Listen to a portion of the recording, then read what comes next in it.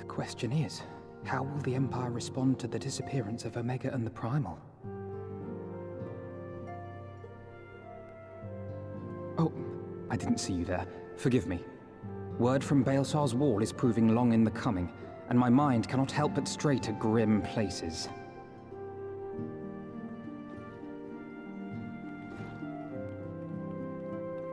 Alphino, a message from the Alliance. It's about time. Pray summon the others at once. Yes, sir.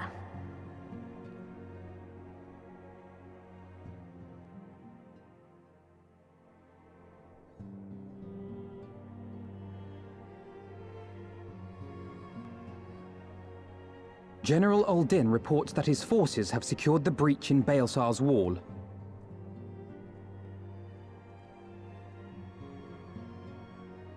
And what of the Primal and Omega? There is still no sign of either at this time. He writes that they will begin a more thorough investigation shortly. And, as expected, he wishes to petition the aid of the Scions of the Seventh Dawn. As expected. The Alliance's decision to capture a part of Baelsar's wall is open to interpretation.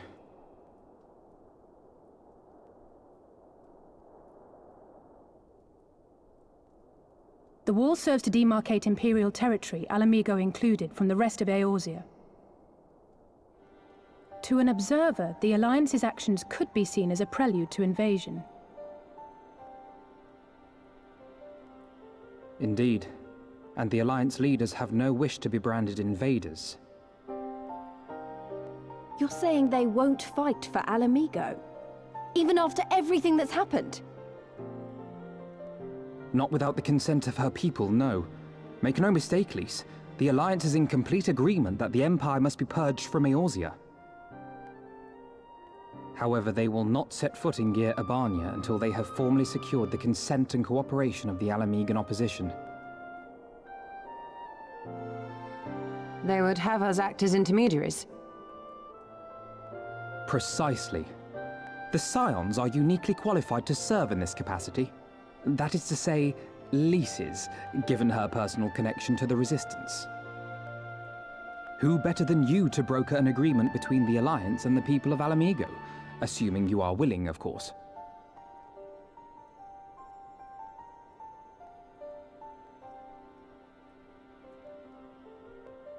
Of course I am! You know I'd like nothing more!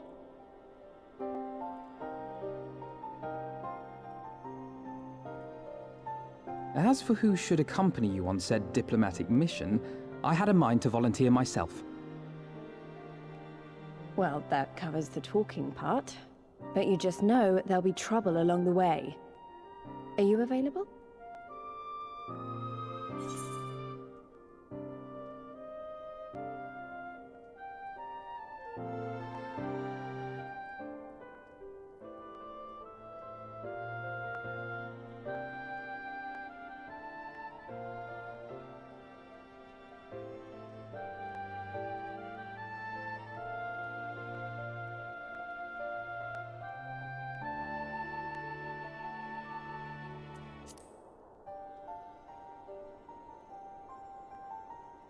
Thanks.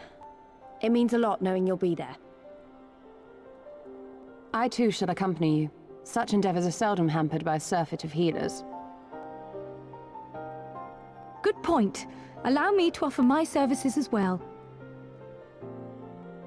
I have spent quite enough time here of late, so I'll be coming.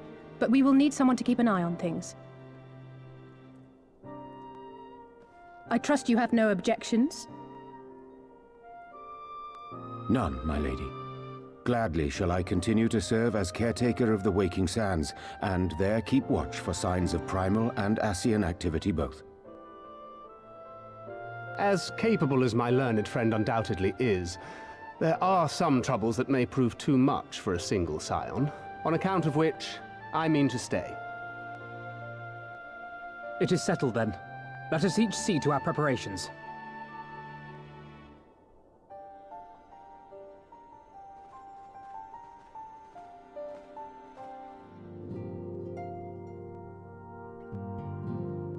Ready, my friend?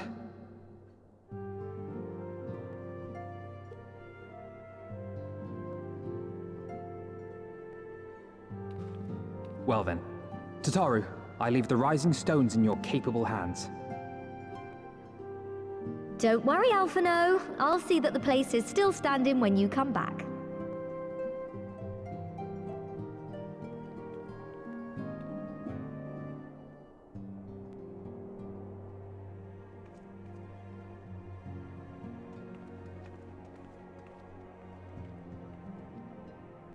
Mistress Y'shtola has unfolded all. You are bound for Girabania? Aye. The Alliance would have us make contact with the Alamegan resistance as soon as possible. It begins then. As soon it shall in Doma, if the gods are good. 'Tis but a pity it must be now. I am sorry that we shall not be present to fight beside you in the battles to come. You have stood with us countless times, Lady Yugiri. Pray do not apologize. Then let us thank you instead. You and yours stood with us from the first, when we came to this land as refugees in search of sanctuary. Loath am I to think what might have become of my people, had you not extended to us the hand of friendship. We will never forget. This I solemnly swear. Much has changed since first you set foot on these shores. Revenant's toll stands as a testament to that. I'm sure your people will manage in your absence. Indeed. They have built a new home for themselves and no longer need me to shepherd them. The time has come for Kozetsu and I to return to our master, to our home. I know how you feel. It's time I went home too. Though our battlefields be 1,000 mounds apart, our purpose is one. Let all men hearken to the clarion call of freedom, of liberation, from Eorzea to the far east, that they may rise up and cast down the curse of Garlemald. Take care, you hear me? When all of this is over, we're going to celebrate, together. Just you wait. I should like that very much. Fare you well.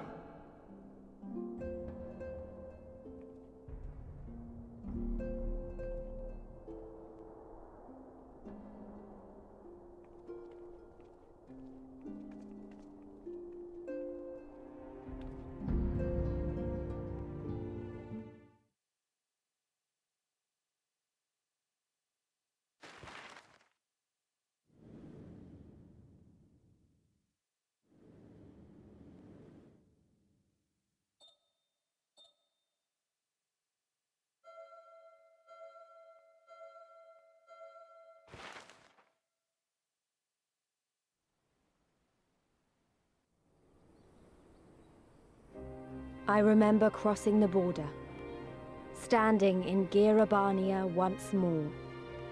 Me and my fellow scions, the warrior of light among us.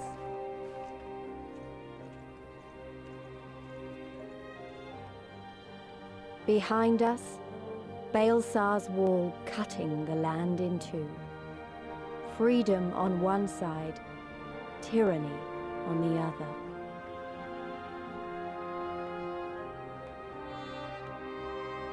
Tyranny and the promise of a new beginning.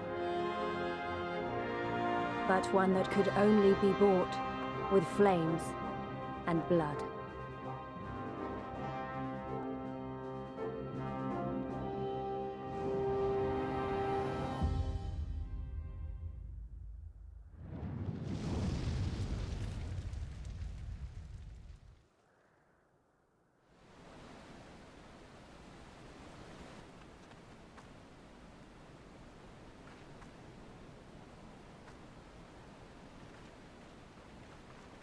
I remember the old stories, how the Breaker of Worlds came down from on high and cleft the earth with a single blow. Ralga's Reach, a holy place, and a fitting home for the Resistance, for the brave and the true, the loyal sons and daughters of Alamigo.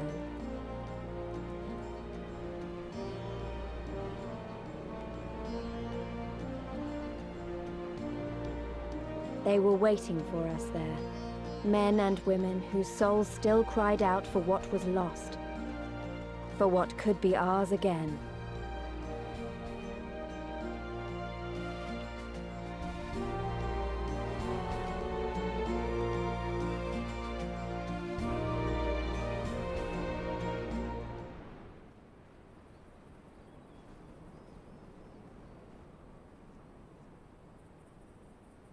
Allow me to welcome you once more to Ralga's Reach, our humble headquarters. My name is Conrad Kemp, and I have the dubious honor of overseeing operations here. It is a pleasure to meet you, Master Kemp. I am Alphino Leveilleur of the Scions of the Seventh Dawn, as are my comrades. Before I speak of our purpose here, pray allow me to thank you for sheltering Ayda, forgive me, Lys, and Papalymo at great risk to yourselves. No, there's no need for that. They risked their necks for us enough times. 'Twas the least we could do. I wanted to, I mean, about the mask and... Don't fret over that. You're not the first person to take up arms against the Empire under a false name. We'd do the same if we had any sense. My condolences for your loss, child. Papalymo laid down his life to save us, to give us a chance to make a better future for ourselves. There will never be a better time to drive the Garleans from our lands, but we have to take the lead on this. We can't leave it to fanatics like Ilberd.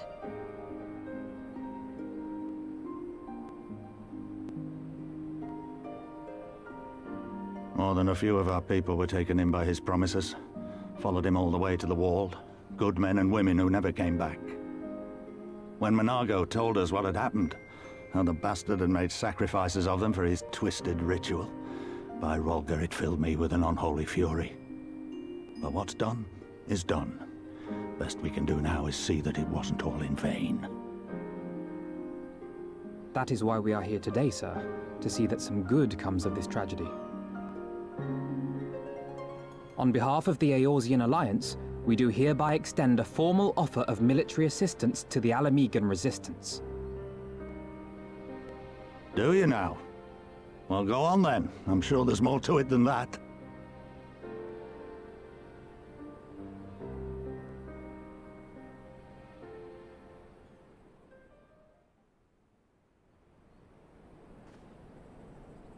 So that's the way of it, eh? The Alliance, hoping to avoid a direct confrontation with the superior forces of the Empire, wishes to engage them by proxy with our vastly inferior ones. My comrades and I must confer on your proposal.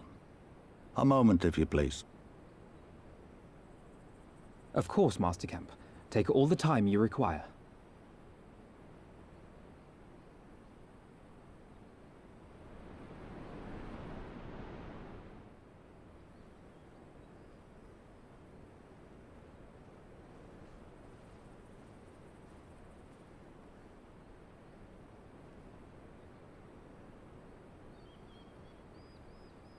Thank you all for waiting. We have reached a consensus.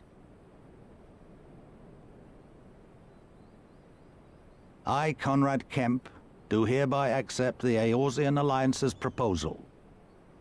You must understand, however, that our cooperation comes with certain caveats. Those caveats being... I take no joy in this, just so you know. Were it within my power, I'd offer you more assistance. But the Resistance is far more fragmented than you realize. The men and women in my care belong to but one of many factions. Simply put, I can only speak for the people of Ralga's Reach. Now, I have every intention of appealing to the others, and I expect many will agree. But it will take time. and I cannot guarantee universal support. Understood. I shall see that the Alliance is under no misapprehensions as to your position. Much obliged. But that's not the whole of it. As you can imagine, the loss of those who cast their lot with the Griffin left us short on numbers. Some of our most trusted veterans died at the Wall, and we've had to fill their posts with the young and inexperienced. Frankly, everything's in a right bloody mess. Oh, we'd be more than happy to help you get back on your feet. If we're going to work together, we'll be doing ourselves a favor. Well, there's no shortage of work to be done, that's for sure. We're in dire need of new blood, too.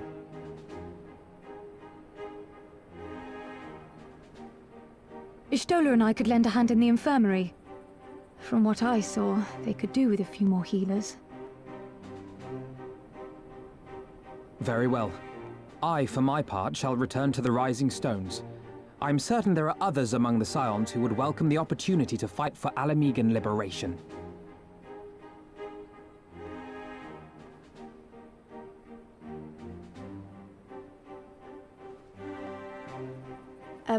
Is there anything else we can do to help?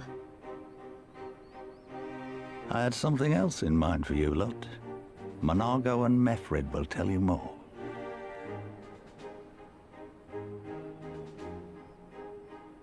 Understood. We won't let you down.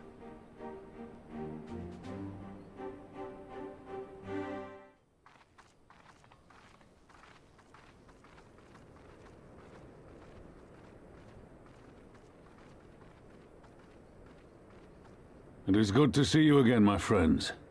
I hope you are here to tell me you have made contact with the Resistance. We are, General. Allow me to introduce Monargo of Rolga's Reach.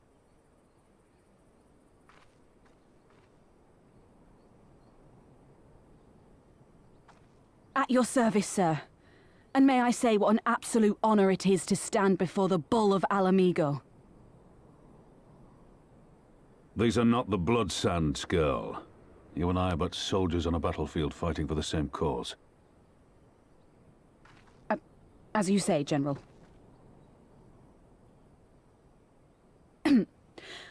On behalf of Commander Kemp of the Alamegan Resistance, I present to you our formal response.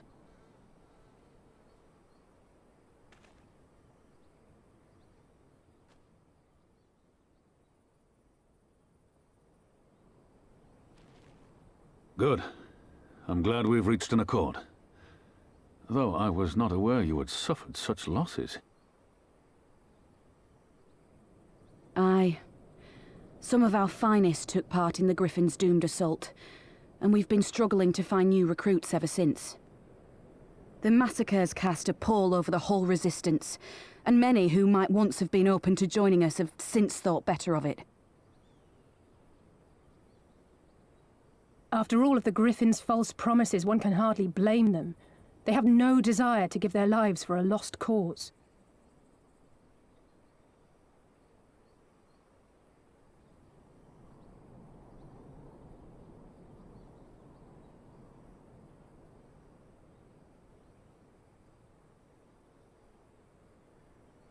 We will not lie to them.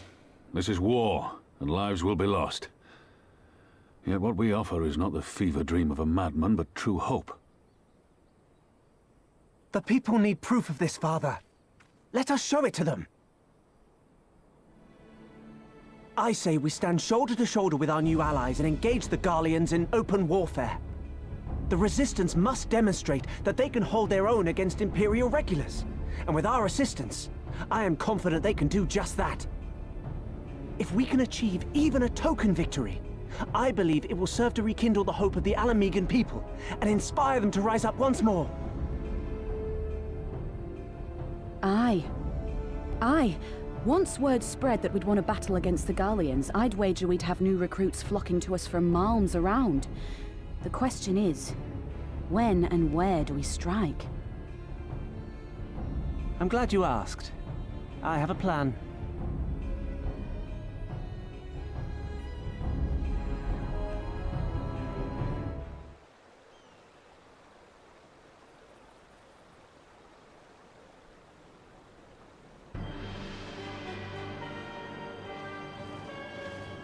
Things looked grim for us after Cartano, didn't they? Oh, how they doubted us. Yet here we are, right as rain, with fancy new toys to put through their paces.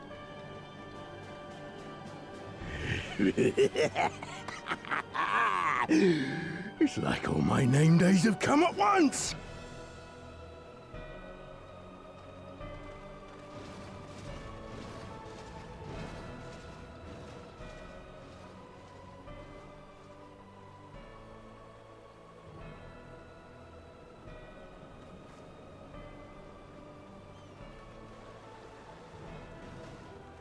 Well, well, well, if it isn't Garland's little troublemaker. I can't wait to see the look on Xenos' face when I bring him your head.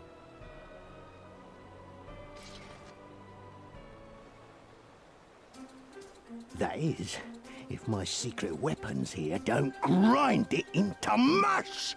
Attack!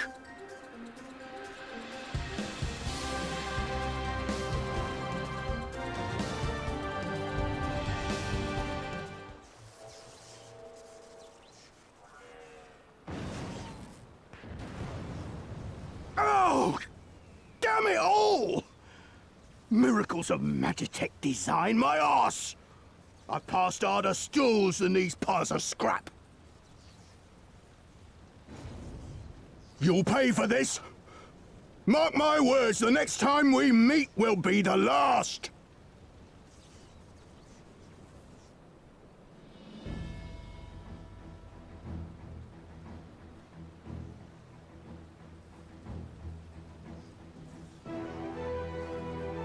Aye! Run and tell your Viceroy!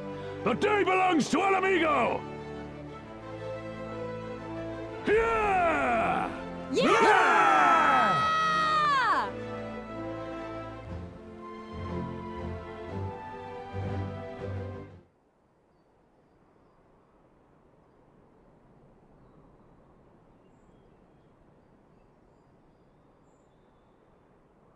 I remember the peaks of Girabania, silent watchmen that would stand long after we were gone.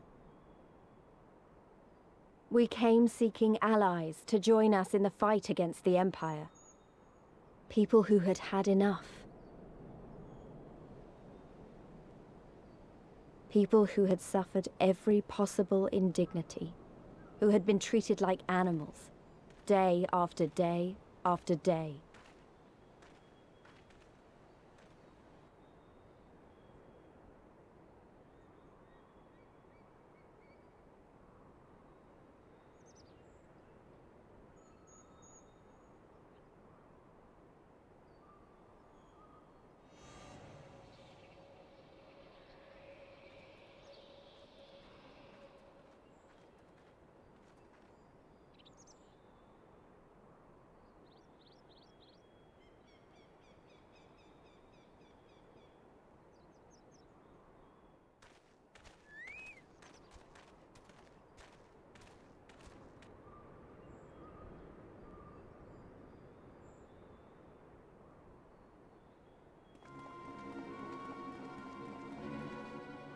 Are they Imperials?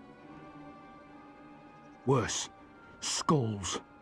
Listen, Lise. Whatever happens, stay hidden and do not intervene. Understood? What? You there! Halt! You know you shouldn't be here. Explain yourself.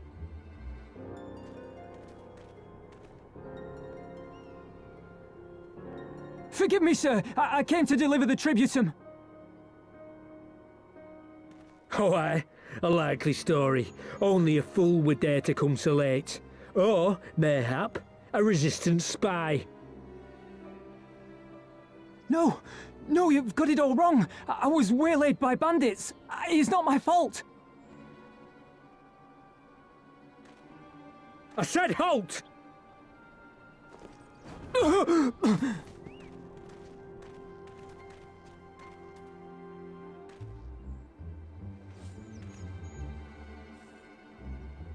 Is this a joke? You don't seriously expect us to believe this is a fifth? How stupid do you think we are?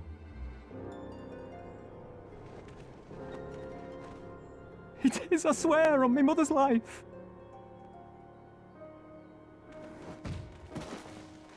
Spare us. You came late, you lied about bandits, and then you tried to cheat the Empire of its due. Think you can kill them all, including the ones watching from the tower? Even if you did, others would come for him and his family. You'd be condemning them all to a life of hard labor, assuming they didn't just execute them, that is.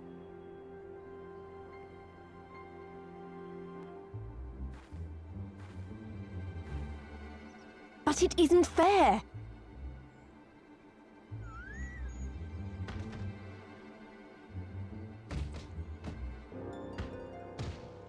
It's your bloody fault we're stuck out here patrolling this god's-forsaken wasteland. It's your fault I have to listen to people go on and on about how Alan Egans can't be trusted. I've worked and toiled harder than any man. I'm a citizen, goddammit. And what are you? A stupid, stubborn little dog who'd sooner bite the hand that feeds him and pine for the good old days.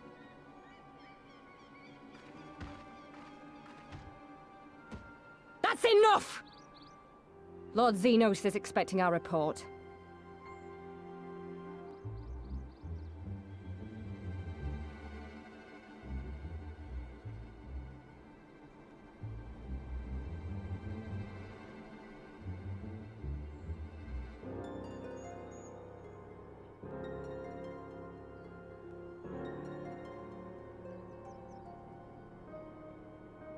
I bet the poor bastard can't believe his luck.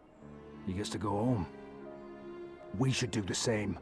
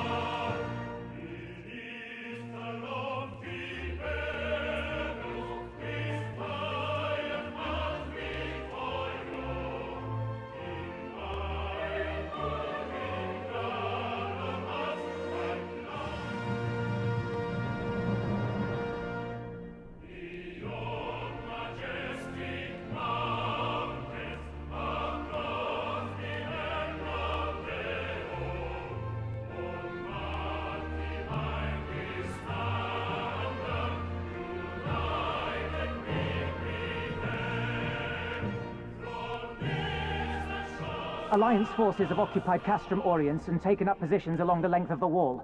Our patrols have engaged their reconnaissance parties on site, but there have been no significant exchanges, save one. A unit tasked with field testing prototype Magitech weapons was attacked. The weapons were destroyed, with the unit sustaining near-total casualties. Near total? Go on.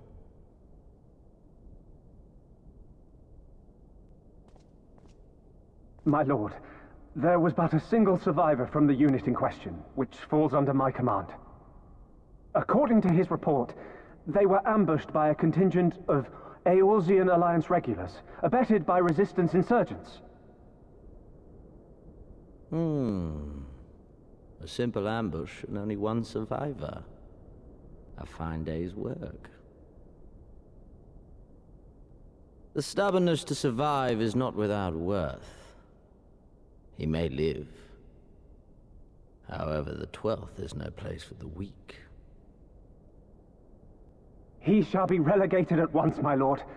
As you say, the 12th is no place for cowards who count their lives more precious than the cause.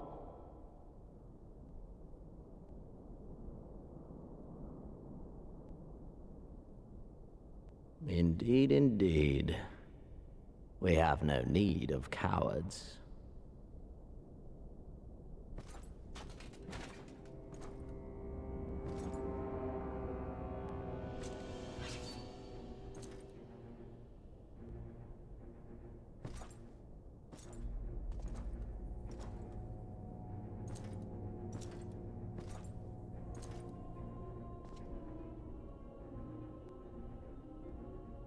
My lord,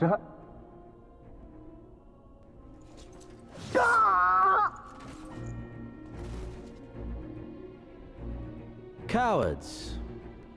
Who defer critical missions to their subordinates, who hide within their castra, never meeting their prey in battle, never staring into the whites of their eyes.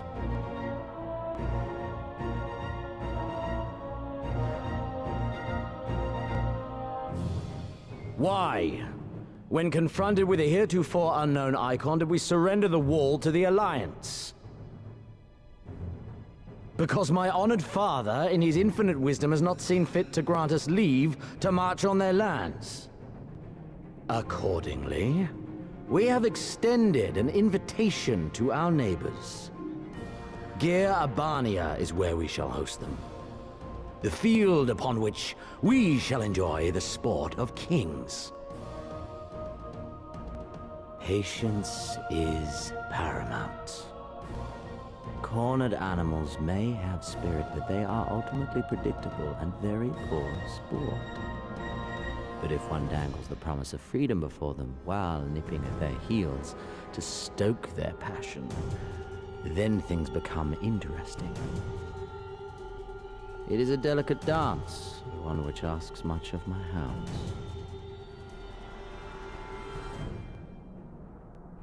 And so I put the question to you, my fellow huntsman. How shall we deal with these savages?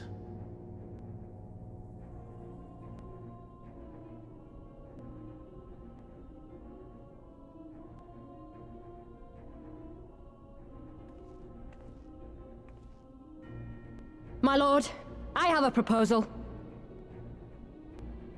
Silence, Alamegan! You do forget yourself! Only by the grace of Lord Van Baelsar were you afforded a place here, and that in name alone. We have no need of your proposals, savage.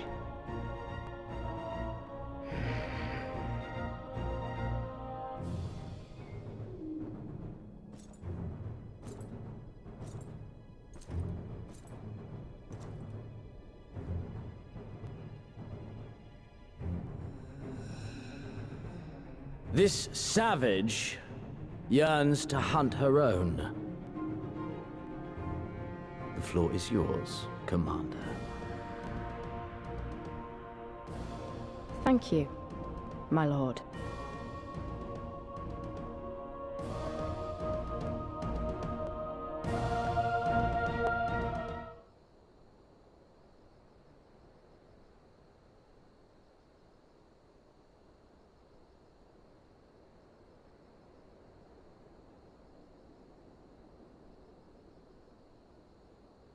Excellent. The disposition of the Imperial forces is exactly as expected. I will notify Father. Cannon fire! Where did it come from? Smoke! There! Is that... Oh gods, it's Rhalga's Reach.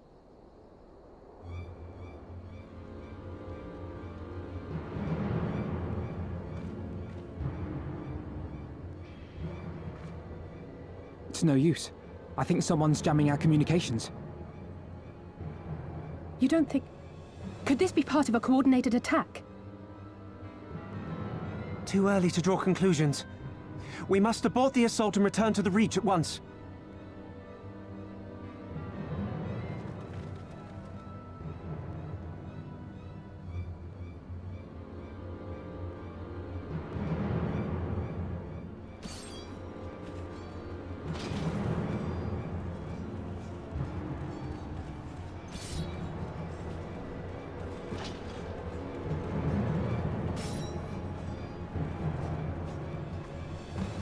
Forward!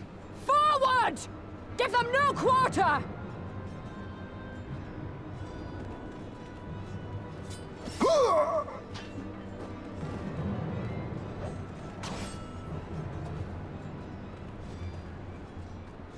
You!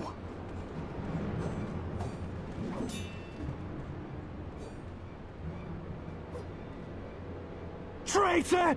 Kinslayer! You're no kin of mine!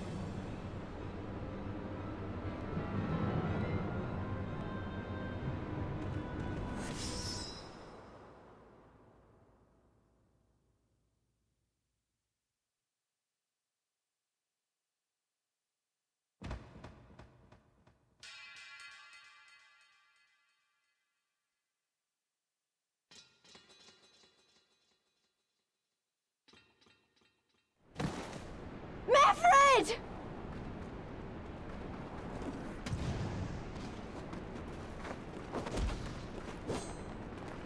Hells take you!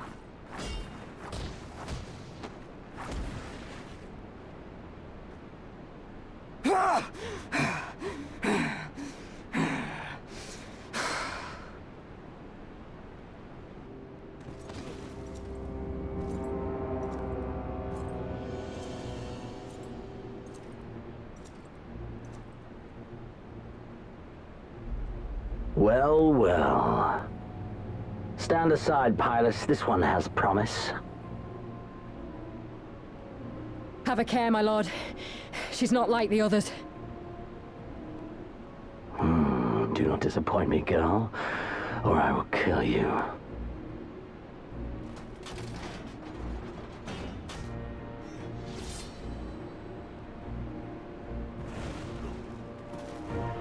Seven hells! It's him! It's Xenos! The Viceroy? Oh, you are a dead man! Ah!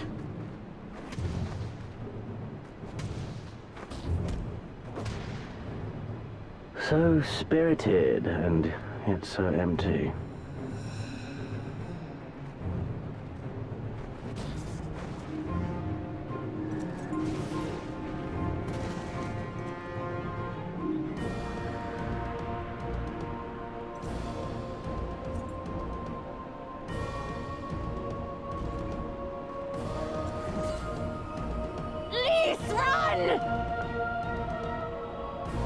Ah, a magical barrier. Alas. It will not save you.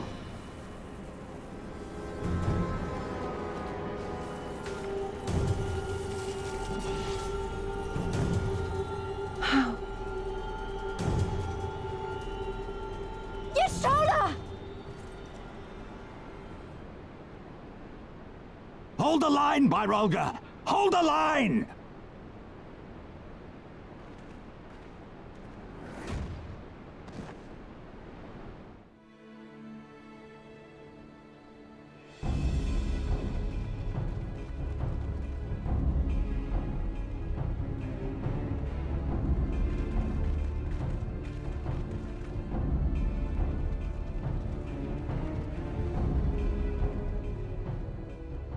Kryl! Alphino!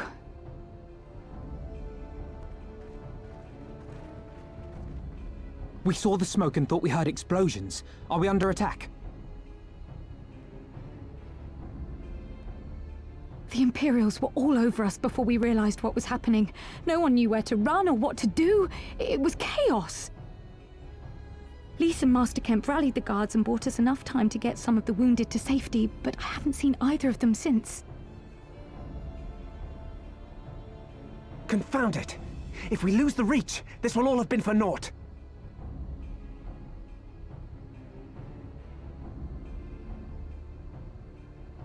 Arenvold, can you escort these people to the wall?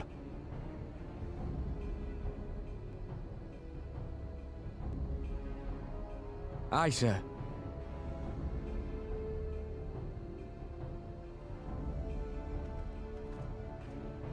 Our place is at the Reach. We must offer such aid and succor as we are able. Saving lives is now our paramount concern. If we can hold back the Imperials until Father sends reinforcements, we may yet turn the tide.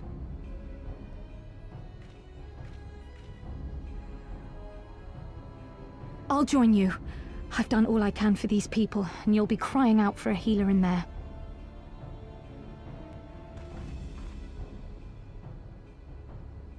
I fear you're right. Come, there is no time to lose.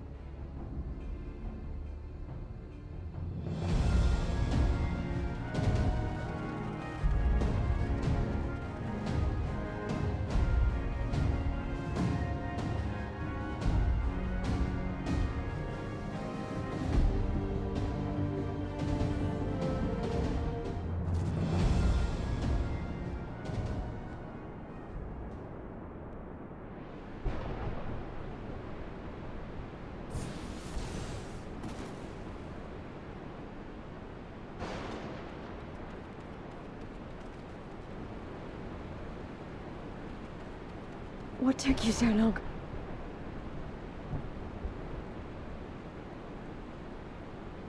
Alphino, I need your help!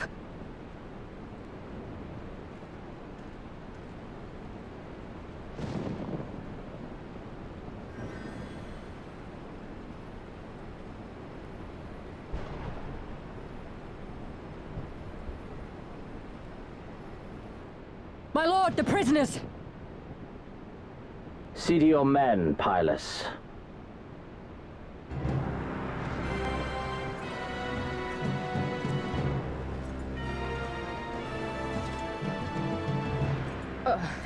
As you command, my lord.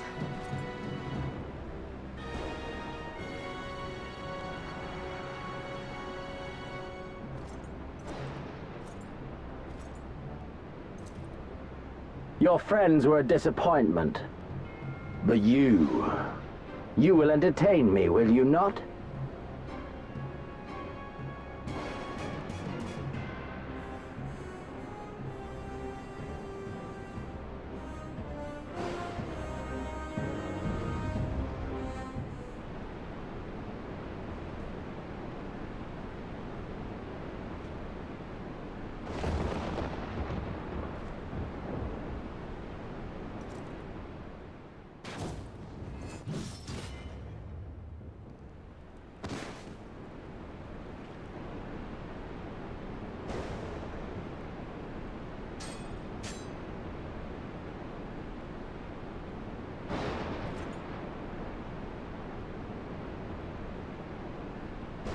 Pathetic.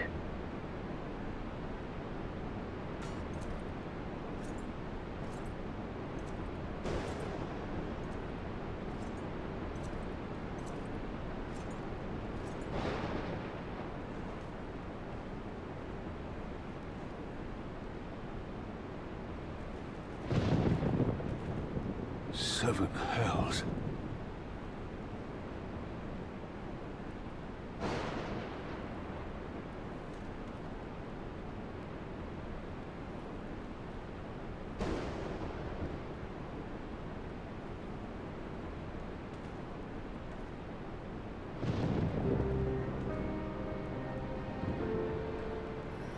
Shall we give chase, General?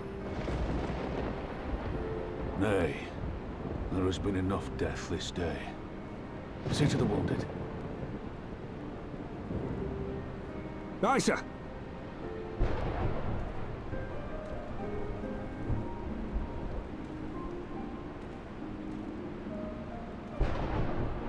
You all right, lass?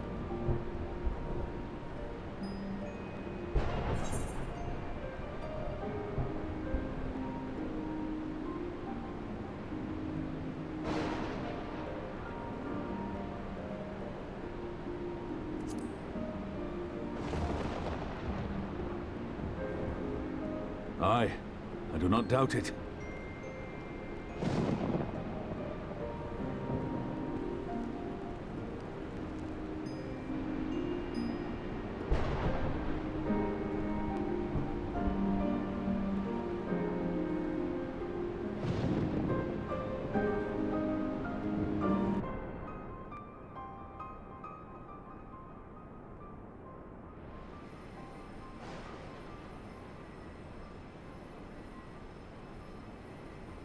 Don't you die on me, Ashola! Hold on! Don't worry, it's going to be all right. Alphino, Master Kemp is all yours. Understood.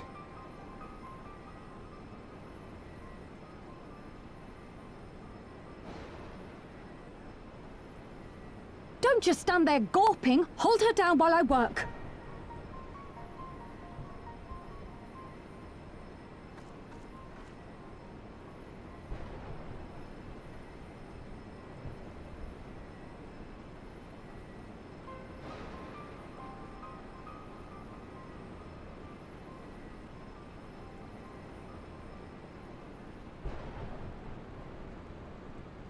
The worst is past, but without the proper facilities, I can do no more. Master Kemp too would be better served in the infirmary.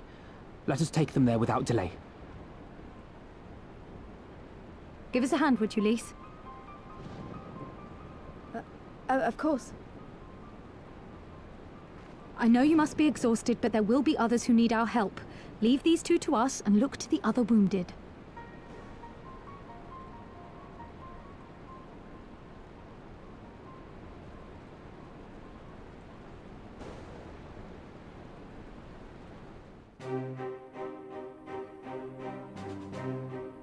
Were it not for the swift actions of the Scions and the Alliance, many more would have died. You risked your lives to save ours, and for that we thank you. There is no need for thanks. We are allies, are we not? Aye, just so. Let us not dwell on this tragedy, but look to the future. The future? I'm sorry, General, but there is no future for us. We've lost too many. Gods, I can still see Mefrid with that woman standing over him. They've ripped the heart out of us, General. They've broken us. Our fight is over. Master Kemp, please. I'll always hate them with every fiber of my being. For what they took from us then and now. Our homeland, our freedom, our bloody children. You mean the Skulls? The youths who fight for Xenos? Grania Lupi, the Black Wolf's legacy and our shame. A unit made up of children born to Alamegan dignitaries who came of age during the occupation. Sons and daughters of Gir Abania, raised to be proud citizens of the Empire, with all the rights and responsibilities that entails. It'd be easy to curse them and call them traitors, but they're our children. Our flesh and blood. If the only way to forge the future we want is to cut down our own, then... Then what was it all for? Nargo. What will you say to the families of the fallen? To the mothers, and the widows, and the orphans? Will you tell them it was all for nothing? Listen to the girl. We dare not suffer our comrades' sacrifices to have been in vain. Now is the time to steel our resolve and press on, painful though it may be. And when Xenos comes back with his army, what then? This isn't the first time, you know. You'll be hard-pressed to find men brave or stupid enough to face him again. I still can't believe how strong he was. He humiliated us back there. The Warrior of Light included. Gods help us if he's next in line to the Garlean throne. Loath though I am to say it, we should not be surprised. Before succeeding Van Baelsar in Alamigo, Xenos led the Imperial army to Doma, where he crushed the rebellion utterly. As a matter of fact, Doma remains in his charge to this day. Suffice it to say, Varus's heir is a peerless warrior and an accomplished general. The question is, how are we to contend with such a foe?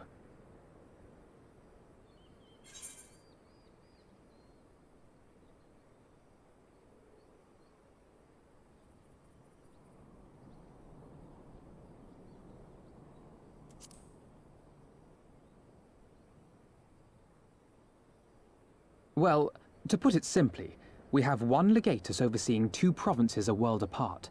I say we divide and conquer. We kindle the flames of revolution in Doma once more, thereby forcing Xenos to fight a war on 2 fronts. For that, there would need to be someone left to fight on this front by the time you got back. Look, I'll not deny the plan as promised, and I feel for our brothers and sisters in Doma, truly I do. But I fear we lack the strength to see it through. Have faith in your people, Master Kemp. Them and the Scions. Hold fast, rebuild, and when all is in place, we shall defeat Xenos together. If you're going to Doma, I'm coming too. I want to help our friends there, and make sure nothing like this ever happens again.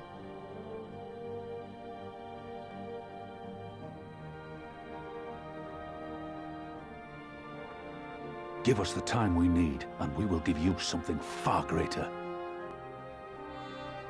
Very well. For all you have done for us, we will fight on. But be swift, comrades. Al Amigo has suffered enough.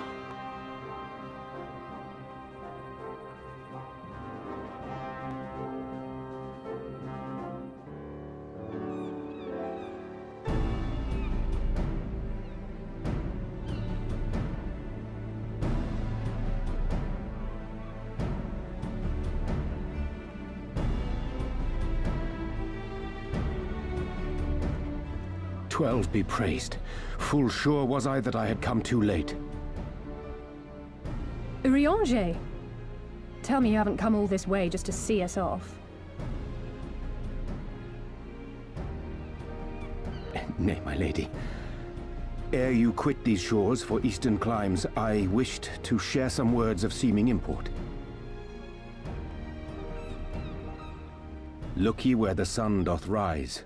See crimson embers, darkening skies.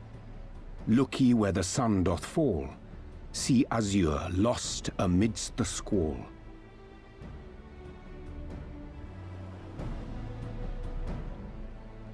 Well, that sounds suitably foreboding. Another one of your prophecies, I presume? Of far eastern origin, aye. It is mine earnest hope that this ancient wisdom may serve to guide you on your journey. For what dangers lie in wait for you upon those distant shores are yet beyond my knowing. Oh, a parting gift befitting your roundabout ways. Thank you. I have more than words for you, my lady.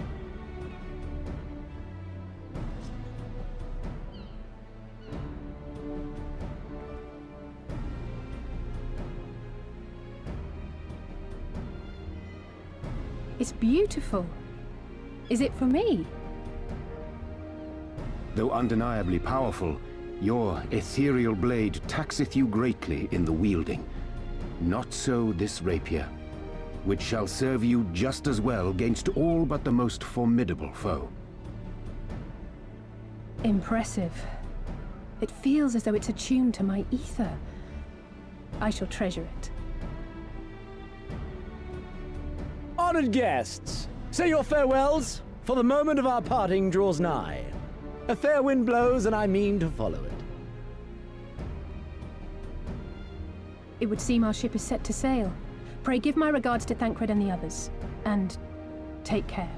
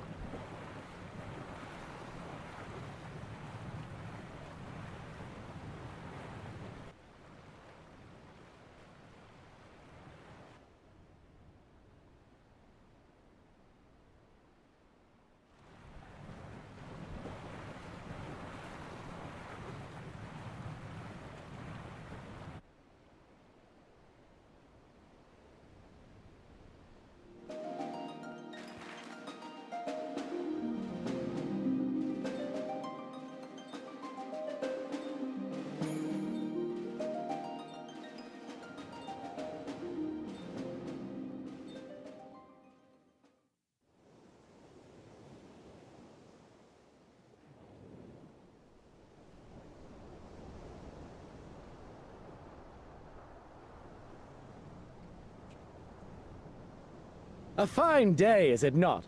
Fair winds and following seas. The Misery is enjoying herself. Nevertheless, it would not do for you to spend the entirety of our voyage above deck. Let me show you to your quarters.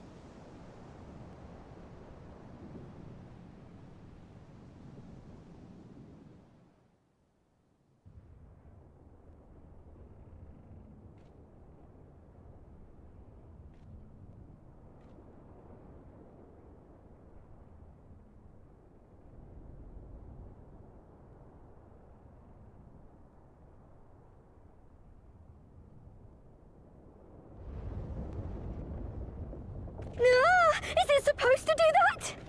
Not under normal circumstances.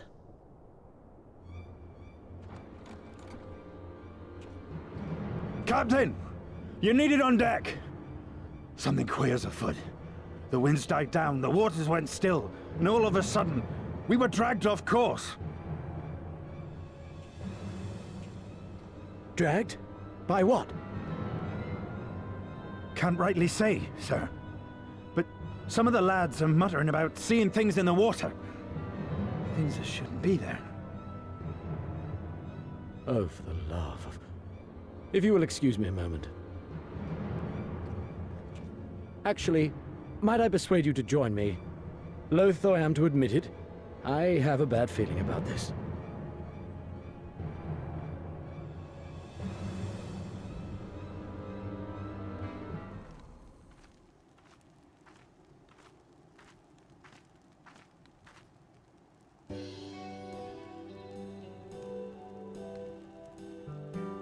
Thank the 12!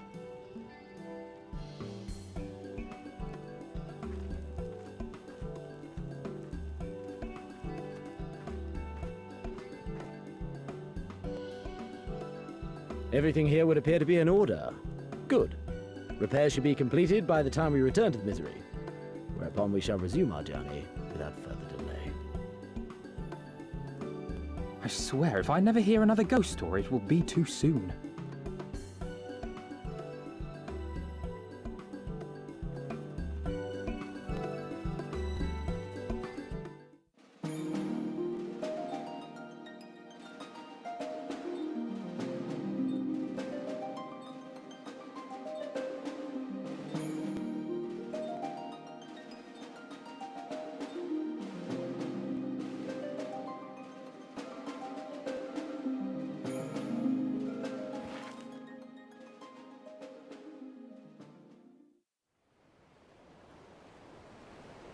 I remember the sea, the smell of the salt, and the crash of the waves as we drew closer to Kugane.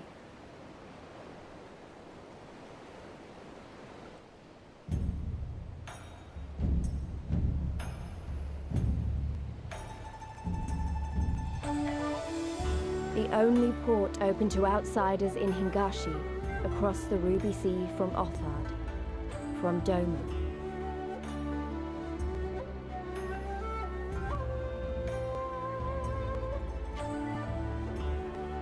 All the colors of the rainbow, all the peoples of the world, all in one place. I wish you could have seen it.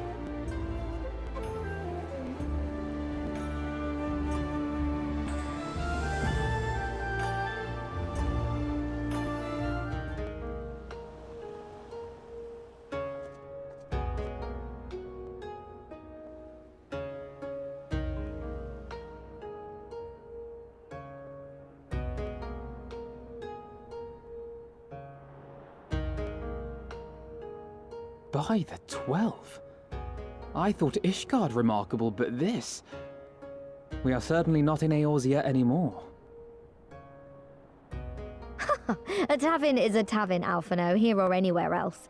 Now, if you'll excuse me, it's time to do what I do best. Oh, 1,000 pardons, my lady.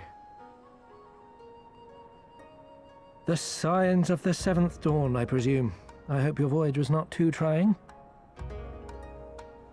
And you are?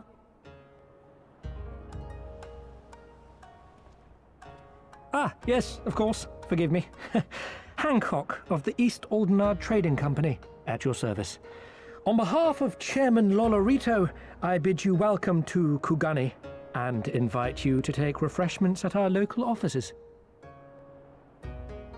Lolorito? I was aware his interests extended beyond the borders of Eorzea, but not so far as Kugani. Regardless, I am disinclined to accept the hospitality of grinning merchants, especially those who serve a master with whom we have such a difficult relationship. My, such naked suspicion. I do hope that business with the Crystal Braves did not rob you of all faith in your fellow man.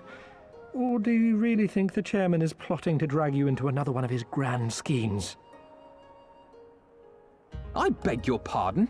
If you are trying to win my trust, you are failing quite spectacularly. Oh dear, have I offended you? Once again, I must apologize. Too much time in the Far East, you see. One is compelled to talk in circles round everything here, and one finds oneself longing for the invigoratingly candid speech of the Uldan markets. Though I see now that this was neither the time nor the place to indulge said longing. Might I suggest that we continue this conversation at the company offices? Too many eyes and ears here, you understand. 'Twould be decidedly reckless to say any more. If I may favor you with the invigorating candy you apparently crave, it would be decidedly reckless to follow a man I neither know nor trust. Give me one good reason why we should accept Lord Lolorito's invitation. Now there's the young diplomat I was told to expect. Very well then, I shall explain. You understand that you are come to a most reclusive and secretive nation, yes? One whose borders are closed to foreign trade save at this single port. Then it should come as no surprise that a great many parties have vested interests here. Merchants like myself are a given, of course, but for every one of us, you may be certain there is also an agent of a foreign government. Many notable nations and empires have embassies here, you know, including, of course, the Garlean Empire, with whom you have such a difficult relationship. To paraphrase, Kugani is teeming with Imperial spies, one or several of whom could now be listening to our every word. Something to that effect, yes. Beneath this veneer of bustling trade, a war for supremacy is being waged between world powers. One might say we were standing on the front lines, just not in public. I still have my doubts, but he may have a point. I say we accept his invitation for now.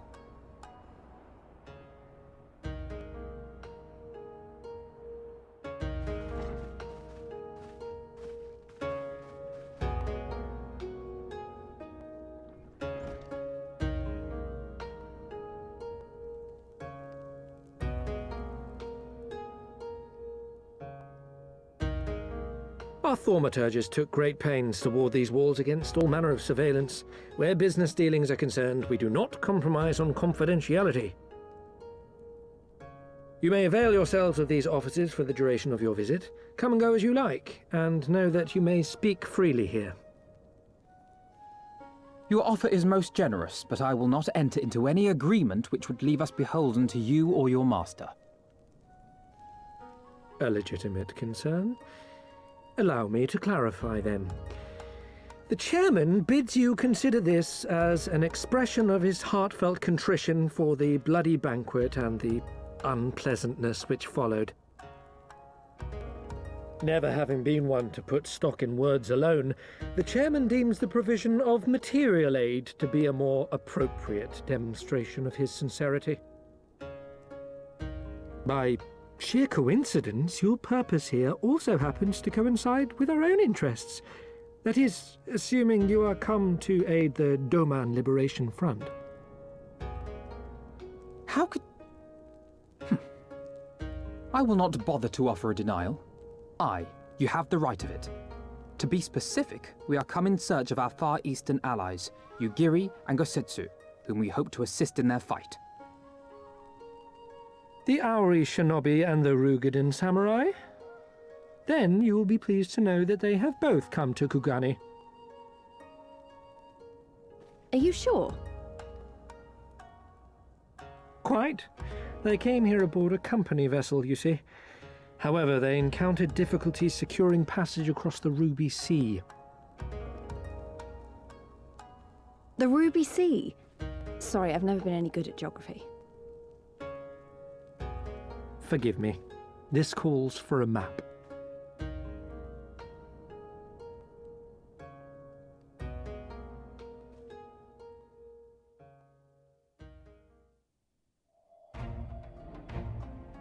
We are here in Kugani, the sole open port of Hingashi, situated on her western coast. Doma, meanwhile, is here on the eastern coast of Otherd in Yansha. Therefore, if your friends are to reach Doma, they must first cross the Ruby Sea. Alas, this is easier said than done, as the Ruby Sea does not fall within the dominion of either Hingashi or Doma, being controlled since antiquity by a third party, namely the Confederacy.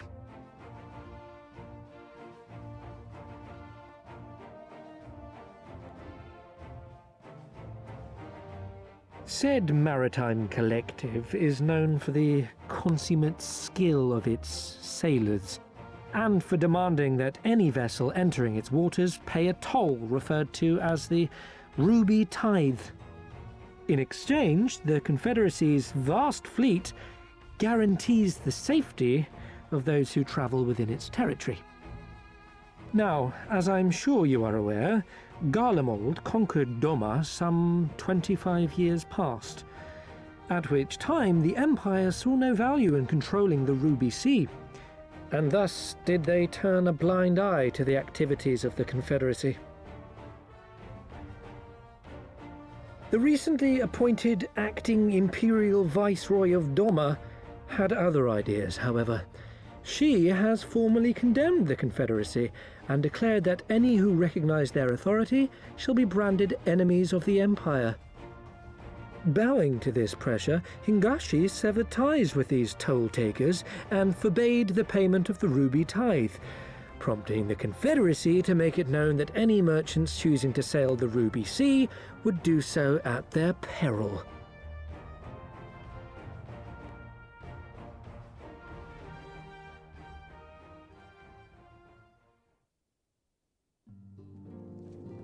No wonder they struggled to secure passage to Doma. What captain would risk such a journey given the circumstances?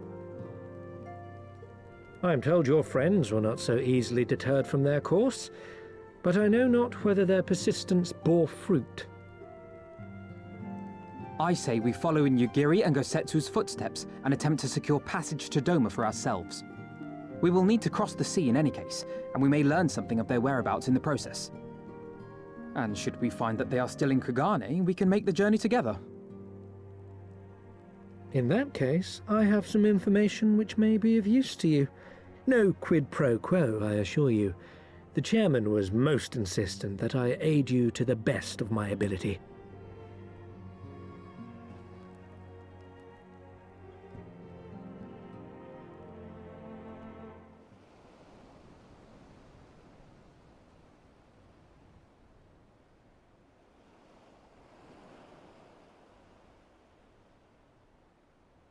He's late.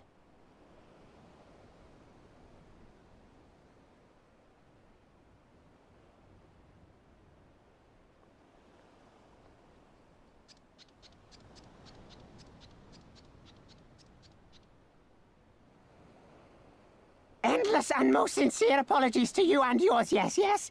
This way, quickly now.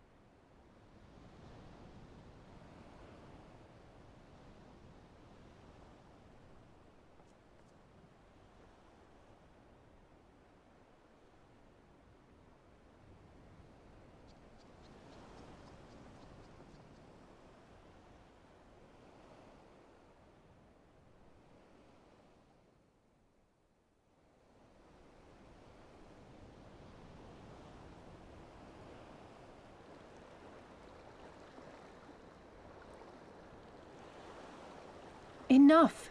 Where are you taking us? Where is the ship?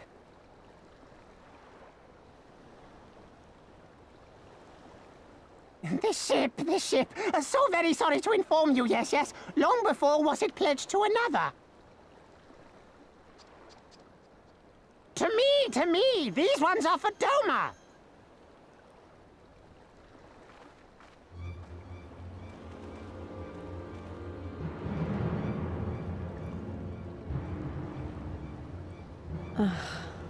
I knew it couldn't be this simple. Nothing personal, yes. Just business. Then business is about to take a turn for the worse.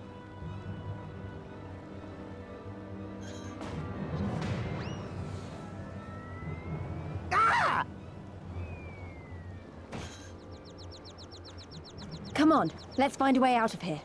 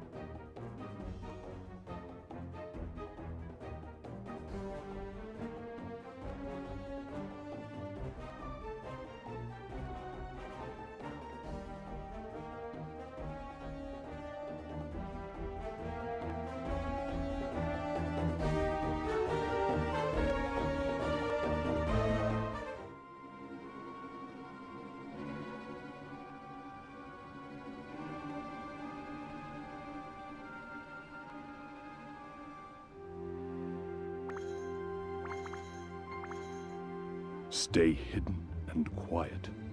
Understood?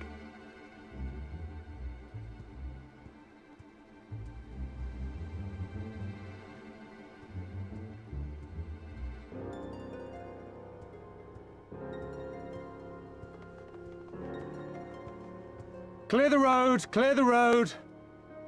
You there, Korjin. We seek 4 foreigners. One, a brutish woman carrying an unconscious Namazu. Have you seen them?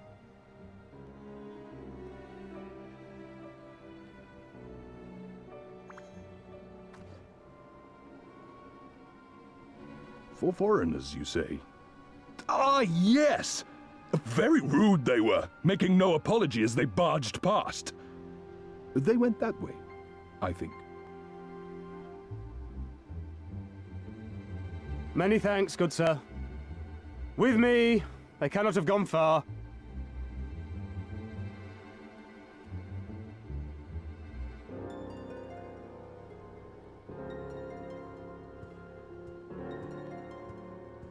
All is well. The Sekisei Gumi will not return this way for some time, I should think. You are of the East Aldenard Trading Company, yes? Come with me. I know a safer way.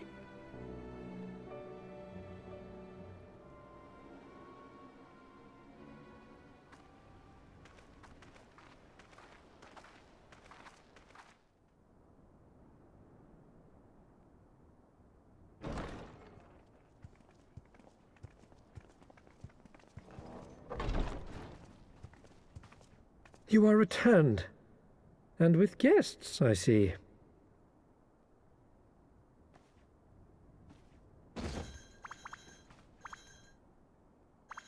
Our meeting went about as well as expected. We've brought the Namazu who thought to betray us. When he wakes up, we'll see what he knows about Yugiri and Gazetsu.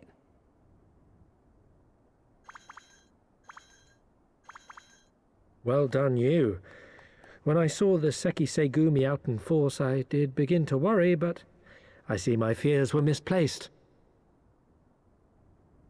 Actually, if it weren't for Soroban, we might not have gotten away. 'Twas my pleasure. Yet I must ask, Soroban, Why would you deceive the Sekisegumi to help us, foreigners of whom you know naught? Why, out of the kindness of my heart, is what I would like to say, but my motives are not so pure. I chanced to witness your meeting with Hancock at the tavern and saw an opportunity. An opportunity?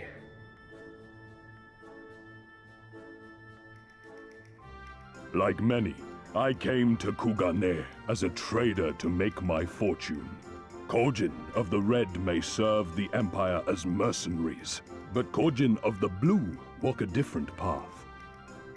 Regretfully, most here would rather not meet our gaze, much less do business.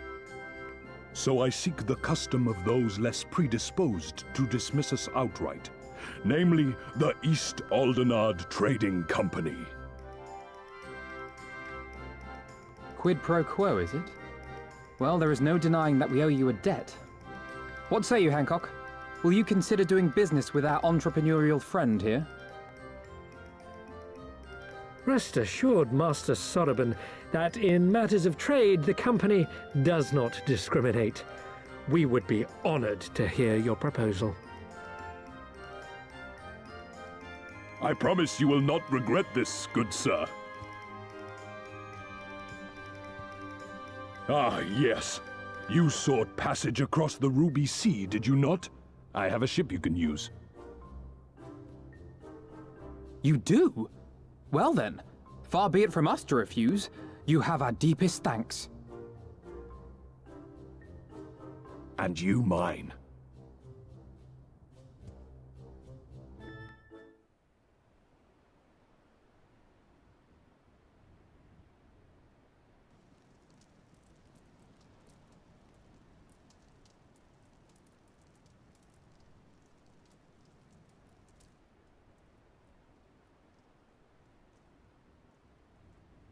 How about you? Ah!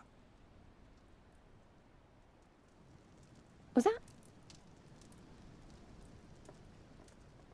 That was Gazetsu. I'm sure of it. He's in trouble. Lise, wait! I suppose we should follow her then.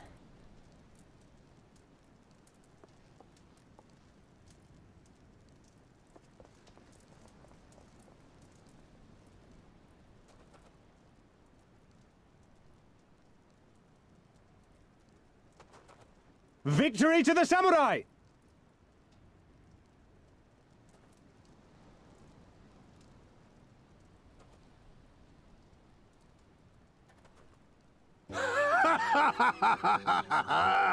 How many is that now? 10 in a row?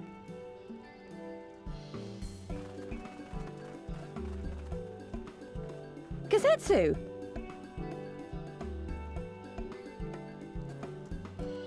Oh, this is a surprise! What in blue blazes are you three doing here? I could ask you the same thing. We've been looking all over for you, and then I suddenly heard you screaming. It would seem there has been a misunderstanding. Allow me to explain.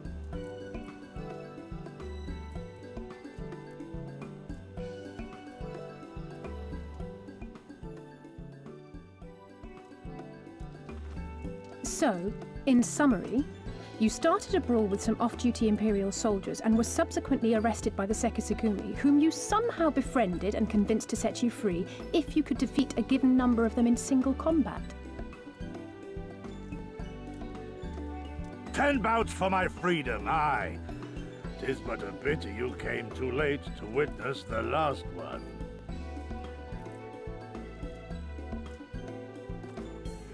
And with that, I'm free to go, yes? Our word once given may not be broken, but we pray you make every effort to avoid future altercations. Circumstances notwithstanding, my lord, we are honored and grateful to have witnessed firsthand the skill of a Doma samurai.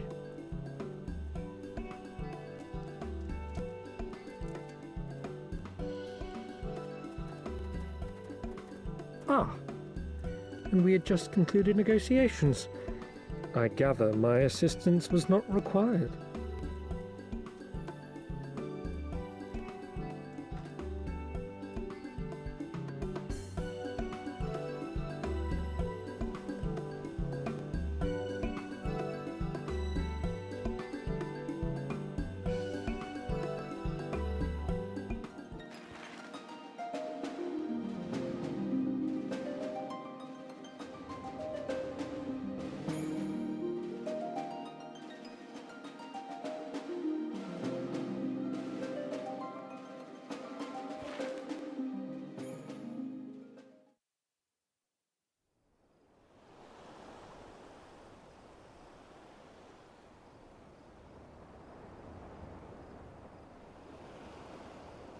I remember the water, how it turned crimson in the morning sun.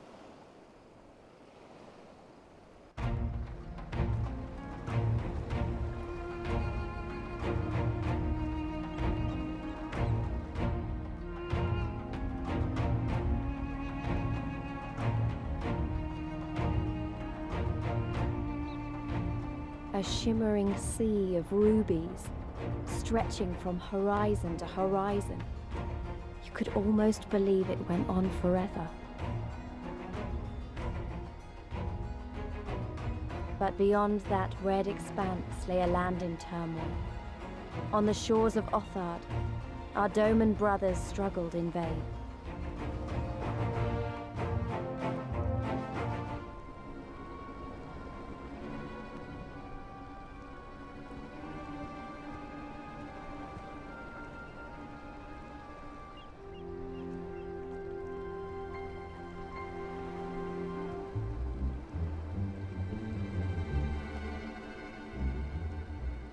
Gentlemen, I'm told you are most unreceptive to my associate's requests.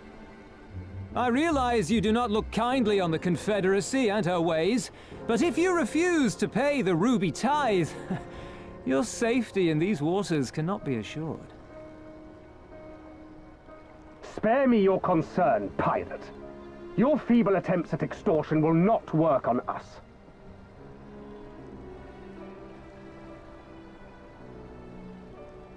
You remain at large because we allow it. Because you are such insignificant little pests that we see no need to swat you. But if you wish to risk the ire of the Viceroy, by all means, fire upon an Imperial vessel. Give us a reason to bring the full might of the Garlean Empire to bear against your pathetic fleet. Bastards!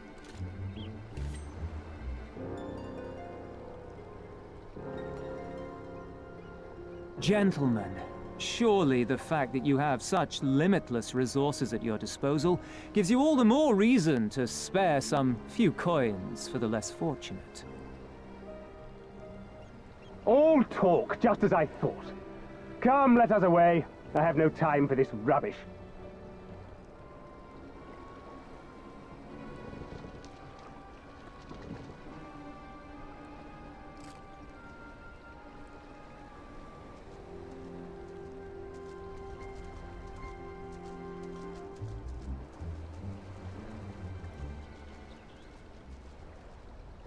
We're all the same to them, aren't we?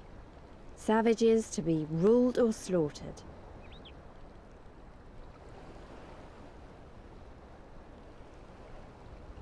They've always balked at paying the ruby tithe, but they were never so eager to pick a fight. The problem, you see, is that many of my comrades in the Confederacy are of Doman descent, and the acting Viceroy, well, she's none too fond of Domans, to say the least. If we take any action to hinder the safe passage of an Imperial vessel, she'll accuse us of attempting to foment rebellion and brand us enemies of the Empire, which we can ill afford to be. Like the man said, we're all talk. And where did the Kojin stand in all this? With the winning side, of course. They're mercenaries to a fault, eager to offer their services without coercion. The Shellback could tell you more, though something tells me he would rather not.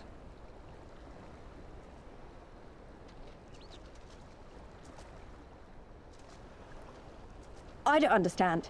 If the Garleans are causing the Confederacy this much trouble, and if so many of you are Doman to begin with, why aren't you willing to fight back?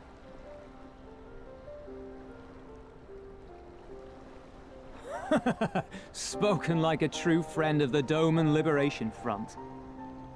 If you're planning to rouse us with noble words and grand promises, don't bother. We all know what the Imperial Army can do. Compared to them, we're boys with boats. Besides, what ties a man may once have held to his home are forsaken upon joining the Confederacy. We look out for none but our own.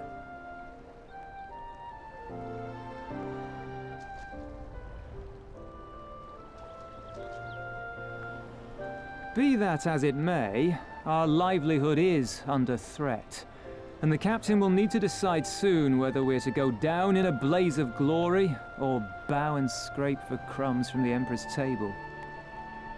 All while our friend the Viceroy continues her purge of Doma's radical elements. I believe she's holding court in one of the fishing villages even as we speak.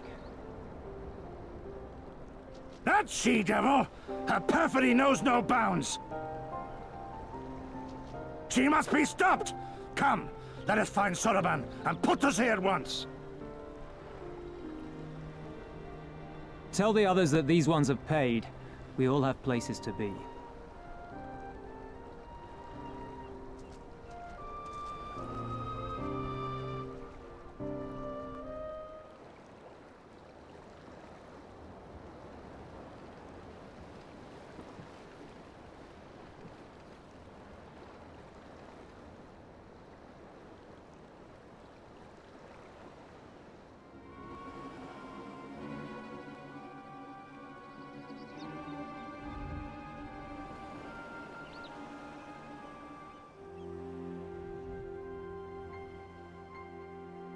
Even accounting for the rebellion, such indiscriminate shows of force seem pointlessly excessive. If only you knew how commonplace such scenes have become. Are we too late? Over there, someone's coming.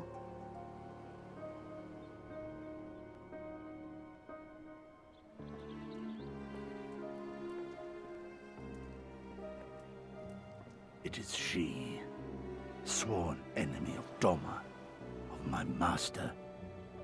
The traitor who sold her homeland to the Garleans. Yotsuyu. The Viceroy herself. And look behind her. Isn't that...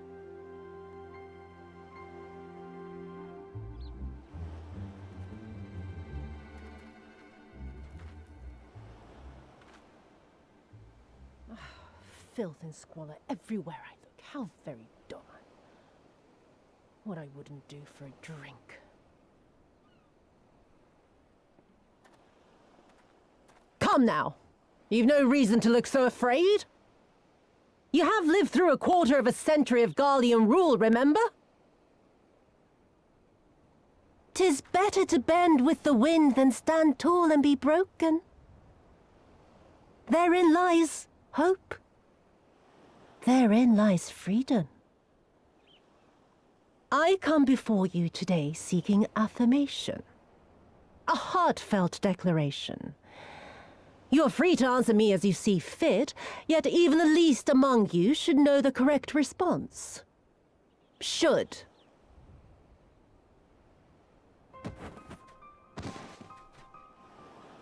A resident of your village, one of your neighbors, mayhap your friend, was detained by the Kojin this morning. They say he was attempting to flee to Kugane, but we both know that simply isn't true, don't we? Have you anything to say?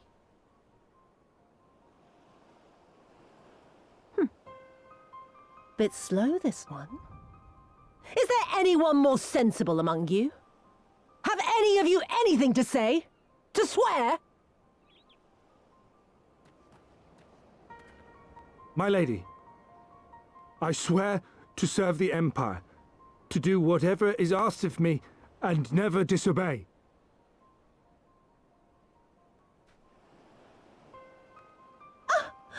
Well said, that man. Of course, it wouldn't do to simply take you at your word.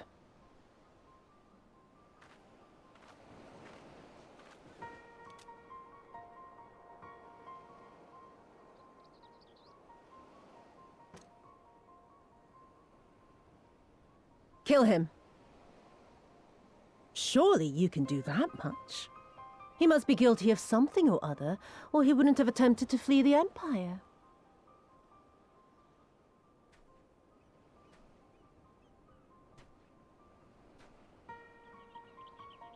I have a family. Kami, forgive me. Kami, forgive me.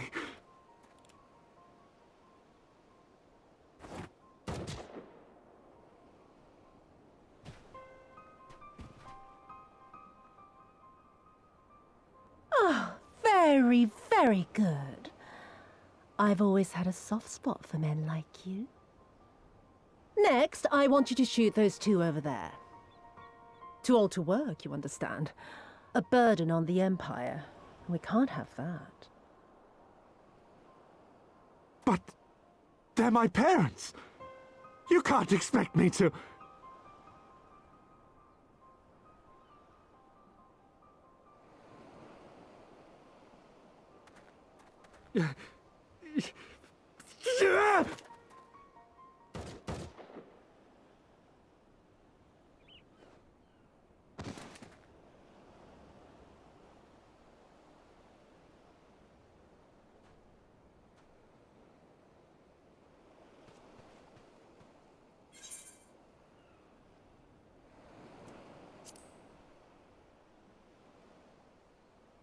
Stop and think for a moment.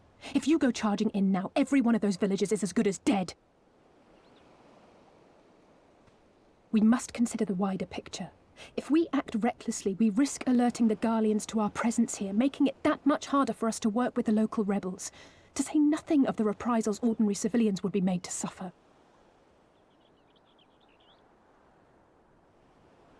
Open your eyes, girl. They are already suffering. Let me go.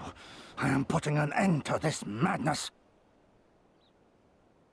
I will approach the village alone and identify myself as a former leader of the rebellion and a known fugitive. They will wish to detain me until they are certain they have learned all I know.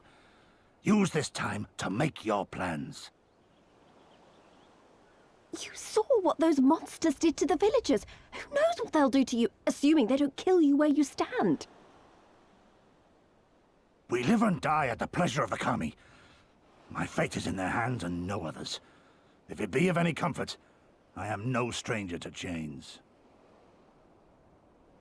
You can't expect us to stand idly by as a comrade goes marching off to his death. And this is nothing like Kugane. Nor is it like the Reach, Lys, or the Wall. Let him go. Hold out for as long as you can, but remember, noble sacrifices are to remain an absolute last resort. I wish I could say it won't come to that, but only the gods know how we're going to get you and the others out in one piece. A miracle, perchance.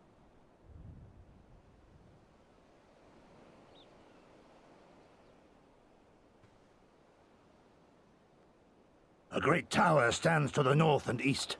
Look to its occupants for aid and succor. Together, you may yet find your miracle. Now, leave this place. I must go.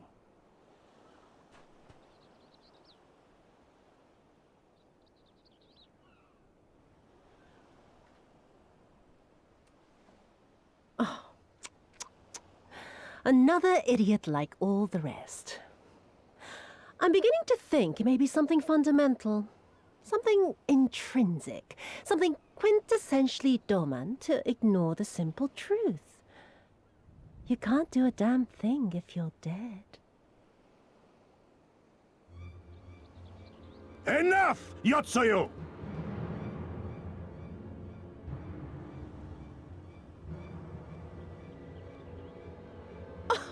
Well now, this is a surprise. Hear me, Yotsuyu! Cease this farce, here and now, and I shall surrender myself to you. Refuse, and all shall answer to my blade.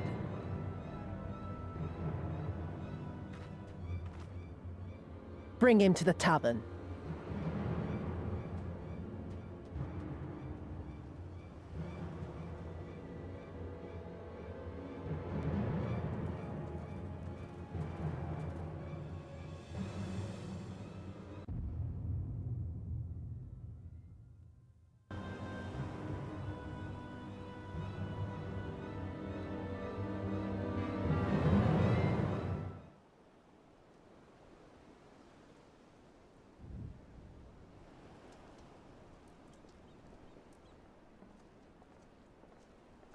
Our most compassionate acquaintances return.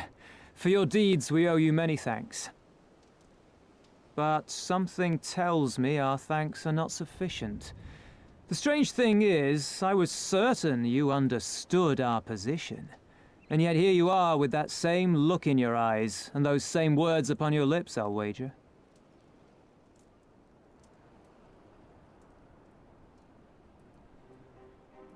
I speak only the truth. The Confederacy will not be spared Yotsuyu's wrath. You have always known this, that one day you would have no choice but to stand up to the Empire.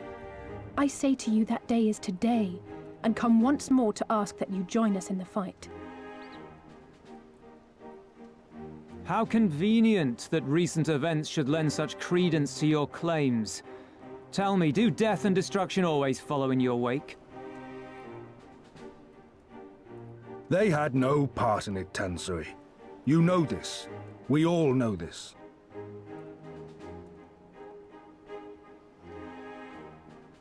They came and took our Doman brothers. They will torture them for her sport.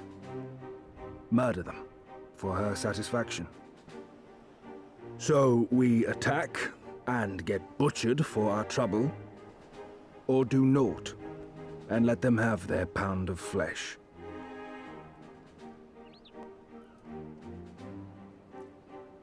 If this be our choice, I say we suffer the ignominy.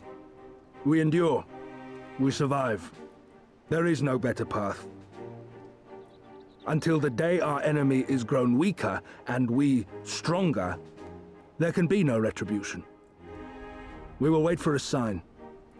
Such is the judgment of the Confederacy.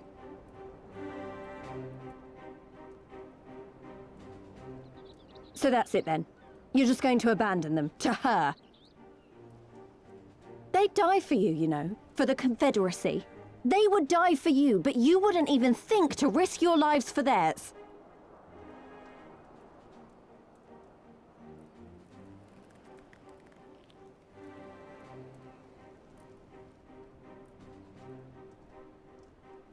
I have one last idea, if you will allow. I'm afraid it's not very good as ideas go. It's exceedingly reckless, in fact, and you may well come to despise me for ever having suggested it. Assuming we survive, that is.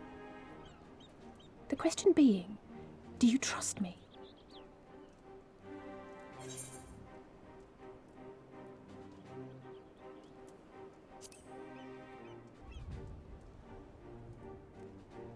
We can't stand by and let innocent people suffer, here or anywhere else. I'll do whatever it takes. Then let us roll the dice.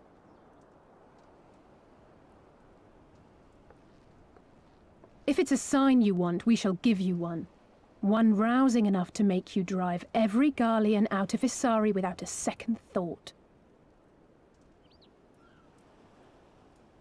You are wary of invoking the ire of the Imperial forces stationed in Doma, correct? Know then that once we have rescued our comrade, and freed Isari, we mean to liberate the nation as a whole. You will doubtless require assurances that we are capable of achieving this, and that is only fair. Accordingly, we shall demonstrate our seriousness by depriving the Garleans of a key ally, the Kojin. What, the three of you, just like that?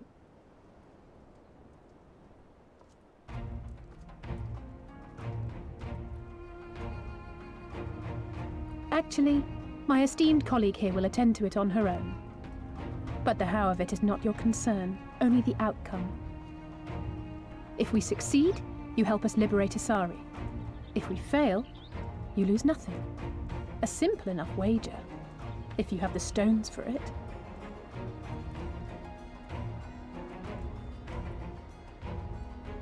The little miss does make it hard to refuse, does she not?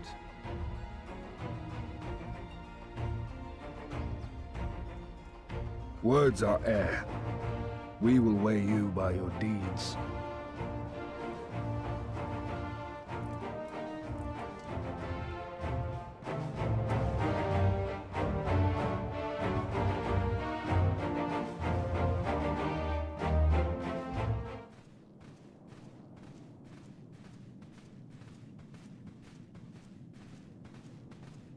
Is that light I see up ahead?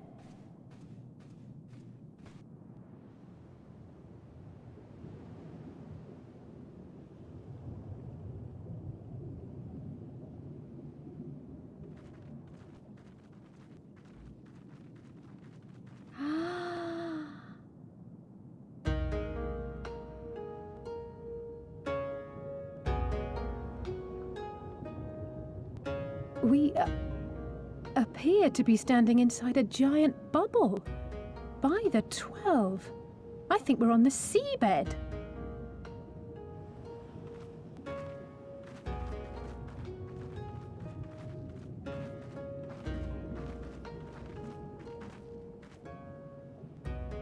Well, well, I thought I heard familiar voices.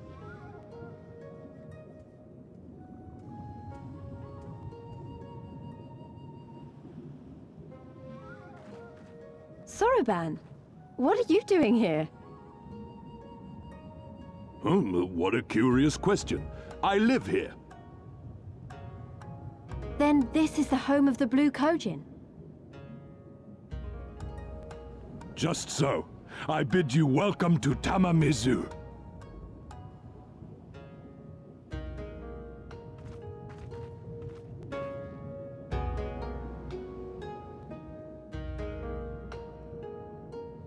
Welcome, guests. Gratitude to you for aiding Soroban in his negotiations. We thank you for your hospitality, honored elder. Pray forgive me my brevity, but I wish to discuss an urgent matter.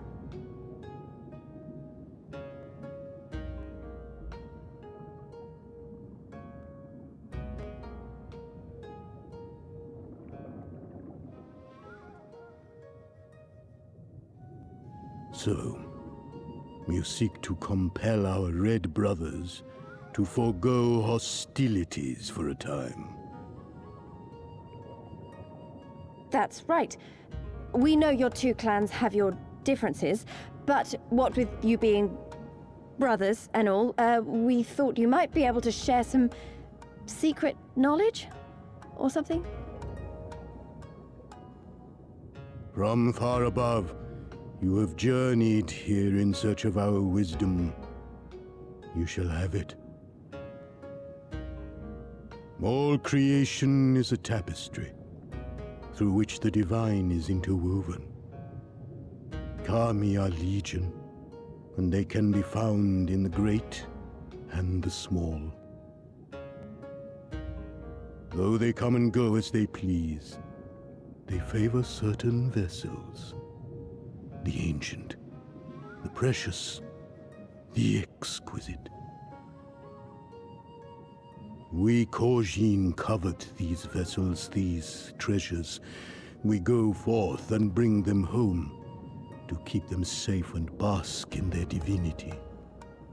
They bring prosperity and joy to us and our children.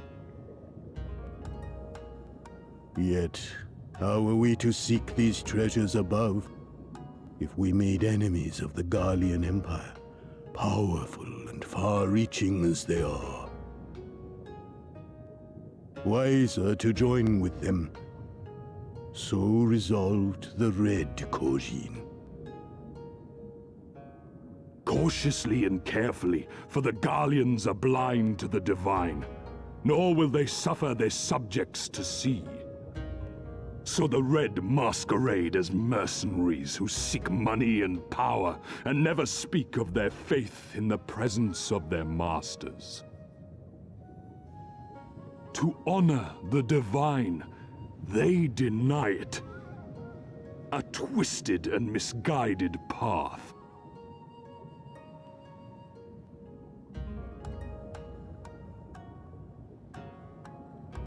Aye, aye. Kami will not abide such foolishness.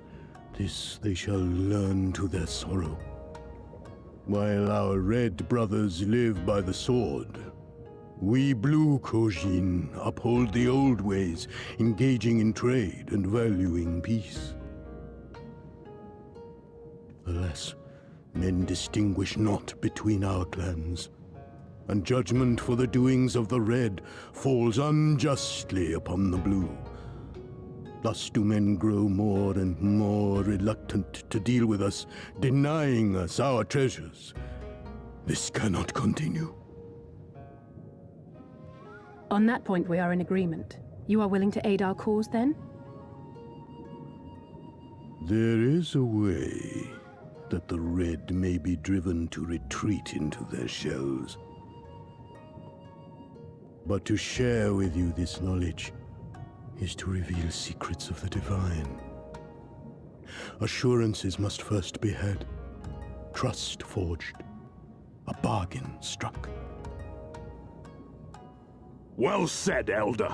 In great crises is great profit to be had. Delight not overmuch in such things, Soroban. Now, tell our guests what must be done. As you wish. Well, I've no idea what we've gotten ourselves into, but so far so good, right?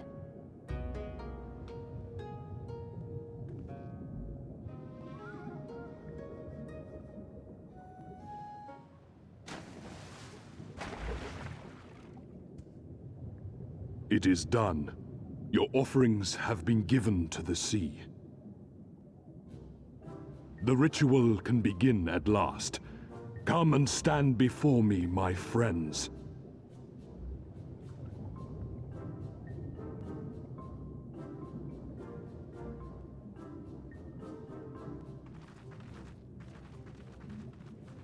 Yes, yes. Listen to my words, and let all else wash away. Listen to my words, and feel them flow into your heart. At first a trickle, then a flood.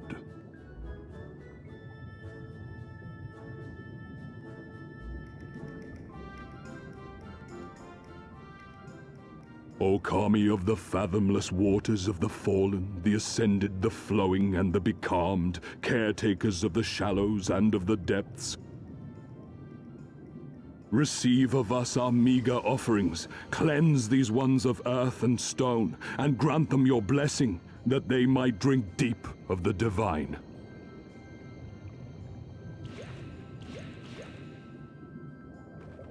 The ritual is complete, my friends. You may now breathe in the depths as you would upon land. Strange. I don't feel any different. Are you sure it worked? Reasonably. The blessing does have its limits, of course. While it will allow you to dwell in the depths, it will not help you traverse them. I can swim well enough. How about you, Alize? Oh, like a fish, in contrast to my doggy-paddling brother. Somehow, the boy just isn't very buoyant. Skilled or no, your bodies are ill-suited to the sea. Your cause demands alacrity, and you shall have it. But first, let us take to the water.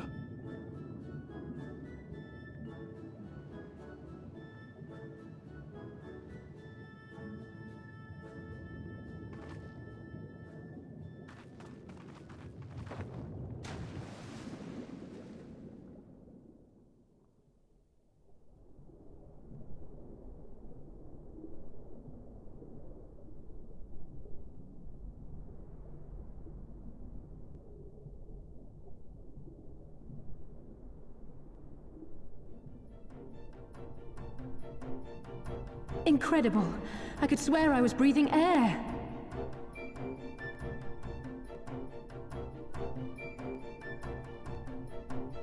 Now I shall summon for you noble steeds of great strength.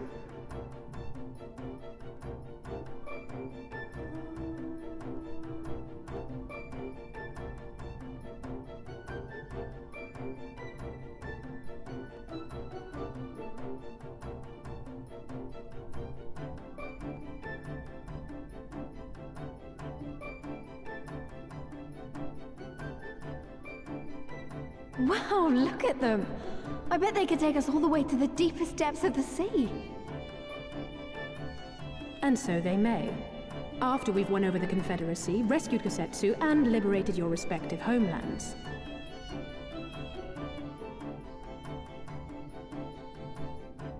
Should you become parted from your steeds, return to me, and I shall call them again.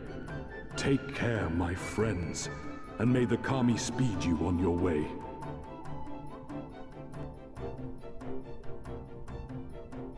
We'll find that treasure in no time. Come on!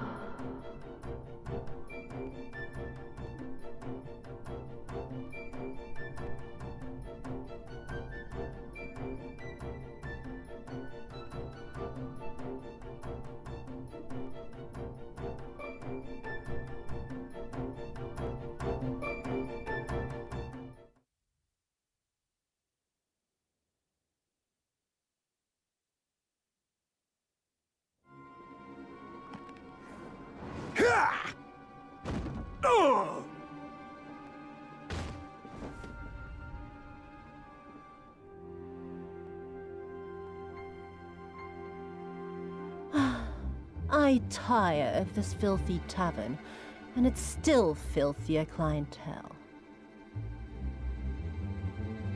"'Tis scant reward for your treachery, aye. A painted woman of your rich experience deserves a better class of customer. Oh, name-calling. Is that what we've been reduced to? Orphan of the Nayuri. Widow of Sashihai. What joy it must have brought you to be revenged upon us all.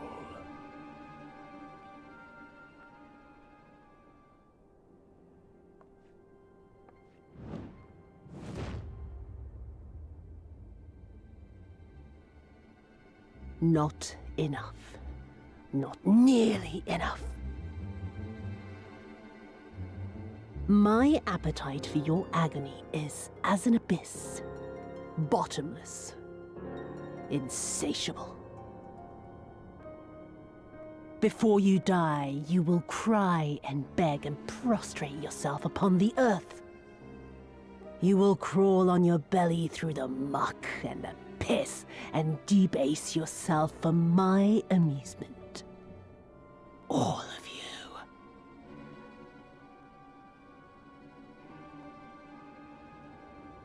But you think you are made of sterner stuff? Rather than have him beat you, mayhap I should have my oaf go and fetch your master's head.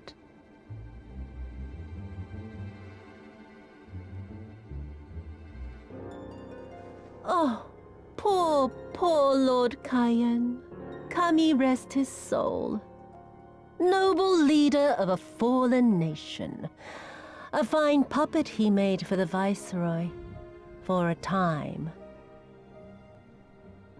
25 years he was content to serve his masters as a dog. And then everyone had to rise up and get themselves killed. Tell me, how did it feel to fail him that day? To live with the disgrace of his death?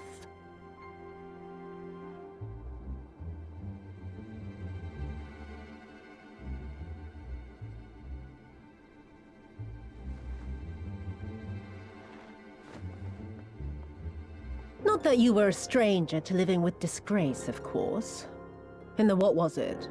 25 years since you were humiliated and tossed into an Imperial jail. You had plenty of time to get used to it. Oh yes, I heard the stories. About the samurai who would do anything to return to his master's side, even if it meant pledging his blade to his sworn enemy. They say he walked with death, that he slew 1,000 men in the Empire's name. Truly a tale for the poets. I do not deny my sins, but I will not be reproached by the likes of you. Oh, I mean not to reproach you, but to praise you. You're a survivor, samurai. Just like me. So, let us not dwell on the past, you and I, and instead give thought to the future. To wit, I would ask you again to help me resolve this vexing matter of Doma's missing heir. Living or dead, it makes no difference, really.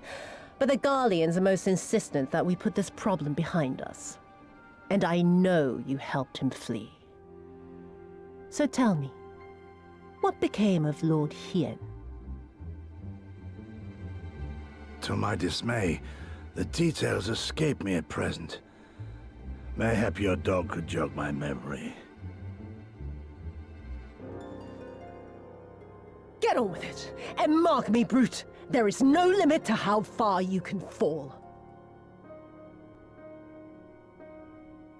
Of all the bloody stupid... Ah! When I get back to Eorzea, I'm gonna find that little shite, and I'm gonna make her pay.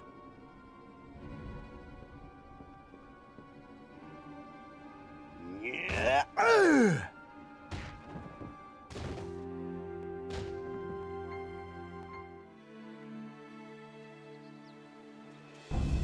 Thieves! Thieves! Come to steal our most precious treasures? You will pay for this sacrilege! That's the spirit! Now don't be shy. I'm more than ready for another round. Seize them!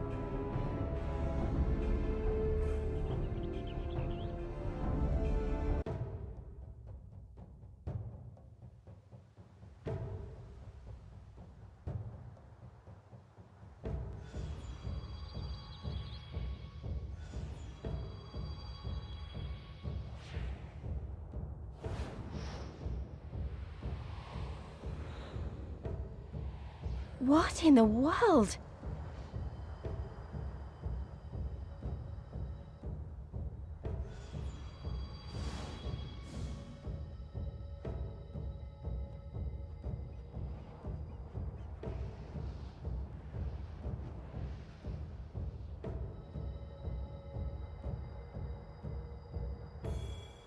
Who hath made us whole? Hark! A great kami stirs. Yes, yes, a great kami of the sacred treasures. O great kami, we beseech your intercession. We who have guarded your blade and glass for generations, your faithful Kojin.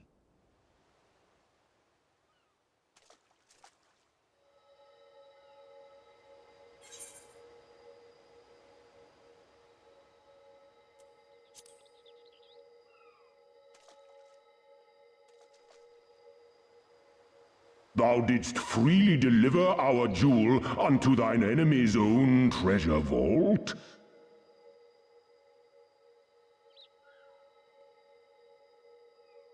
How auspicious! We do commend thee, daughter of man.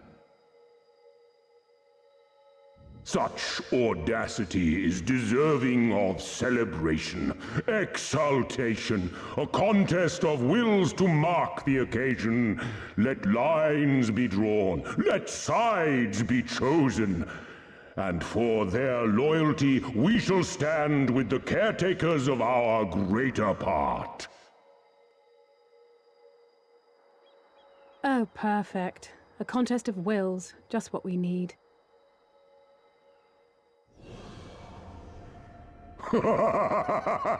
Hearken to us, shelled ones. Upon this day, your wish shall be granted. Curse neither your fate nor its executor, children of man, for we are of the divine, of both heaven and earth, the ringing silence, the raging calm. All riseth and falleth at the whim of capricious fortune. Assume your marks upon the stage and embrace the coming chaos.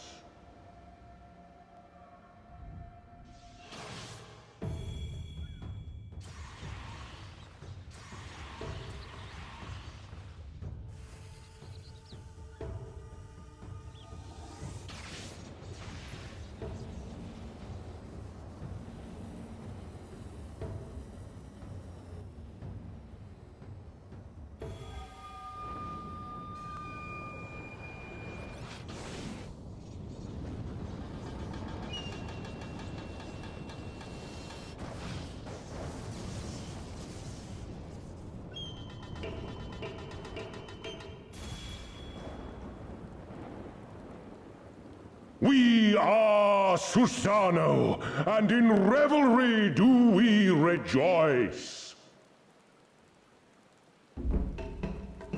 That's a primal standing in front of us, right? And a horde of angry Kojin at our backs. Oh, this contest is getting worse by the moment. Lys, help me clear a path.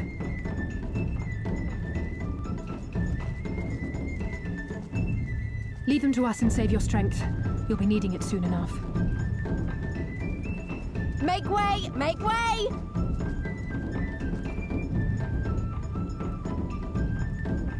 Spoil not your appetite for the feast, children of man. The dish will be served whether you will it or no.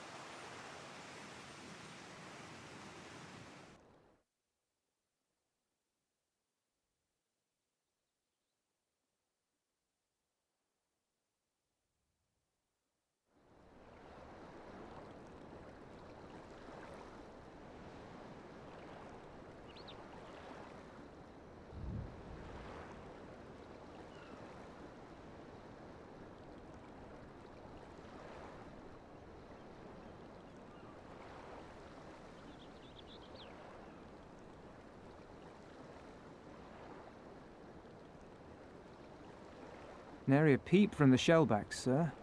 It's enough to make one wonder.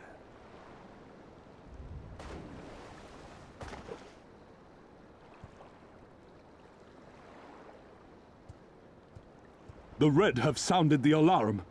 The Isle of Zeki under attack. Fierce fighting in the stronghold. The vault breached by outsiders, and strange tales from deep within. All this the Red cannot ignore. Even now, they abandon their posts and flock to the Isle. The Garleans are powerless to stop them. I'll be damned they did it. Well, Captain, wagers notwithstanding, I dare say we will not have a better opportunity to drive the Imperials from Asari and rescue our men. On the other hand, naught was put in writing, but if your mind is made up, then that is that.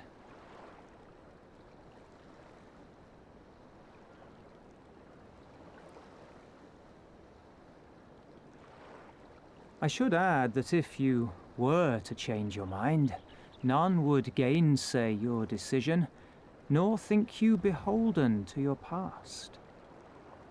Nor would anyone begrudge you a spot of revenge into the bargain.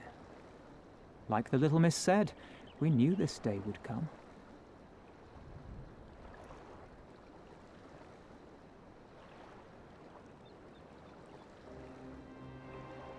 Isari may be a rotting husk, but at least the tavern keeper never watered down his drinks. Well said for a temperate man.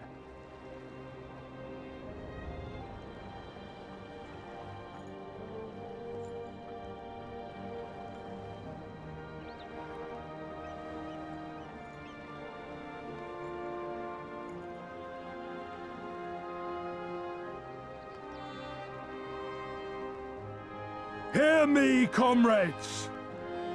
We made a bargain with the Eorzeans, and I mean to uphold our end of it.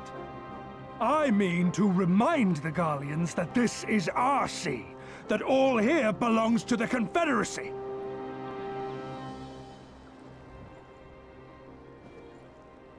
All that is theirs is ours for the taking, and take it we shall.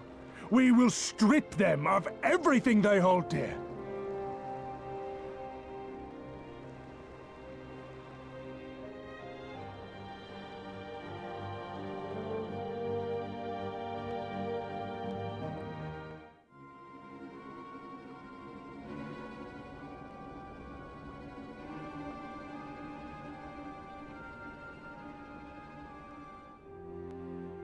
This one is iron.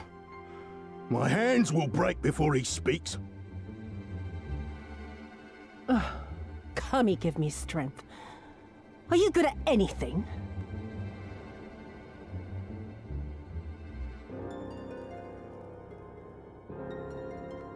I had hoped this might prove more productive than blind inquiries, but I see you are determined to waste my time.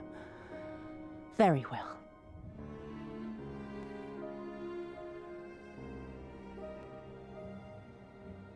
Line them up. Kill one for every question he refuses to answer. Hurt them, and you will get naught from me.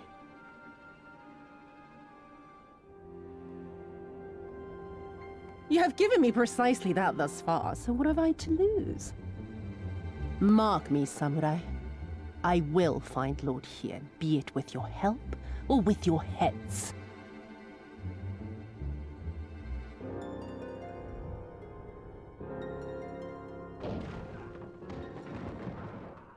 Confederate scum! You will pay for that! The Confederacy. They've come to save us!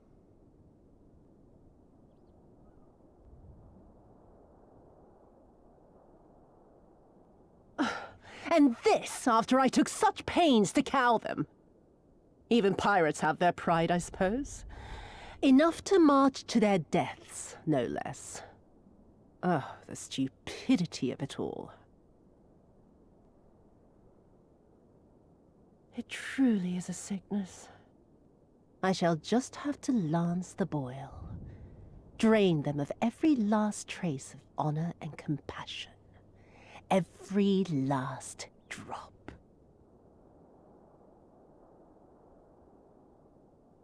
My lady, I'm going outside. Oh! Oh!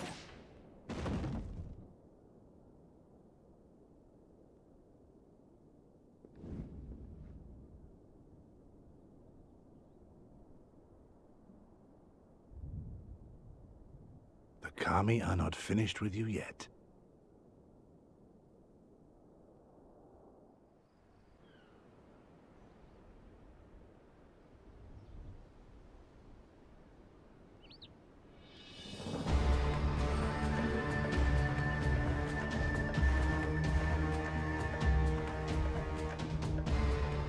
There's no end to them. They just keep coming. Then we must be doing something right. We have to hold out for as long as we can. She's counting on us.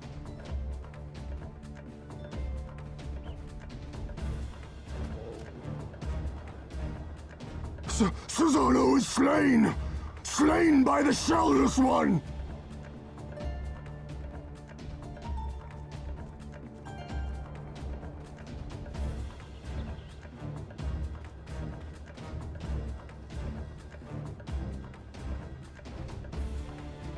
Is it true? Did you defeat him? Well, in that case, how do you fancy helping us keep the Kojin occupied until the Confederacy make their move?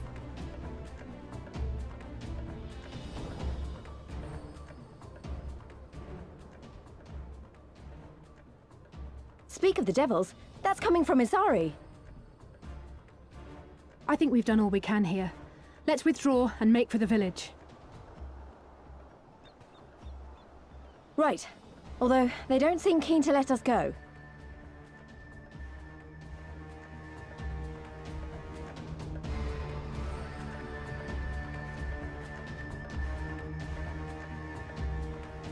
Hear me, Kojin of the Red. We have no quarrel with you, only your Imperial masters.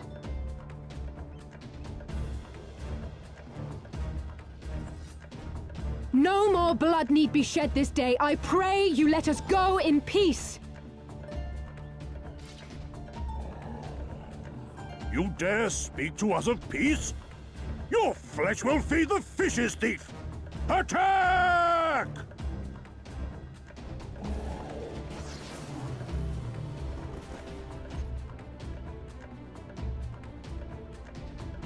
Now's our chance. Don't worry about her, she can handle herself.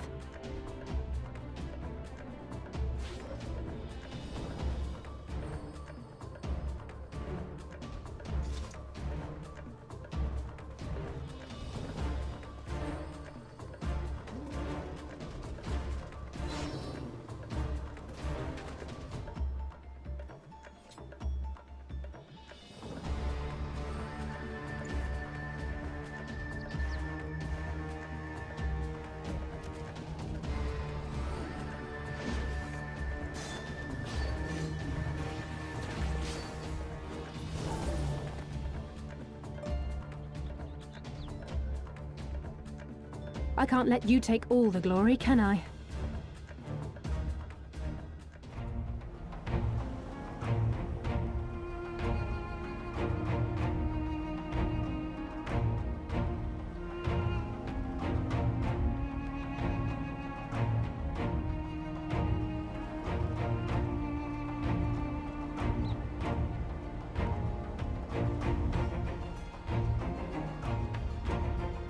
My Eorzean friends. Saw the smoke, did you?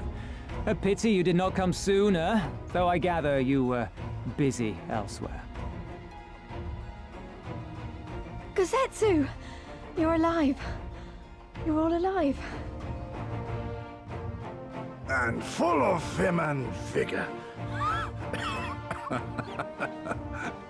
Did I not tell you I was no stranger to chains? The fighting cannot have lasted long. Where are all the Imperials? Fled. They stood their ground for a time, until it became clear that their Kojin reinforcements would not be coming. We took some few casualties, but my deeper regret is having let Yotsuyu slip through my fingers. That bodyguard of hers may be a half-wit, but he's a mean bastard on the battlefield. In any event, I imagine all involved are satisfied with this outcome. So far as the Empire is concerned, the Confederacy attacked Asari in retaliation for the Viceroy's actions. And without the aid of insurrectionists, I might add. Suffice it to say, we are prepared to be the subject of their undivided attention for the foreseeable future.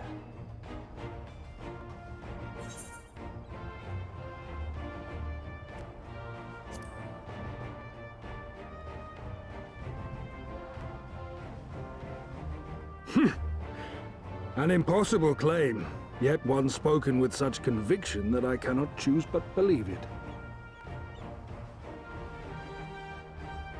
Your assistance would be most welcome. Nevertheless, we shall do our utmost to spare you undue danger. We are already in your debt. Nay, little miss, all debts are paid. For by your deeds, many still live who elsewise would not. Let both parties count their blessings, and may fortune continue to favor us all. You still seek to bring freedom to our people, then?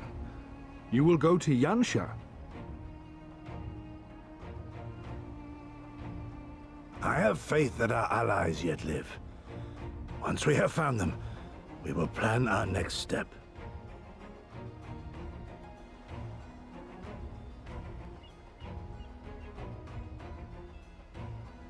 Yansha was the crucible of the rebellion. What happened here pales in comparison to what Yotsuyo did there.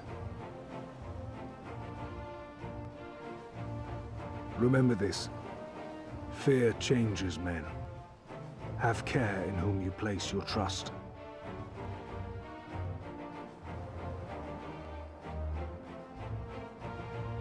And with that, we must take our wounded home. Oh, your shellback friend sends his regards and looks forward to your next meeting. Try not to die before then, eh?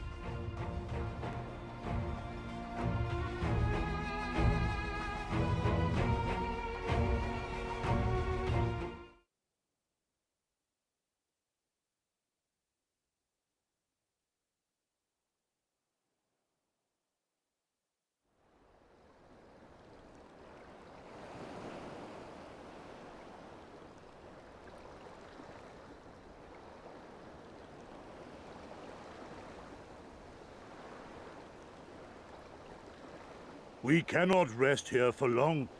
This place is not safe.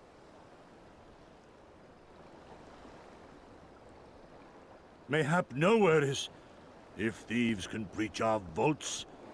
Nevertheless, it is our duty to protect these treasures, and we shall not fail for want of effort. So, this is why you abandoned your posts. And without a word of explanation at that. Rather thoughtless of you, was it not? Lady Yotsuyo, pray forgive us our absence, but our home was under attack, our vaults plundered by outsiders. Did you even pause to consider the possibility that it might be a diversion? What is the point of contracting your services if you are not here when they are required? It is my solemn charge to bring these vermin to heel. To torment them, body and soul, until all they hold dear is as bitter ashes in their mouths. And then you go and ruin everything!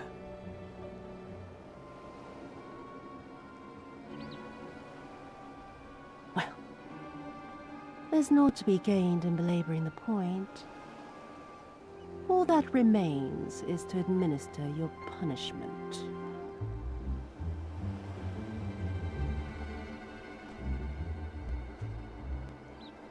Wait, my lady!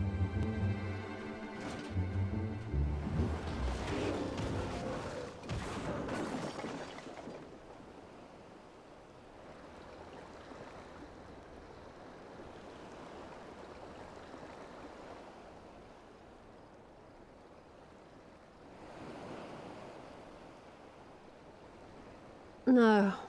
No, it's no good. There's just no joy in it. No release. There needs to be some investment. They were negligent imbeciles deserving of punishment, but it was hardly personal.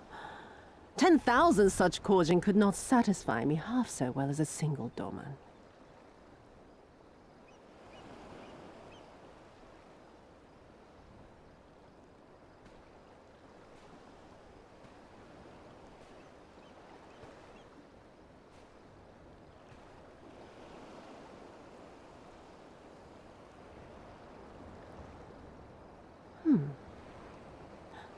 And what do we have here? One of the vaunted treasures of the Red? The craftsmanship is certainly impressive. Mayhap we can use it to make amends.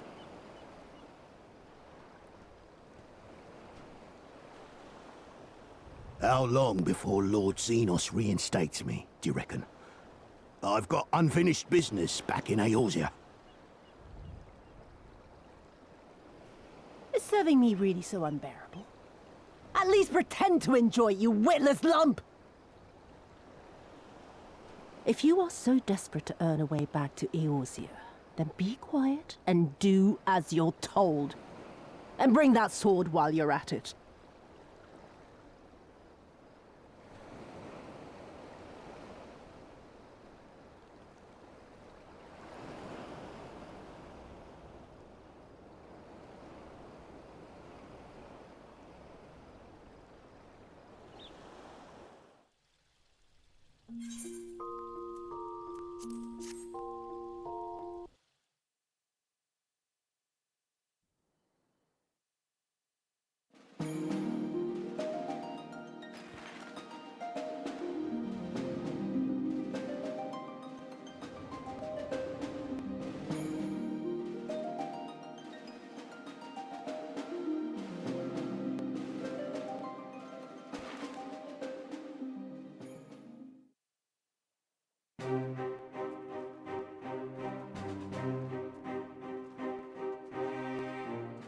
I remember the silence.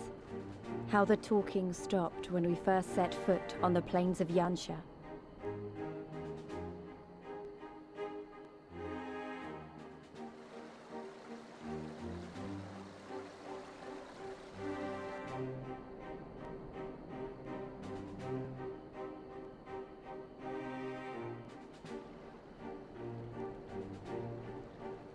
Before us stood yet another wall, and through a great Magitech field we glimpsed Doma Castle. I'll never forget the sight, or the anger I felt that day.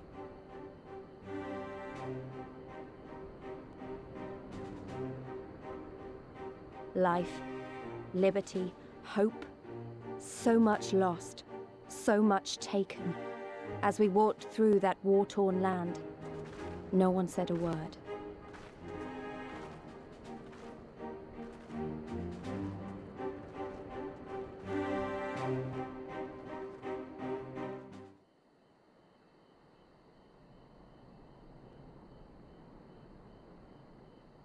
We may be in luck. I don't see a single Imperial soldier.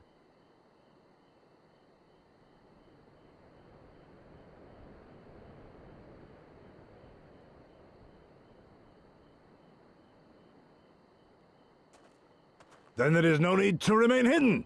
Let us go and greet them as friends.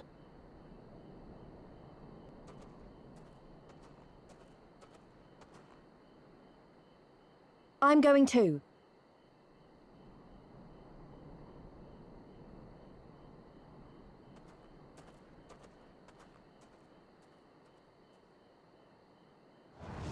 Good people of Namai, hearken to me. We come in peace and desire only information, to learn of recent events.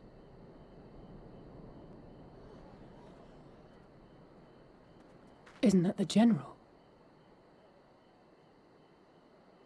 Lord Gosetsu, can we preserve your right? He lives.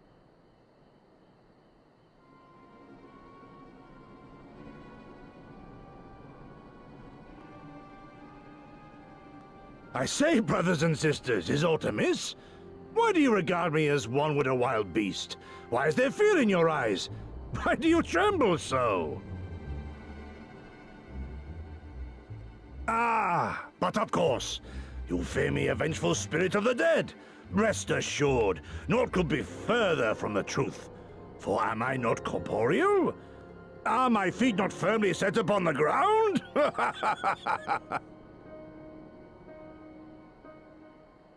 What should we do? If they catch him here, you know what will happen. Of all the times for him to turn up, has the old fool lost his mind?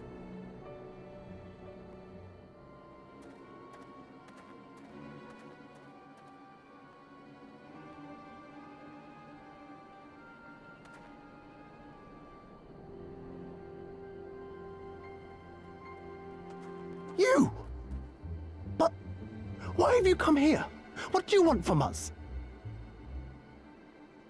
I know not who you are to speak thus to your elders, boy, but mine only desire is to be received with the hospitality owed a humble traveler, not the fear and trepidation one might afford a wrathful shade.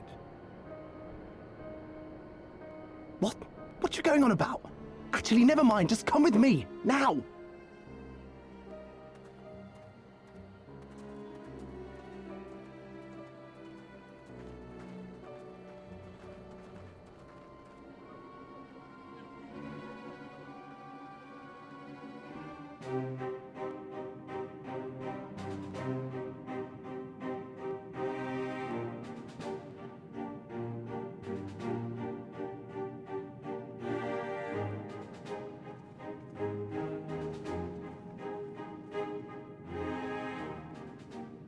This is the House of the Fears. But there are so few of them. Many kindred spirits remain in hiding following the rebellion. Many others gave their lives for their nation. We are the stubborn remainder. Even accounting for our comrades in the field, we are at a fraction of our former strength, 'tis true. Yet we few are patriots. Brothers in arms, prepared to fight with every fiber of our being to set our people free.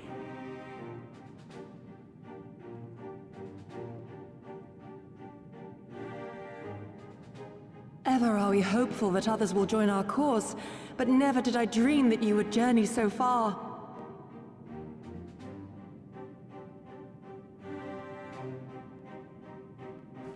Yukiri!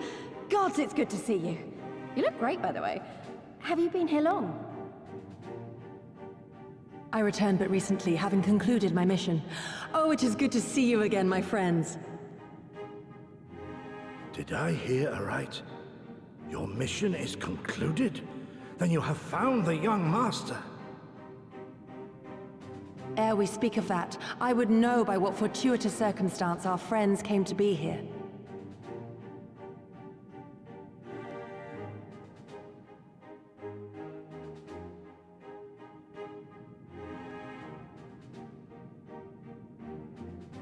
The Empire's crimes are all too familiar. Lys, my heart goes out to your people. We wanted to stay and fight, believe me, but we knew it wouldn't work. We needed more time to rebuild, and more allies to stand with us against the Empire. So we decided to come here and help you free Doma. To show everyone that you're not alone, and that the Garleans can be beaten if we work together. I'd like to think we proved that in the Ruby Sea. That you did, Lys, and far more besides. Needless to say, your assistance would be most welcome. Hear, hear. Now then, Yugiri, you must tell me of your search for our master.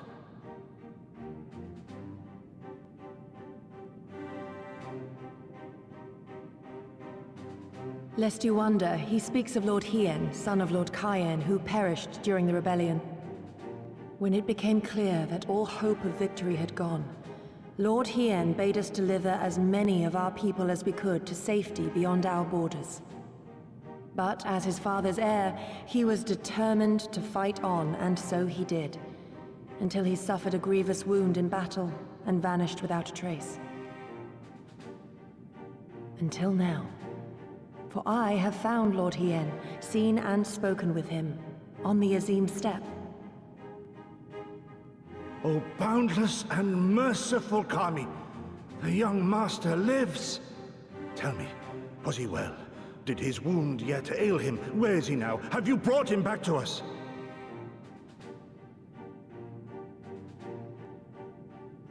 You may take comfort in the knowledge that he is hale and whole. However, when I invited him to return with me to Doma, he had this to say.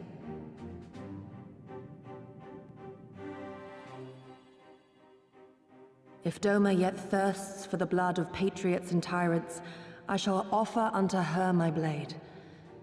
But if she has had her fill of bitter draughts, I shall offer unto her conquerors my head.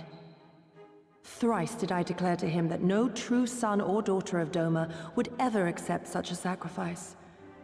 But for all my passion, he would not be swayed. Learn the truth of her heart and return to me, he said. And so I left him.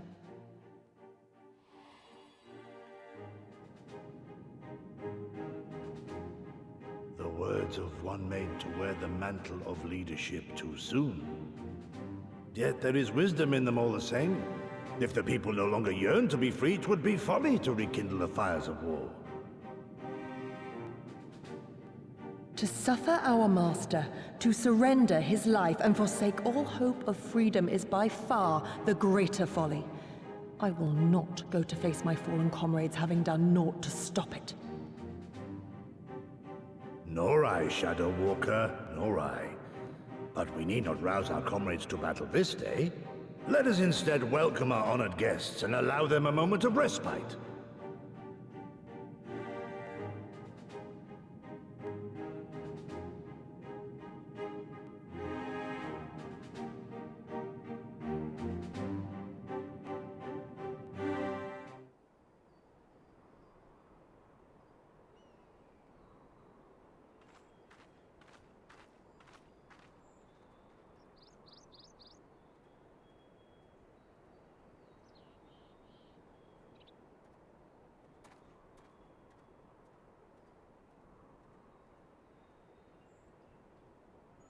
Imperials.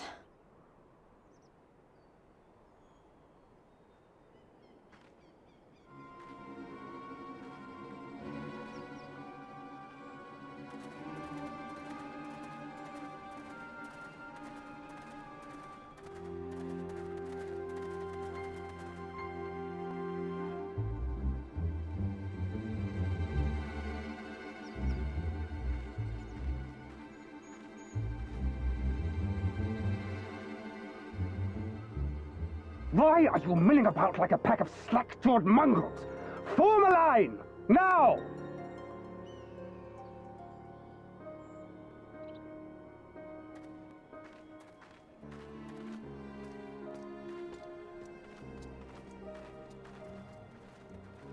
Finally. I come before you today to deliver an announcement of the highest import. So listen well. While on a charitable mission to Isari village, the acting viceroy and her personal guard came under attack from Confederate forces. This brazen, unconscionable act cannot and will not go unanswered. As loyal subjects of the Empire, who enjoy her safety and prosperity, you have a duty to defend her as well.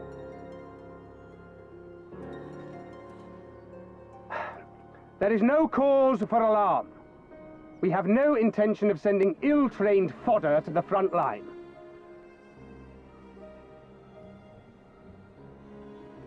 Those who are selected will be expected to perform rudimentary tasks, cleaning and maintenance and so forth.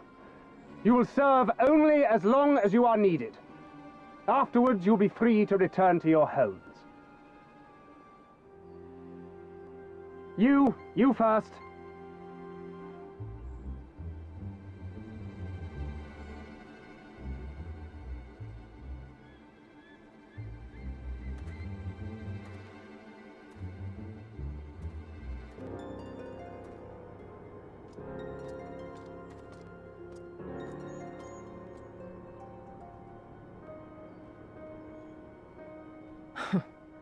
The Empire has no pressing need of cleaners. This is but a thinly veiled attempt to intimidate those who supported the Confederacy's actions, and isolate any whose loyalty they already suspect. And lastly, you. That should suffice for now.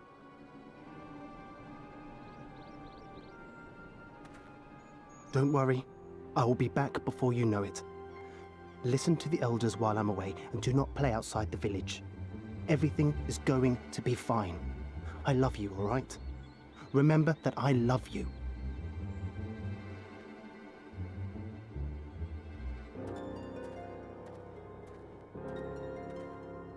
We thank you for your cooperation. Rest assured that this will all be over very soon, once the Confederacy has been made to pay our own ruby tithe.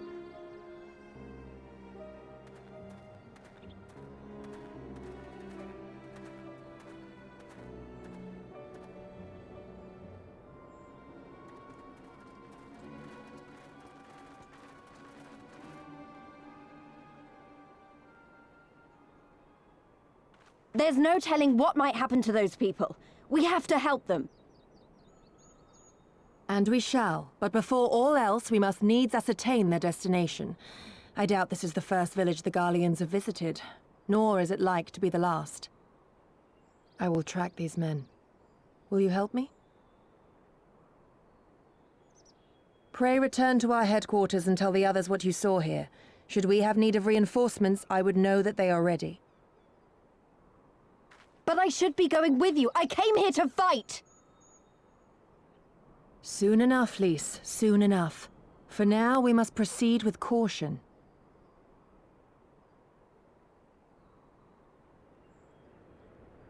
I know that, I do. It's just, when I saw them rounding those people up... Look, if anything happens, anything at all, you'd better call for us. I mean it, Yugiri. Anything at all.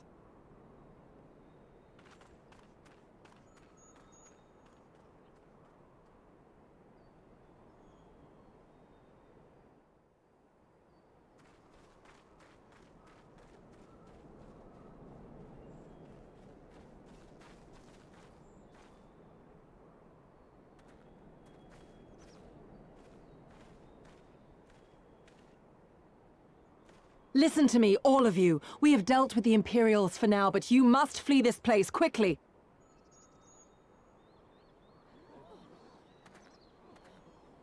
Dealt with them? Oh no. You didn't kill them, did you? Are you mad? There's no escaping the Empire. Running will only make it worse.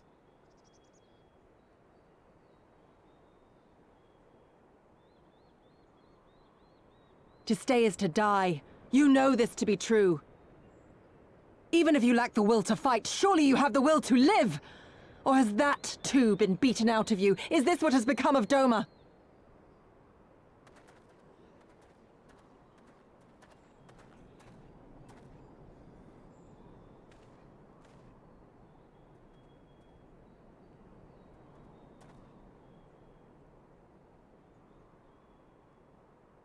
You were Lord Hien's retainer, trained to fight without fear and obey without question. Well, we're not. We're lost and afraid. We hate this, all of this, but we can't do a damn thing to change it, and trying will only make it worse. It's a pathetic existence, but it's all we got. And when people like you come here pretending it can be different, it doesn't help, all right?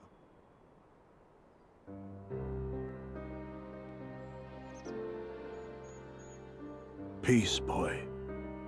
Peace. She came to help, and for that we should be grateful.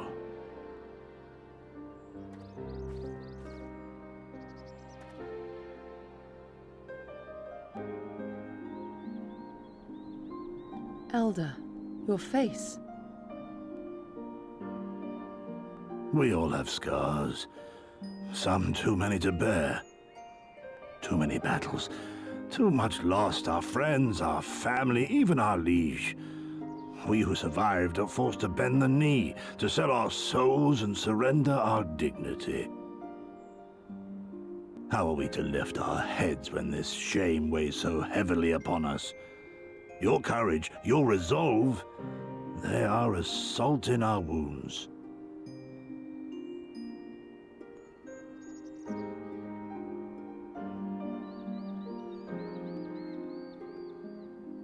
If they only knew what you would do for them, my lord.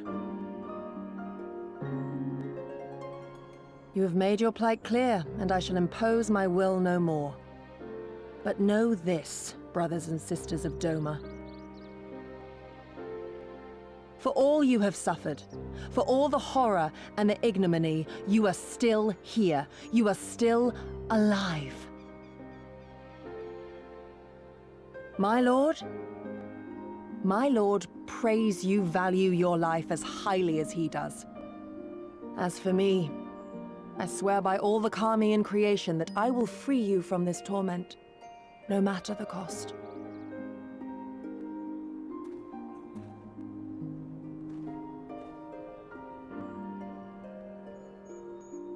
If the Imperials come for me, I will tell them we were tricked by an Ori woman.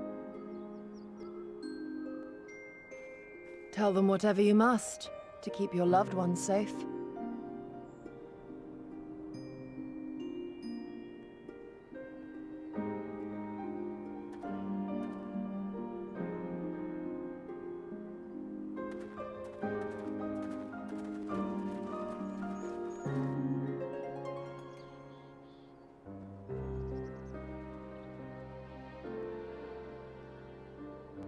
Why would you... after everything?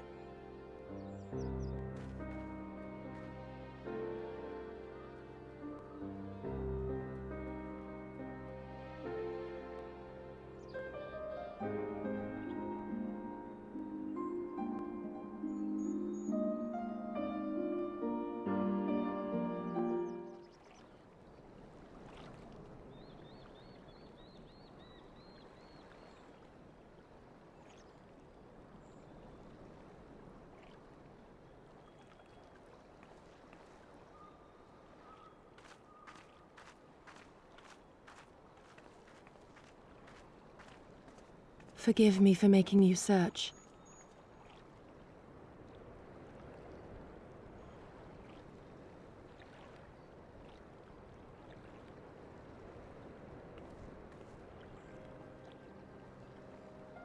It calms me, the sound. It helps me to remember the sway of the ocean when I close my eyes.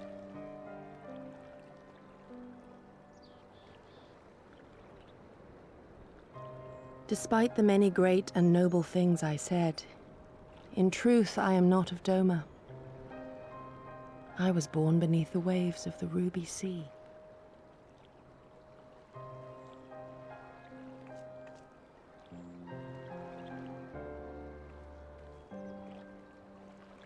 To think that you were there, that you even spoke with my mother and father.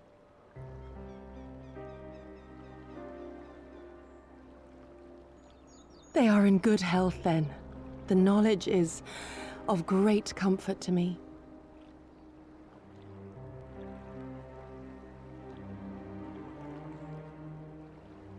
That I might have the strength to protect my home from the Empire, I left to learn the secrets of the shinobi. Day and night we trained, ever striving to exceed our mental and physical limits.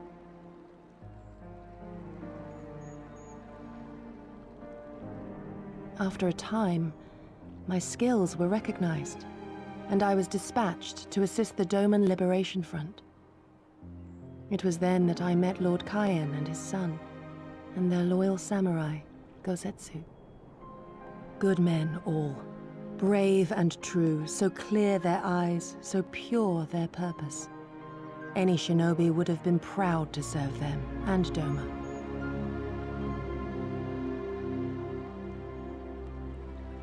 But, in the end, I will always be of the sea. Every day, I pray for my home and for the people I left behind, that they might be spared the wages of war and live in peace, untouched by this madness.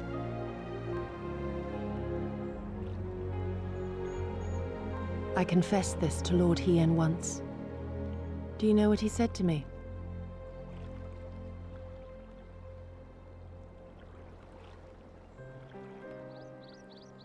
He said, "Good. We are better for the conviction of our allies, and draw inspiration from their example. What is weak alone may together grow stronger." Never did I lose faith in them. Even when all was lost and I led our people to Eorzea, I clung to the belief that our dream would one day be realized.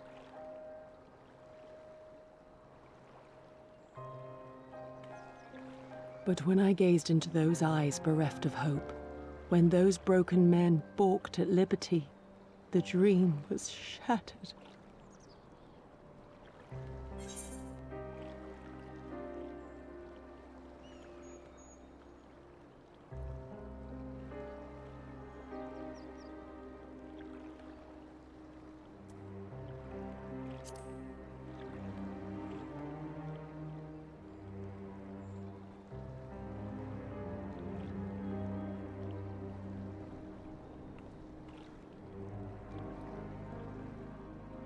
That you remain resolute even in the face of everything we have seen.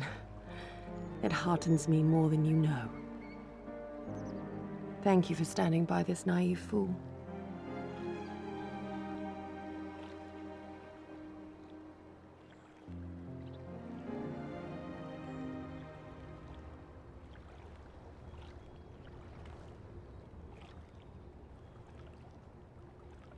An Imperial airship. It is bound for Doma Castle. Quickly, we must rejoin the others.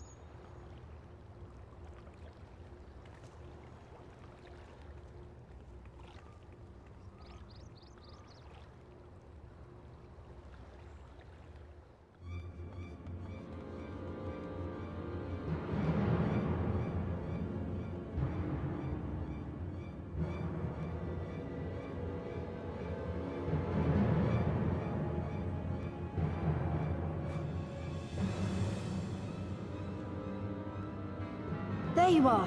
What happened? Are the villagers all right? We freed them, along with many others. Kosetsu, we spied an airship bound for the castle. Know you aught of it? Aye, that we do. The Crown Prince is come to Doma. We suspect this is a result of recent events in Girabania. Our defeat notwithstanding, there appears to be some concern in Garlemald that subversive elements may be rallying in other provinces. Though Yotsuyu governs Doma, Xenos remains the province's anointed viceroy, and it would seem he has come to assess the current situation in person. If Xenos is here, we must seize this opportunity and kill him. Would that it were so simple, Lady Yugiri. You may recall that we encountered Xenos at Rolga's Reach. We have seen firsthand what he can do. His power defies explanation. He faced the Alliance, the Resistance, and the Scions, and he defeated us all.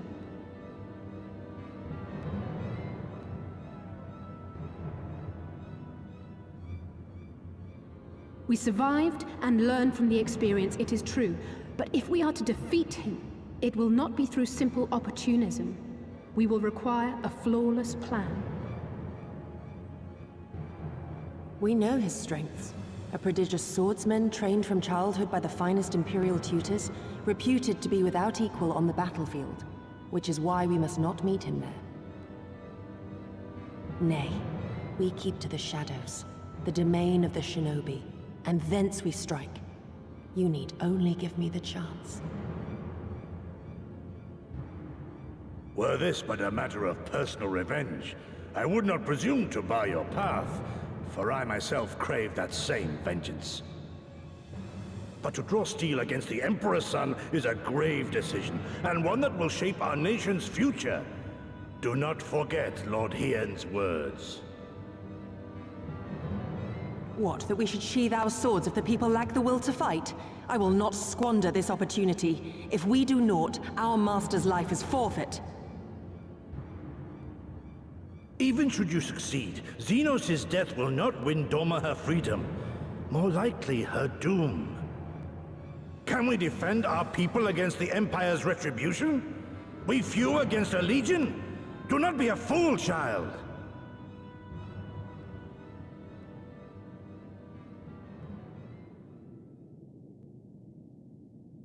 Mayhap I am a fool with foolish dreams of a future that will never be. But I will not forsake them! Yukiri, wait! What now?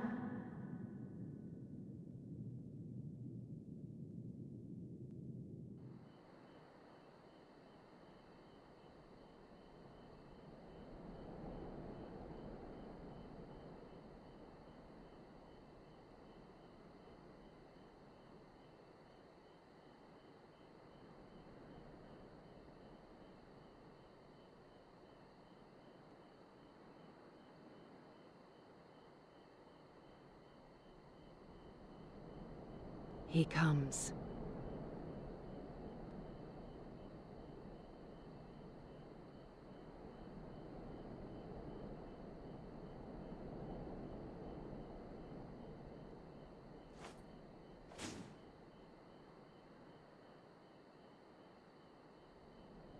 The village is not far, my lord.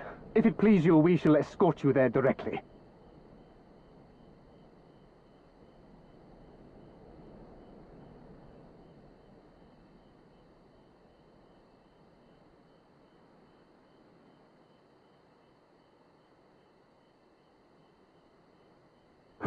Less a province than a graveyard.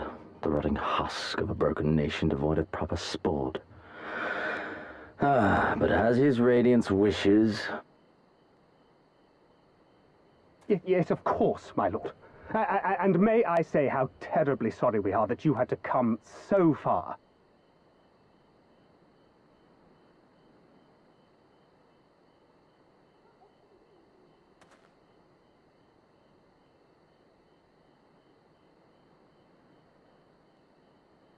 We labored long to sow the seeds of hatred, of fear, to train them as beasts.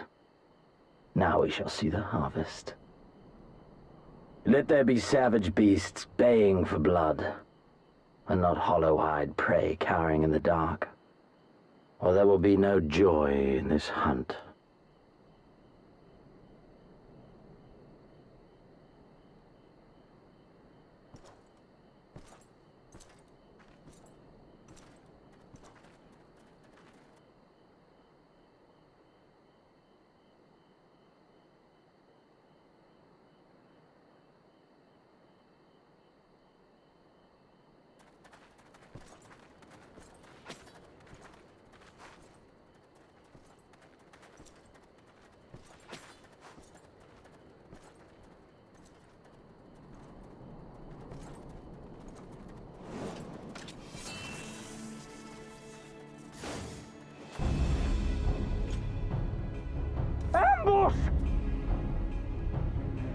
Shinobi?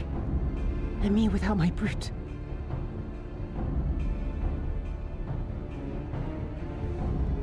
How weak you are. Is this the sum of your hate?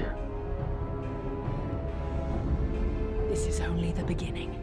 For Lord Kyan! For Doma! Ah!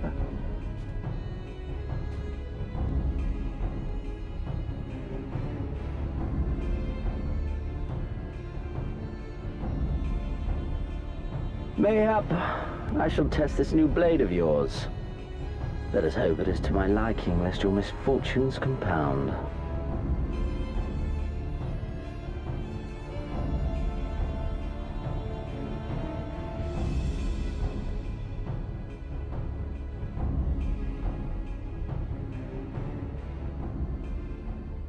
Then again, I am loath to expend such effort on the unworthy.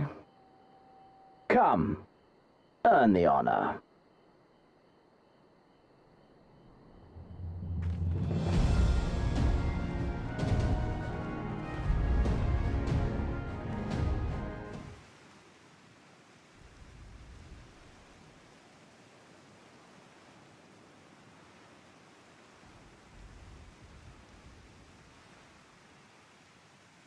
Ah, I remember you, Al Amigo, the champion of the savages.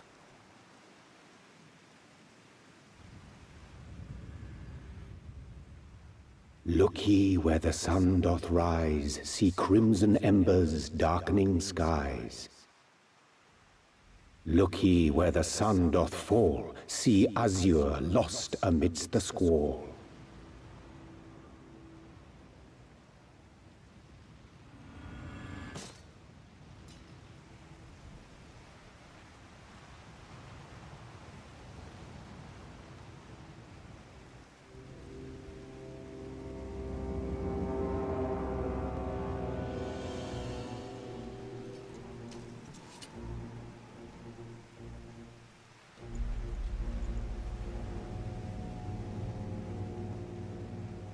Oh, how right I was to spare your life.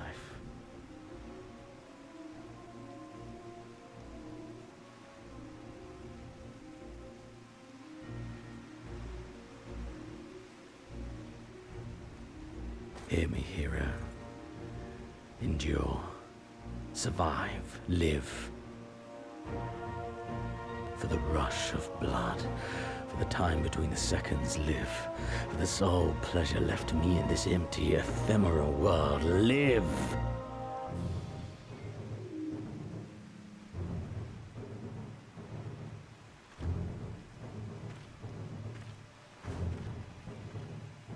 Yeah!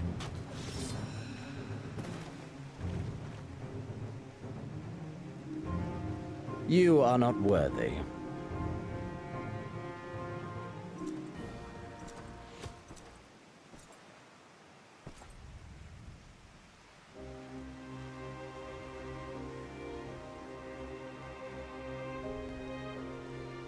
Get away from them, you Imperial dog!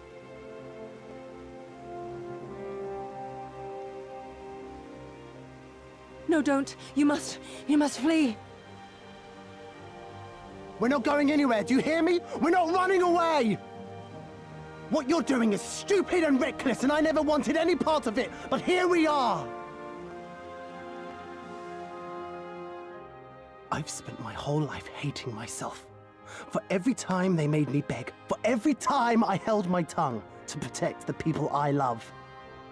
And then you came along and reminded me of all the things I never said and never did, and it was even worse. I would have given anything to forget, to walk away, but I knew I'd never be able to live with the guilt.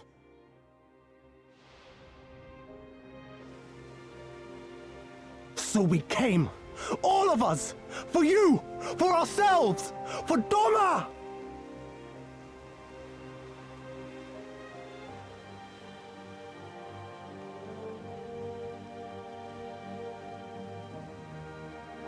Death is death, regardless of the reason. Yet you seem determined to die, intruding upon this sacred ground, turning weapons you can scarcely wield upon me. Your lives will not even begin to redress the balance.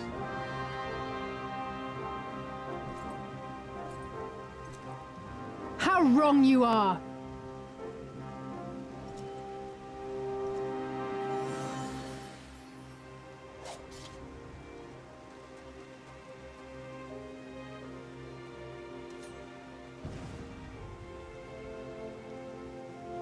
Go, now! Guzetsu, see to Yugiri. Hey!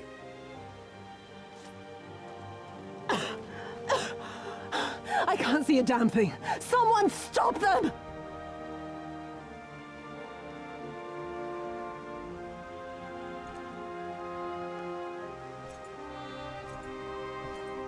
My lord?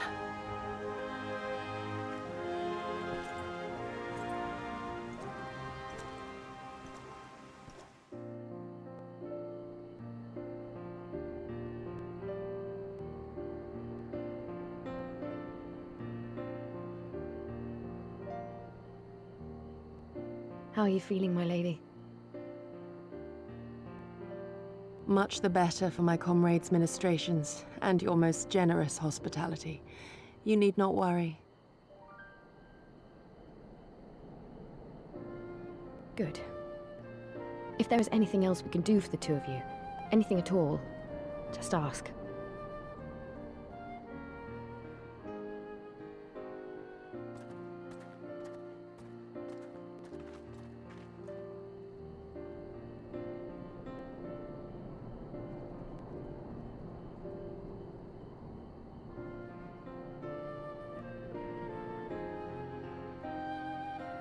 Stare any harder and you're like to burn a hole in them.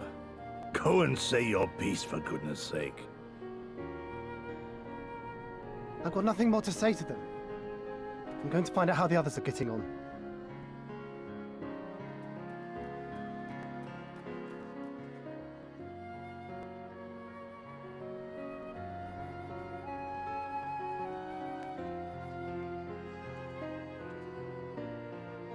Gosetsu, Mistress Alize, I owe you an apology. I acted with reckless disregard for my own safety, and endangered I know not how many others in so doing. Scorning your wise counsel, I knowingly defied our master's wishes, and left you no choice but to follow suit. Nonsense. I followed our master's wishes to the letter. Consider once more his words, and the intent therein. In offering his head, he but sought to shield his people from harm, loyal retainers included. You must value your life more highly, Shadow Walker. On the other hand, your recklessness did serve as an inspiration to many. Mayhap you should not be so hard on yourself. In any event, if you must apologize profusely, it seems only right that you expend as much effort thanking the one person who supported your plan from the first.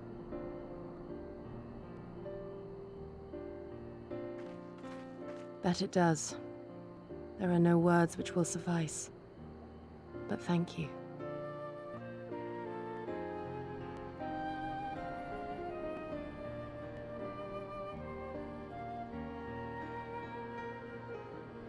And there they are!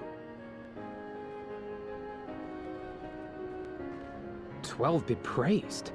When I learned of your rather questionable plot to assassinate Xenos, I feared we would need to recruit a new Primal Slayer. I'm sorry we couldn't be there. Alize made me swear to stay behind no matter what.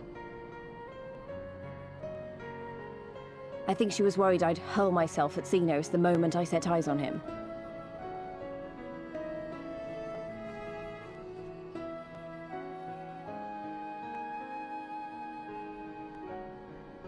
What? You'll forgive me for changing the subject, but now would seem a good time to discuss where we go from here. Though the Empire has yet to retaliate, the fact remains that we have revealed our presence and signaled our intentions in so doing. It is only a matter of time before the Imperials move against us. Given that we lack the strength to oppose them, 'tis plain some manner of brilliant stratagem is required. Therefore, I yield the floor to the preeminent tactician of our time, with whom I was privileged to share a room.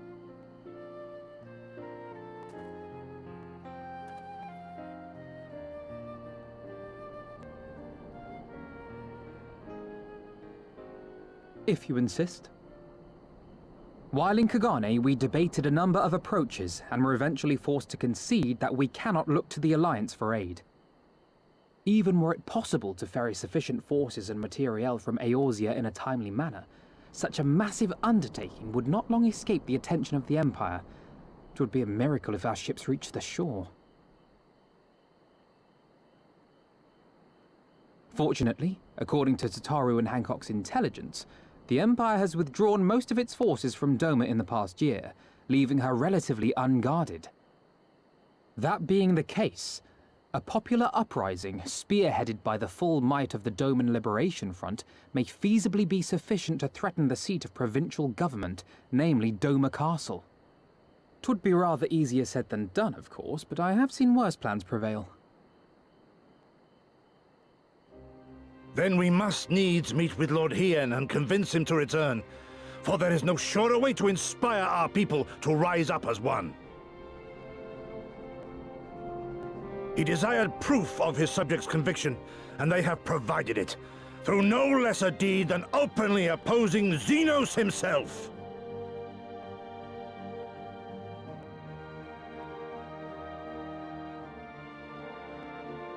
It will work. It has to work. And next time, we will defeat him.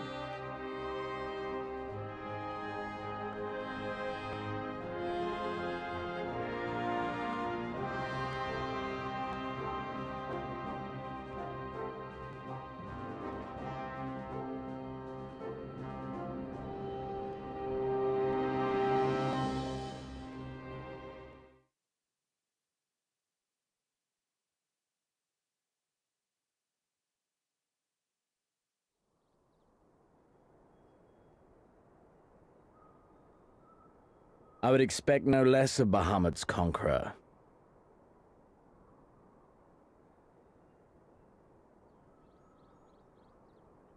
Prepare the airship. His Radiance will not object. We have fulfilled our obligations here. I would see this prize for myself.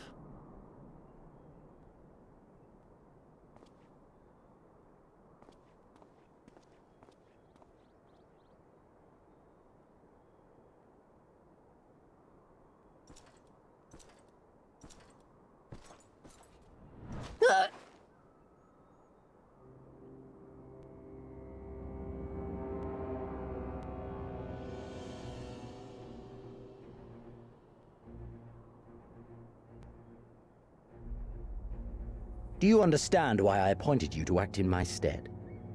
You, whose only accomplishment was to whisper the right words in the right ear.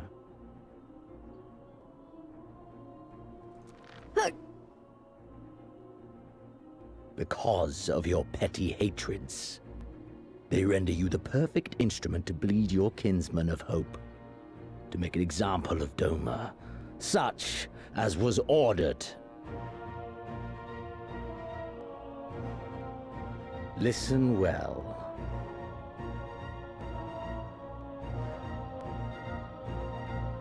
If you yield Doma to the rebels, you will not be given another chance to beg forgiveness.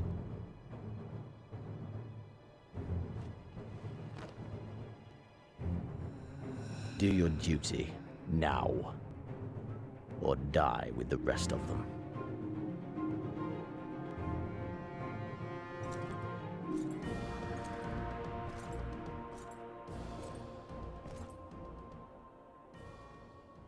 Are you all right, my lady?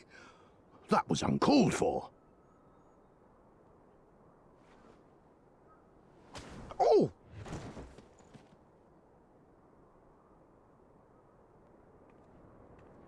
They say your Eorzean is helping the rebels. I want her dead. I want her friends dead. I want the heads of everyone she knows and loves mounted on the castle walls.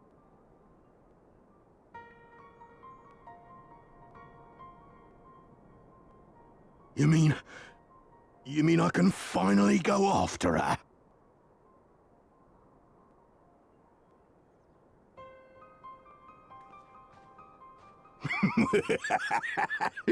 I've been waiting for this chance. I promise you, my lady, she won't escape this time. Not this time, oh no.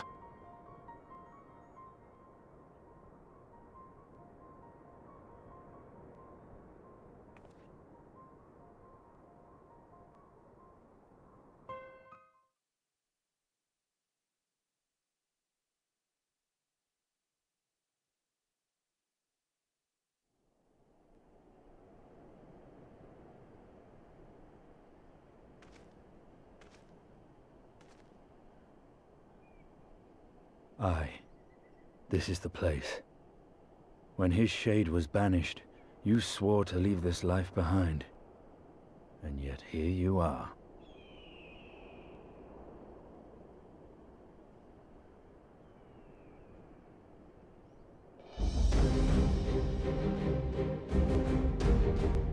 Yet, if this be the work of the Eyes, what choice do you have but to end it? Or so the boy would say. Damn you, Alphino.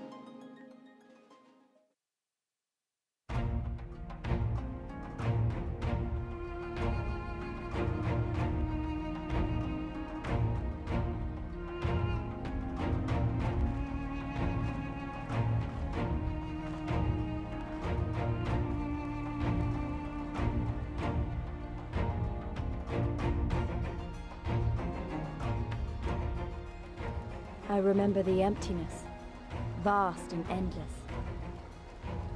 The Azim Steppe, home to countless roaming tribes.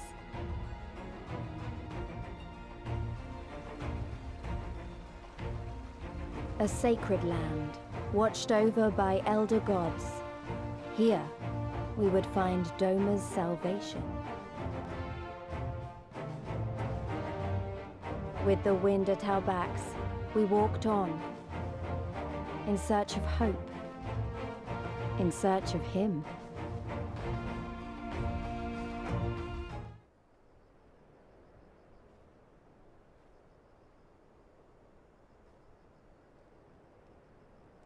Hey! How goes the search? Any luck?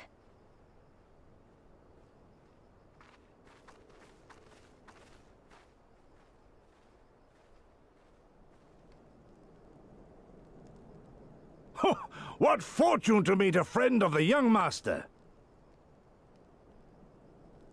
Well met, Cyrena. If you have an inkling as to the current whereabouts of Lord Hien, we should be most grateful for your assistance.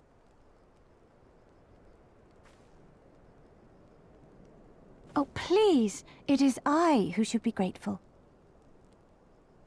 Hold! What is this? I came first, you second!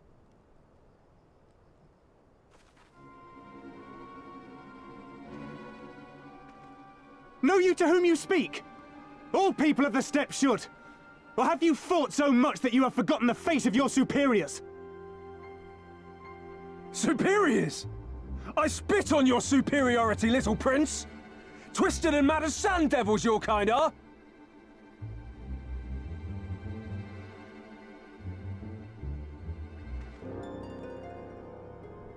Those two don't seem to like each other very much. Those boys are of the Oranir and Dothal, the two strongest tribes.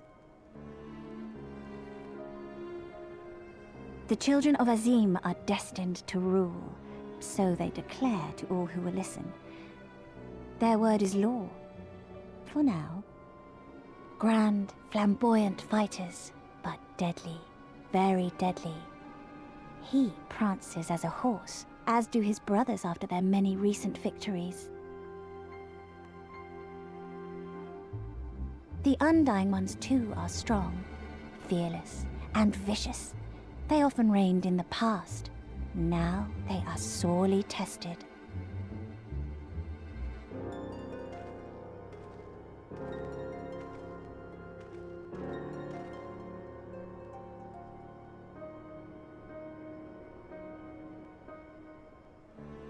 Ah, the master of the markets. He is Castilla.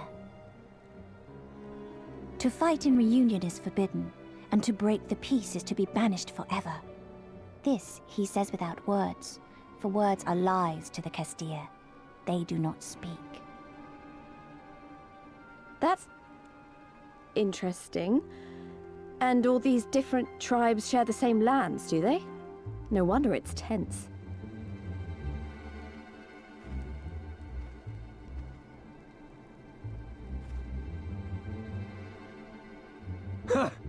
I shall look for you on the field at the Nardum.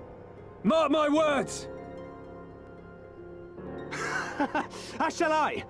Mayhap I shall take 11 more Dothar heads to make a dozen with yours. I look forward to the day!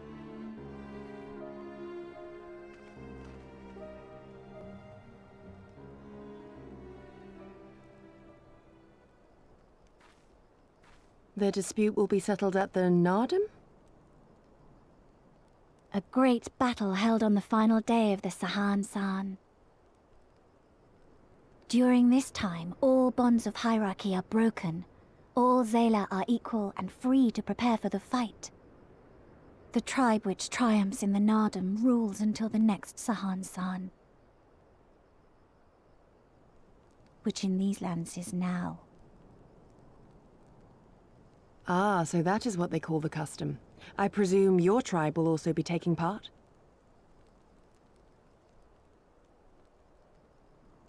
Not all seek the Dawn Throne. Some are satisfied with their lot.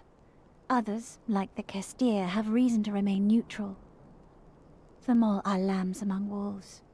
Long were we content to remain apart and live quietly, but...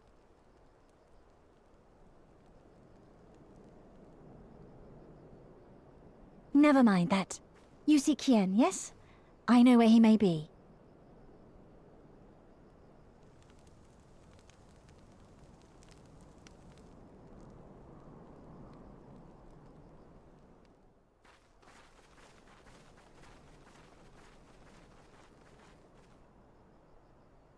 The Kami are merciful! My lord Hien, I see you are alive and well. Ah, you are come sooner than expected. So, my blade or my head, which would you have of me? The people of Yansha remain loyal to Doma. I have seen the fire in their eyes. They are ready to rise up and fight. The time is ripe, my lord. Return with us, blade in hand, and lead Doma to freedom. Naught less than liberty will suffice, then. A pity. It will prove far more difficult to deliver than my head.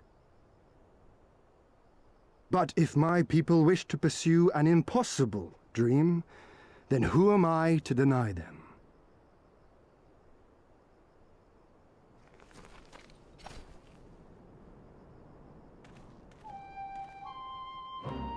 You, Giri! Go-setsu! And, The scions of the Seventh Dawn, my lord. Good and true friends who opened their hearts and homes to us when we fled to Eorzea. Far across the sea they have journeyed to stand with us in the fight for Doman liberation. To oppose the Empire, as they have in the West, where they are lauded as heroes for their many deeds. Say no more, Yugiri. Say no more.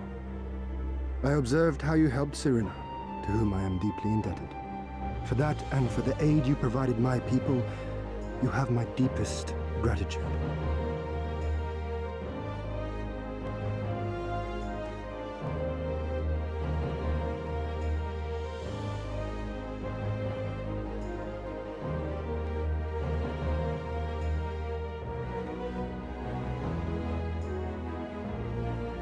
There is no doubting your strength nor your character. It would be my honor to fight by your side.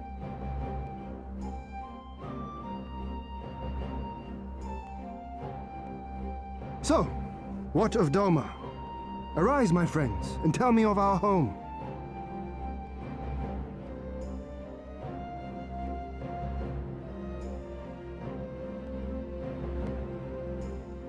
I have made my decision. You, Giri, I bid you return to Yansha and take charge of our forces in preparation for my homecoming. As for our esteemed guests, I would ask that you remain here with me. I sense you will be a great help in the coming days. Your will is my command, my lord, but how much longer do you intend to stay? Oh, only until I have won the contest? I mean to return at the head of a Zayla army.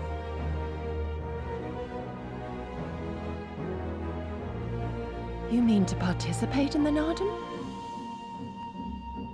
Have you a better idea? Consider how soundly we were defeated before. The Imperials may have since grown weaker, but we are weaker still. 'Twould be folly to challenge them without first supplementing our forces, so yes, I intend to win the Narden and enlist the aid of every able-bodied Zayla I can. Furthermore, by championing the Mole in the contest, I can at last repay their kindness.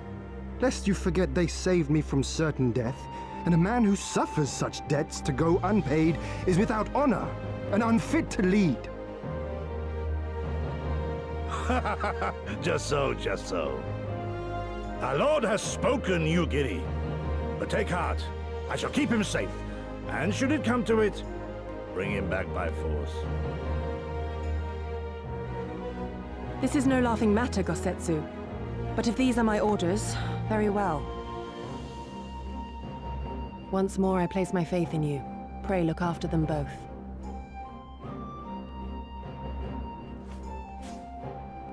Looks like it's up to us then. Though it does seem a bit risky. Isn't Hien meant to be the next king of Doma or something?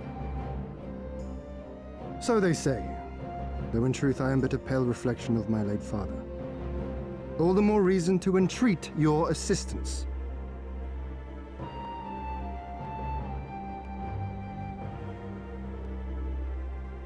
For ours is an impossible dream.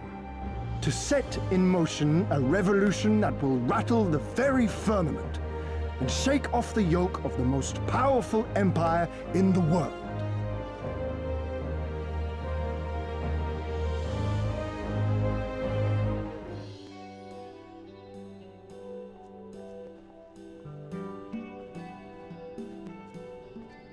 Tamarun Hatun, Sirina, I am returned. Ah, you found each other.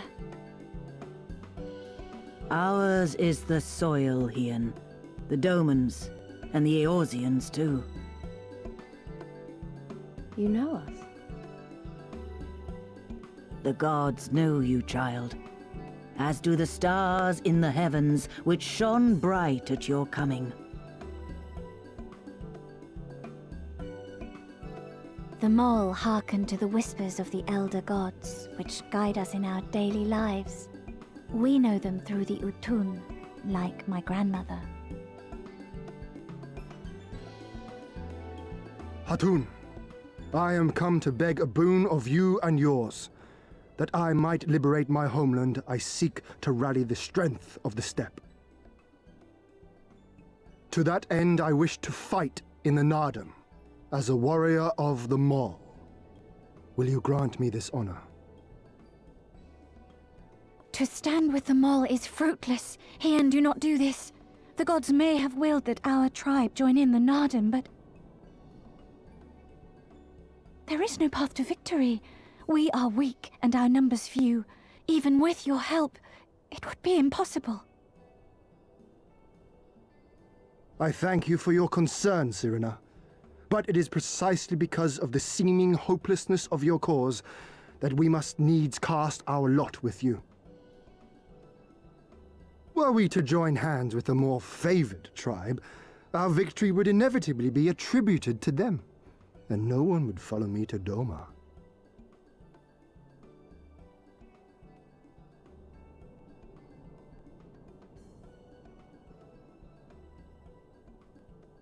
'Twas the gods' will that we fight. Mayhap this too is their design. Hear me then. As Hatun of the Mall, I invite you all to join with us in the Nardam.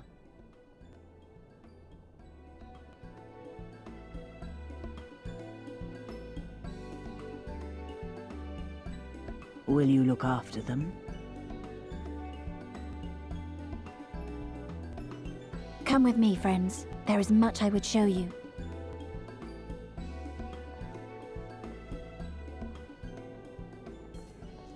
You... wait. I would have words. A singular radiance, shimmering, like a jewel of the Dusk Mother, blinding in its brilliance.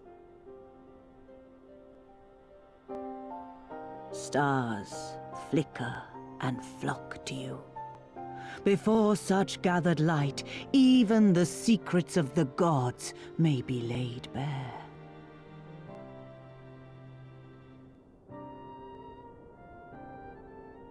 Some are fated to rise in grace and glory, others to falter and fade, though not from memory. Both will be your strength and salvation come the end.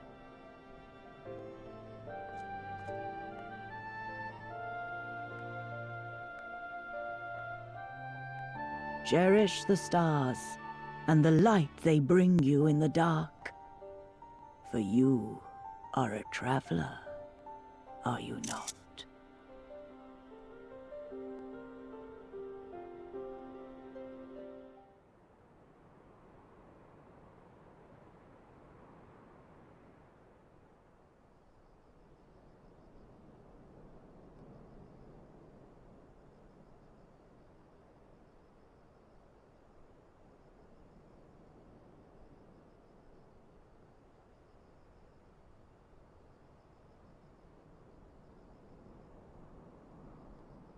She needed the rest, to come so far and carry so much.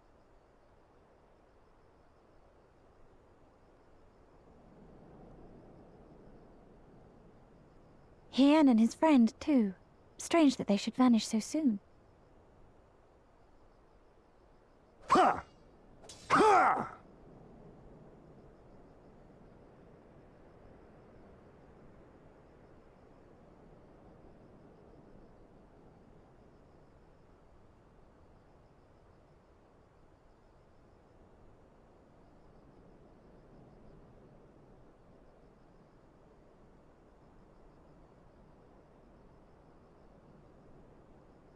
Not troubled by your old wounds, I see. Nor you by yours.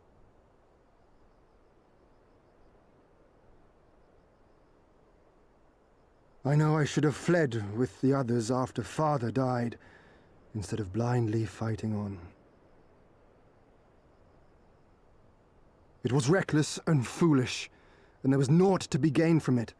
Everything to lose, rather.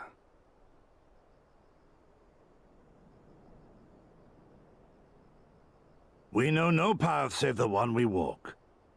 I myself am in no hurry to meet those who have gone before. Not while I have still to make amends. Well said.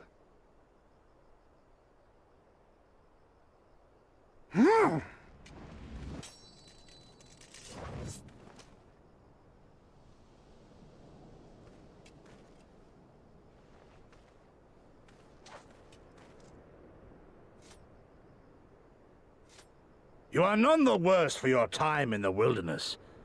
On the contrary, I would say you have improved.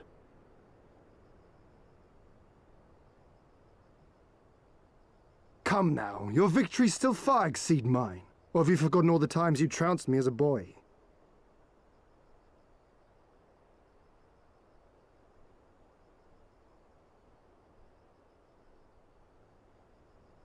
I feared I would not see you again.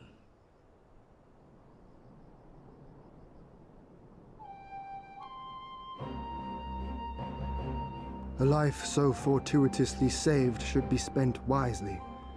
Without regret, would I have traded it for our people's amnesty, had it been their will. Instead, they have called for the sword, and so that is what I must be. Until this blade is broken, I can but carve a path forward.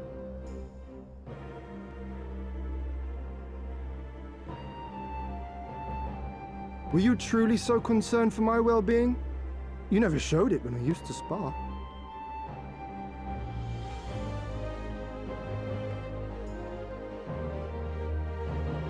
How you cried when you lost, and when your mother tried to comfort you.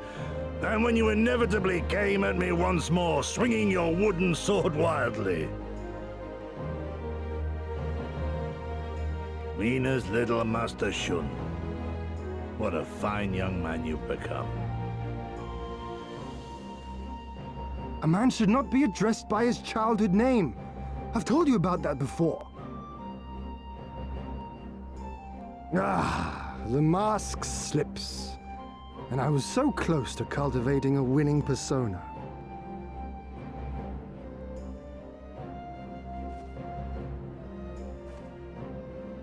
There will be opportunity enough for putting on airs after you have returned in triumph to Doma. Now is the time to show our true character.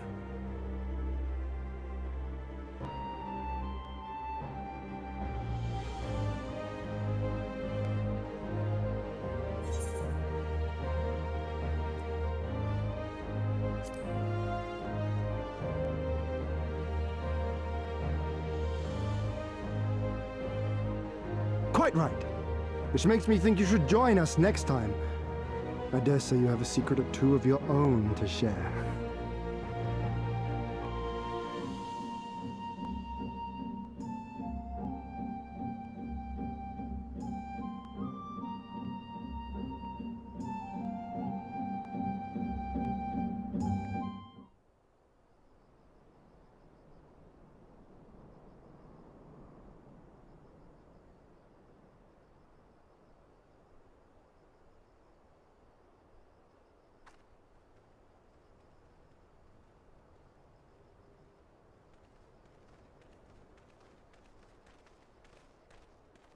Mission accomplished.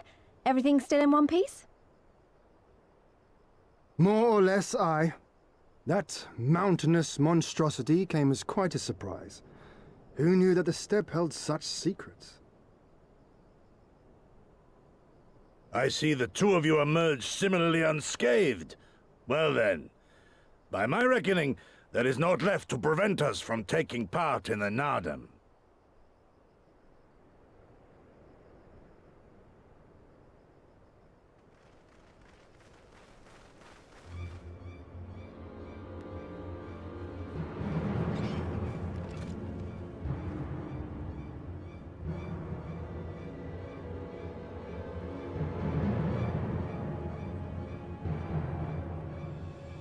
You! Yea, you who have walked Bardam's metal. Newborn warriors of the steppe.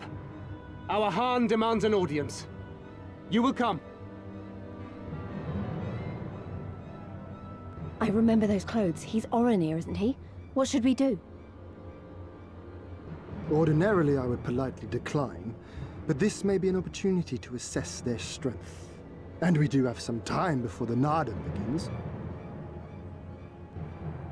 If it all goes to plan, they will be fighting for us soon enough. What say you? Shall we go and greet our comrades-to-be?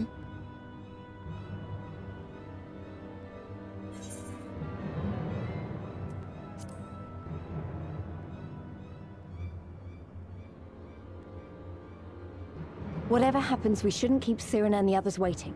Let's be ready to make a swift exit, all right?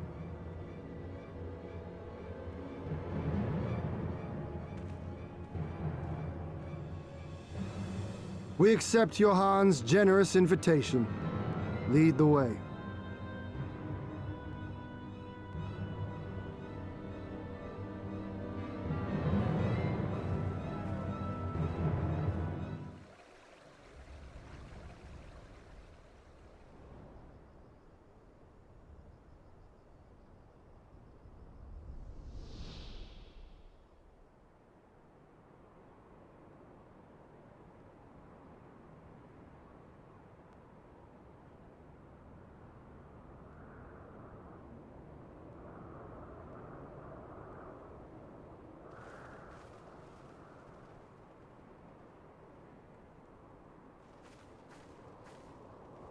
Two banners. So it's not just Oronir we're dealing with.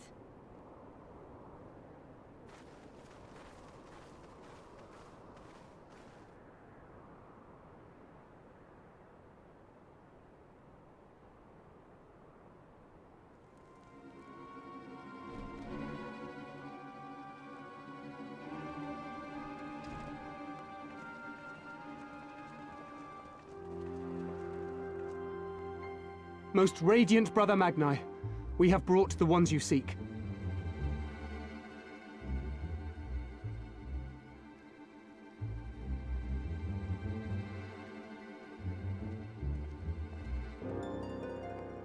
You conquered Bardam's metal. As warriors of the Mall, aye. You were the Hahn here, yes? Why have you summoned us? Mayhap to propose a joint endeavor? Nay, Doman, we shall not speak as equals. Born of the sun are Orenir, and born of the earth are you.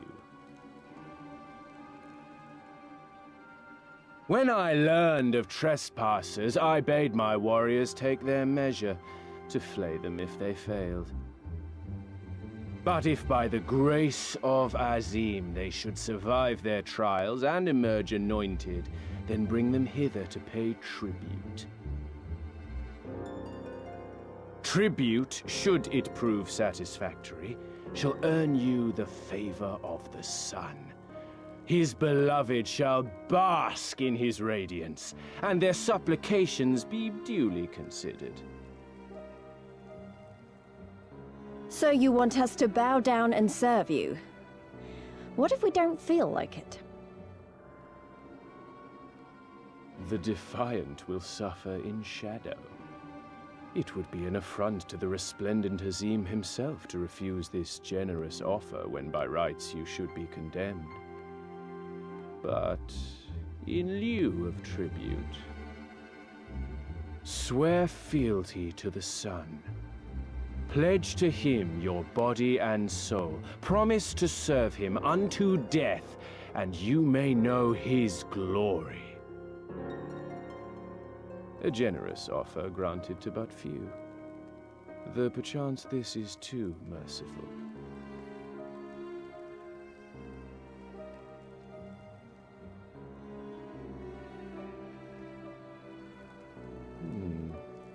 It seems our brothers of the Buddha want you. The men only. Like the Borlak and women. Though you know them not either, I'm sure. No matter. All you need know is that you will serve, one way or another.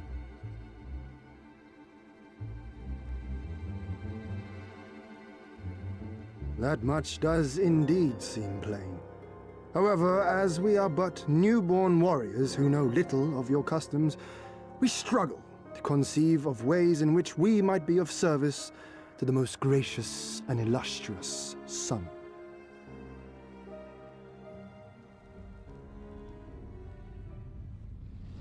You make mock of us, Doman. Do not do so again.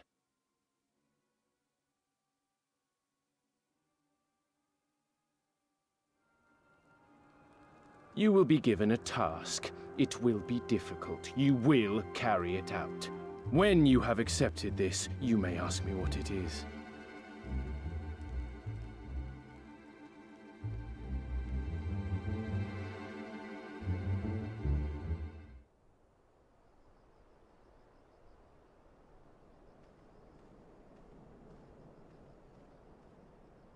How he died matters not. Gesser was a great warrior. He will return to us in time. Not soon enough, Hartun. The Nardum is nearly upon us. Mayhap we should counsel restraint until after. I do not understand. If Gesser is dead, how should he return?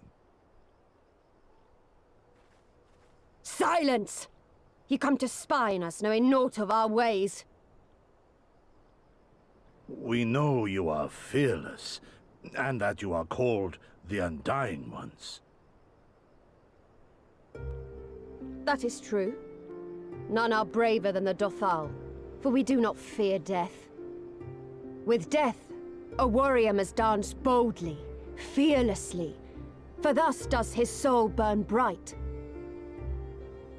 Then, in death, his soul shines white, exalted. The flesh rots, but the soul endures. And ere the seasons have turned, so he shall return. When he is glimpsed in the eyes of a newborn, he is blessed with the same name, that he may grow into a great warrior once more. You mean to tell me these newborn babes and fallen warriors are one and the same? Madness!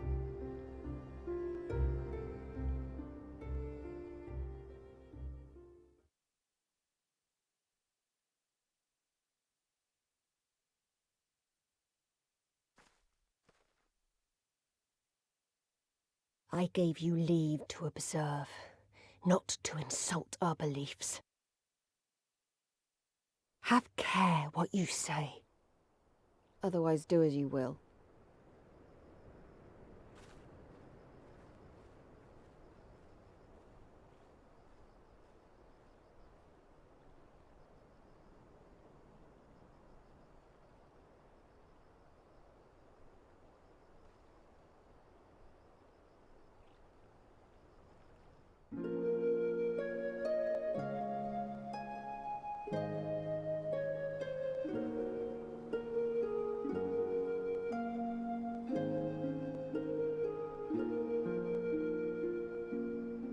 Left for the vultures. It seems an insult to the man.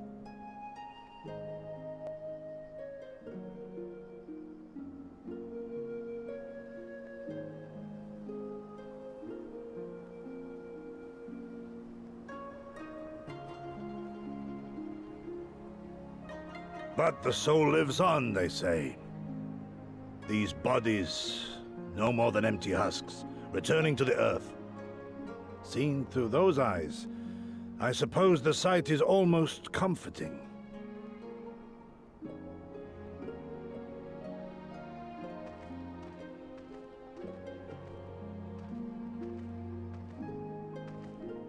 Pardon me?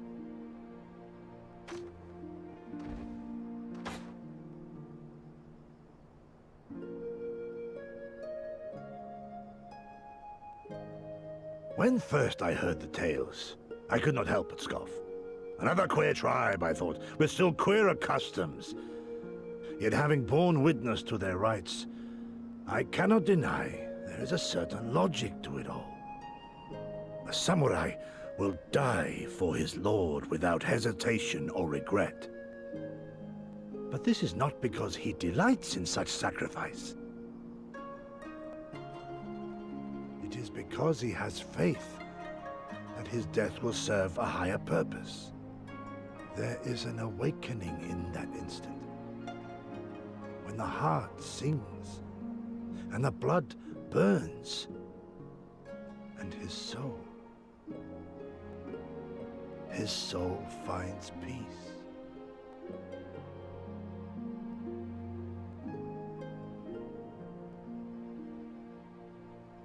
There is comfort in that.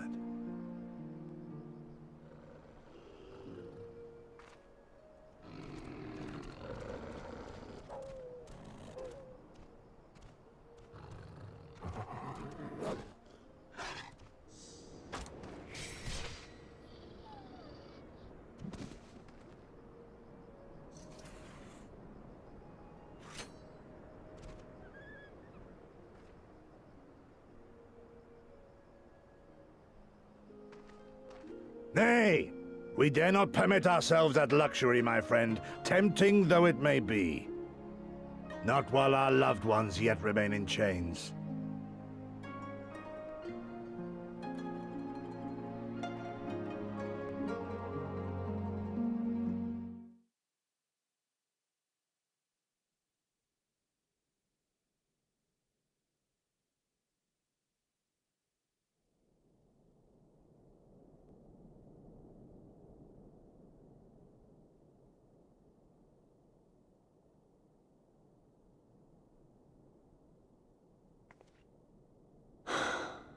Well, if there is a way out, I can't see it.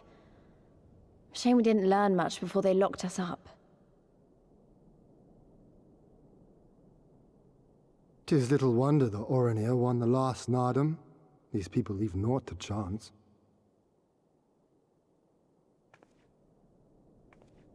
Hien, I've had something on my mind for a while, and now... In Alamigo, where I was born, I found it strange that for all the people who supported the resistance, there were just as many who didn't.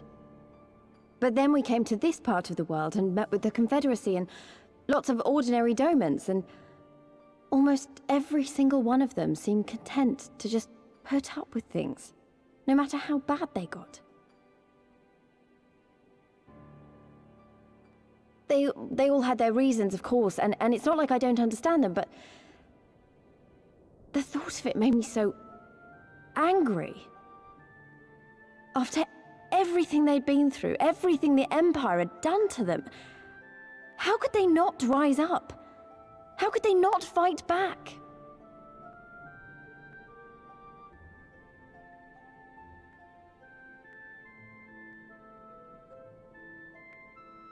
People are pragmatic creatures at heart. They hold on to hope only until they taste true hardship. Then comes fear and regret. Safer not to dream, they conclude at last. For even should a day go by without some new disappointment, the next will only bring more of the same, and so they choose the more sensible option. They learn to abide the indignities and injustices, the pain and the shame, to accept them as normal. Such is the lot of most men. One cannot expect to spur them to action at a moment's notice.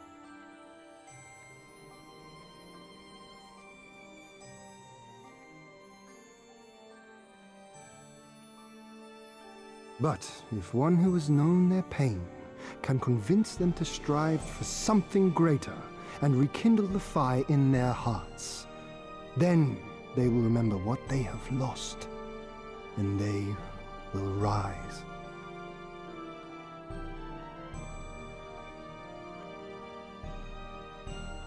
I had someone like that once. I didn't know who I was or who I wanted to be, and he risked his life to show me the way. Then honor him by doing the same for others with all your might and main.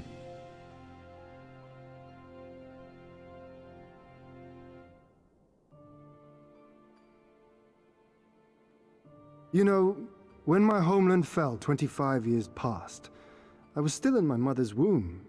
Never have I known a free Doma.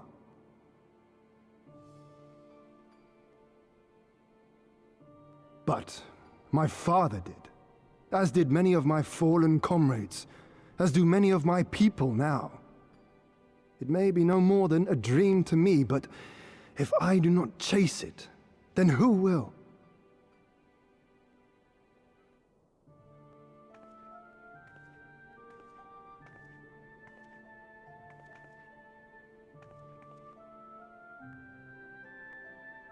The way you carry it all, you're just the same. As you? Oh, no, not me. Definitely not me. I meant the Warrior of Light. Out there, somewhere. Doing what needs to be done.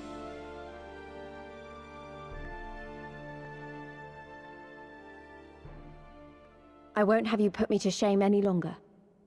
I'm going to seize the future I want, with my own two hands.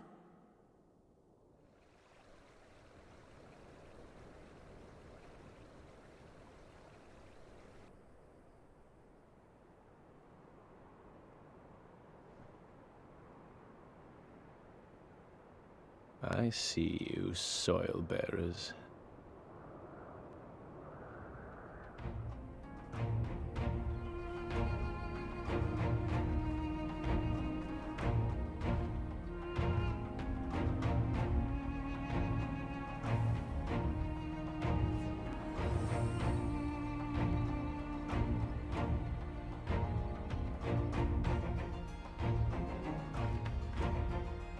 The soil has been scattered, and the steppe reborn!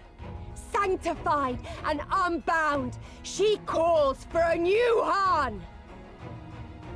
Go forth and claim her, Dothal, and bring death to all who bar your way!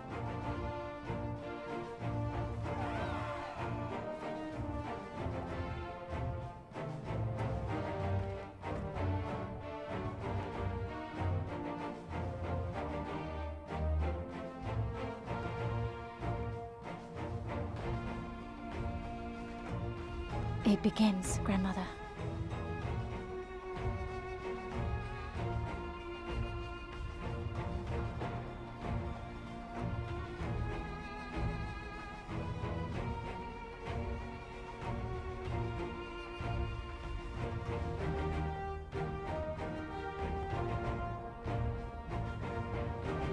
I must say, it's been a while. Is everyone ready?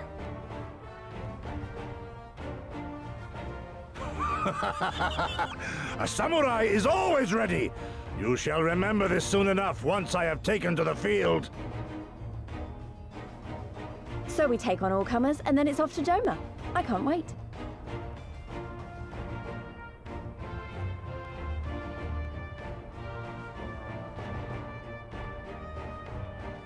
Thank you, my friends.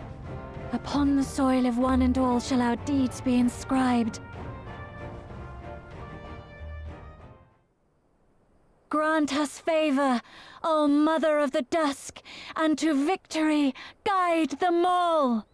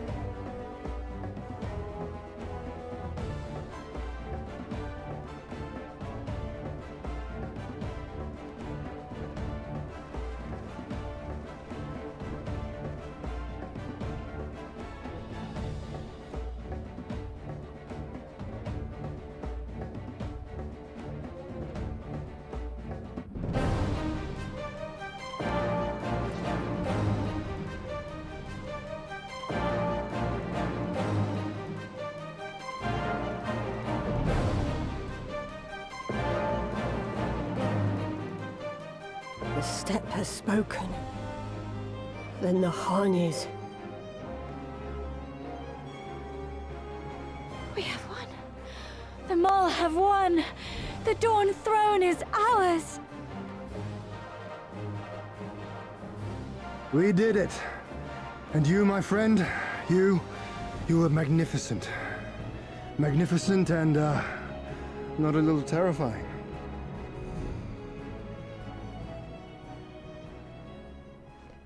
What a strange tale this has become. To think I suffered them to live.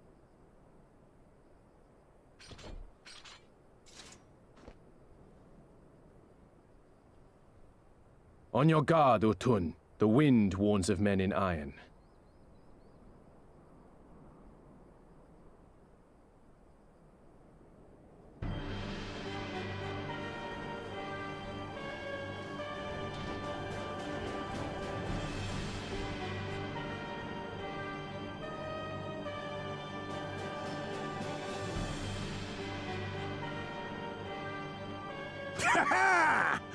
I thought I'd find you here, Eorzean! Dearest of all my enemies. Today's the day I finally get to kill you. And then they'll give me a shiny medal and my choice of posting. Bloody perfect it is! Well, go on then! Kill her! Kill 'em all!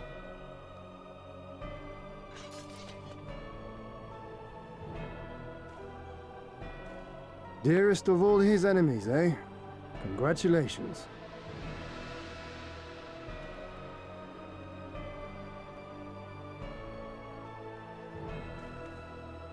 Hearken to me, honored warriors of the steppe! Our enemies intrude upon this sacred ground! Have you yet the strength to oppose them?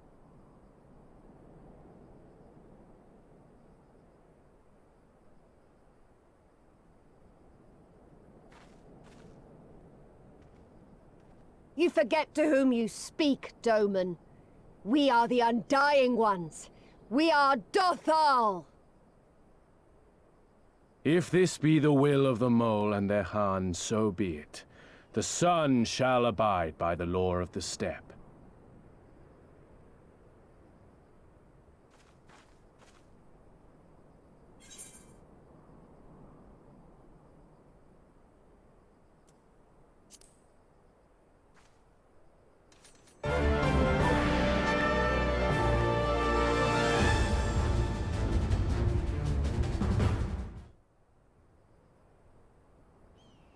Impossible!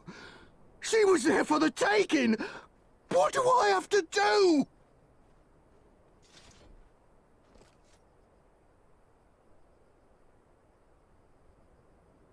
I need more men, more weapons, more power! Ah! As if we'd lose to the likes of him. And we're only gonna get stronger. Stronger and stronger, until we're strong enough to take back everything they stole.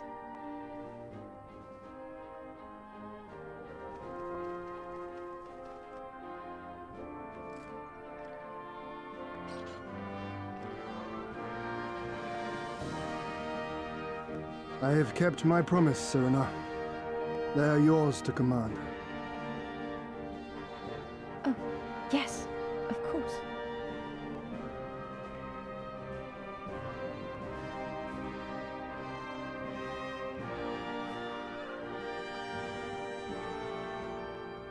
Brothers and sisters of the steppe, the Nardum is ended, and we Mol now claim the Dawn Throne. No demands shall we make of you, save these. Heed our comrades' words, and honor the law of the steppe.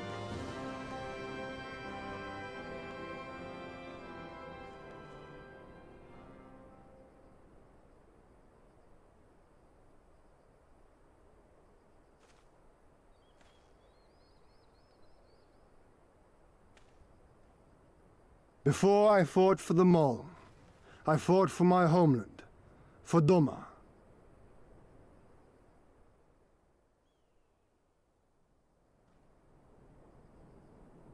To Doma, would you have us go to fight your war and win your freedom?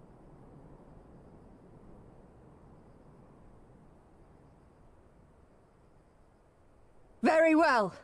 The battlefield matters not, nor else the enemy. In battle do our souls burn bright. And better the Mole's law than that of the sun. Arrogant and foolhardy were their pronouncements. Already you and yours show better sense.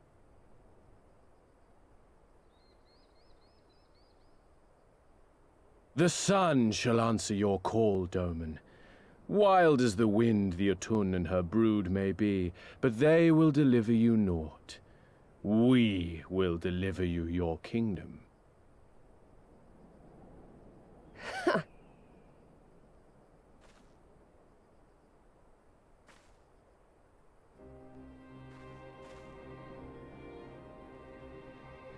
Weak and few as we are, the Mol will fight for Doma too, if you will have us.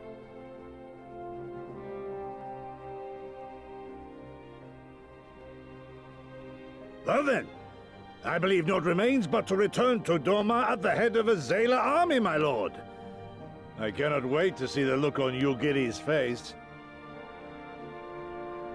Nor I. We shall depart as soon as our forces are assembled and rejoin our comrades. And then, my friends, we shall bring freedom to the people of Doma!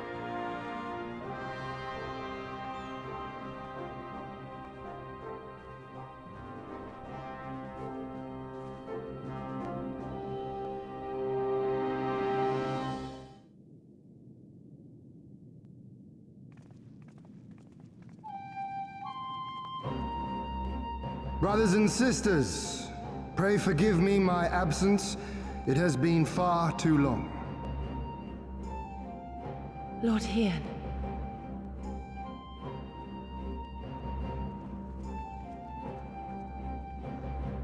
Gosetsu told us of your trials and tribulations on the steppe. Would that I'd been present to witness your victory, my lord.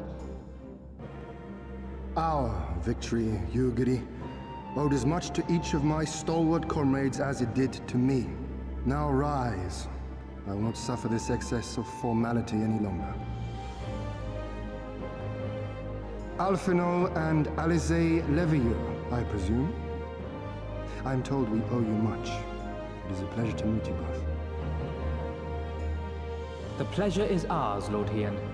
Though we were born and raised a world apart, our values are one and the same. Freedom, justice, liberty. Each of which Doma shall soon enjoy once more. Hopefully. I understand you have brought an army. Indeed. The Zayla tribes of the Azim Steppe have pledged their military might to the cause. Good. We, meanwhile, have secured the support of the Confederacy and a not insignificant number of your countrymen. The Blue Kojin, too, have expressed a willingness to join the fight, provided you agree to certain trade agreements following the liberation of Doma. The shinobi will render what aid they can. However, Suino Sato refused to answer our call. No matter. What forces we have amassed far exceed my original expectations. You have my thanks. You should know that Xenos departed Doma not long after you left to find Lord Hien. We know not the reason why, but it would seem he was eager to return to Gir Abania. What? Have you heard anything from the Resistance? There hasn't been another attack, has there? Tataru assures me they are quite well. You need not worry. If anything, this turn of events would seem to be to our advantage. But there the good news ends. Yotsuyu retains her position as acting viceroy, and we have reports that the garrison at Doma Castle is preparing for a massive operation. We suspect that the Empire's attempt to eliminate you on the steppe may have been a prelude to a larger effort to purge the remaining pockets of resistance within Doma.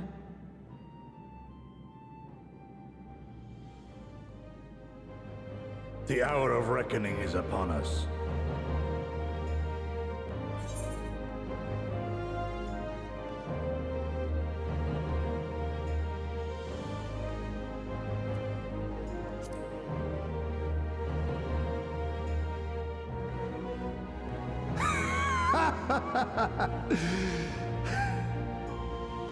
The Han has spoken, and I, for one, am not inclined to argue.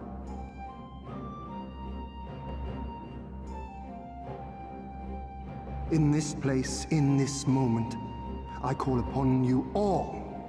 25 years of oppression, of tyranny, of shame. It ends with us. We will prevail.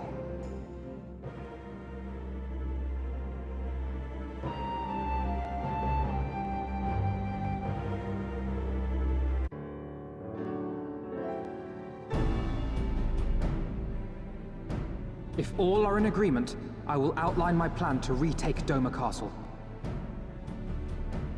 First, Lys and the Doman Irregulars will conduct a series of raids against Imperial targets throughout the surrounding area, with the aim of drawing the garrison's attention. Shortly thereafter, our Zayla allies will launch a surprise attack on the castle's airborne defenses. In this way, we will prevent the enemy's airships from rendering support and cut off one means of escape.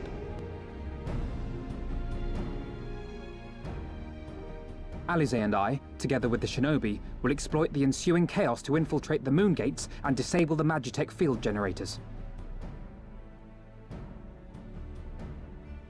Once the barrier is down, we will be free to cross the One River and reach Doma Castle. It is at this point that we must turn to our Confederate and Kojin allies. They will commence to bombard the castle with cannon fire, while sailing west towards the Doman Enclave. Wait, the Enclave? Why would you want them to sail away from the castle?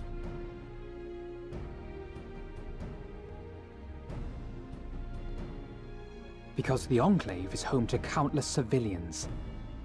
Once pressed, the Imperials may well think to take them hostage, and I would fain forestall any such attempt.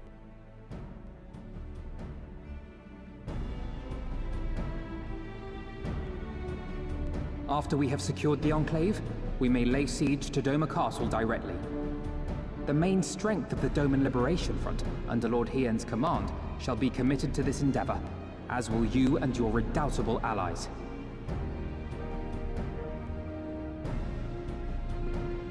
The rest is simple. We scour the castle for the Viceroy, we find her, and we subdue her.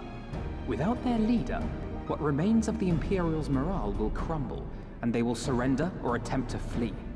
And Doma will be free.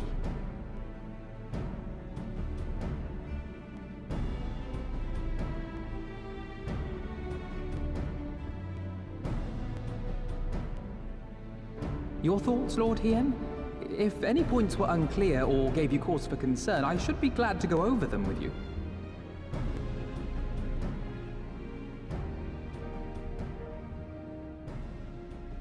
Nay, 'tis a fine plan. You have a talent for this. That much is plain. We shall carry out Alphinaud's plan to the letter. Time is of the essence, as you know, so let us each see to our respective preparations. Carry on.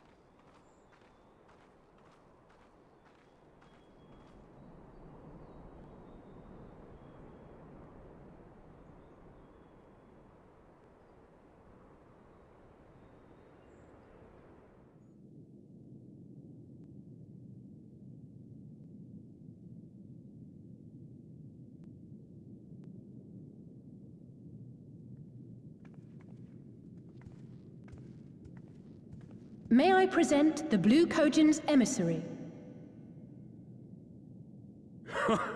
Greetings and well met, old friends.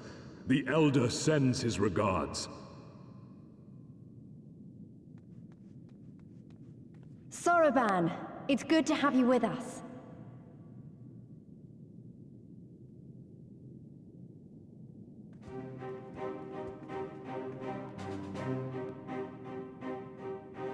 If, you might humor me.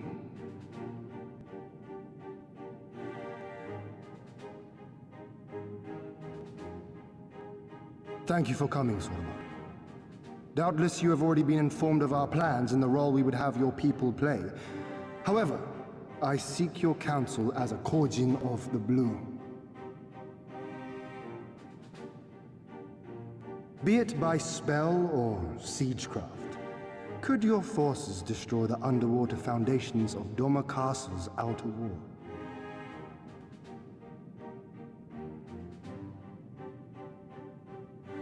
Explosives, coupled with a few incantations. Yes, that might produce sufficient force.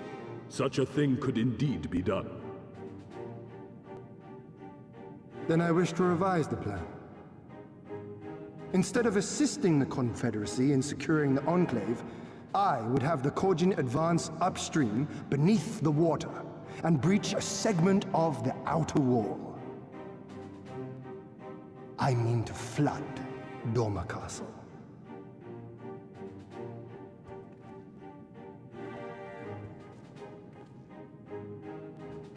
My lord, the castle is a sacred symbol, the very heart of our nation. To destroy it is unthinkable, unconscionable. You cannot do this. I can and I will if it improves our chances. By flooding the castle, we remove the better part of their forces from the field and force Yotsuyu to retreat to the highest levels of the keep. Tell me that is not a worthwhile trade.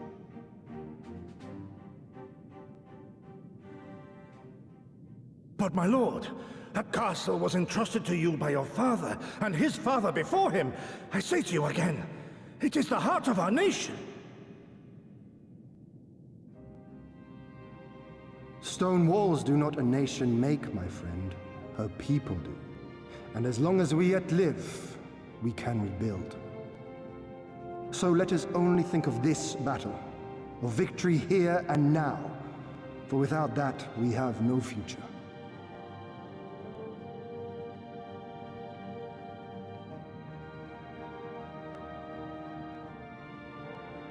I see that you are resolved, Lord Hien, and I would not presume to gainsay your decision. I will inform the Elder of your revised stratagem and instruct our sappers to make ready. Our preparations are all but complete.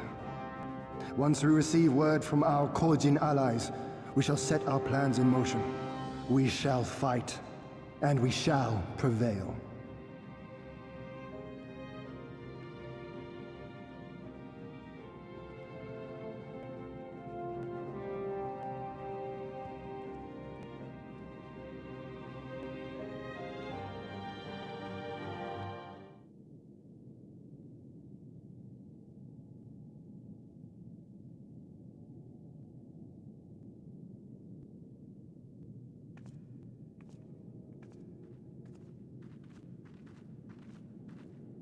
You're awake. I was just, well, they threw me out, actually. Told me I needed to get some sleep. Ready for the big day. Not long now, eh? I'm nervous, of course, but I also feel like I didn't know where I was going, but maybe, finally, something's gonna change, you know? Really, really change. And when the dust has settled, we'll see what we've won and what we've lost.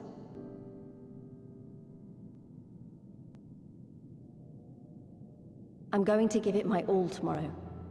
Everything I've seen and felt, I won't let it be for nothing.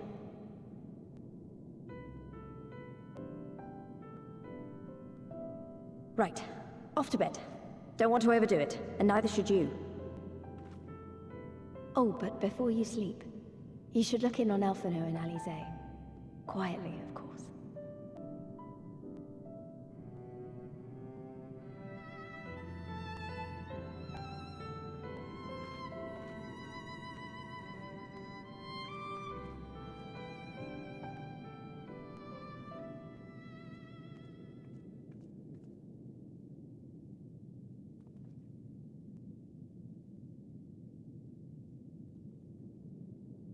Ha! Another restless soul. Come, come. Raise a glass to freedom.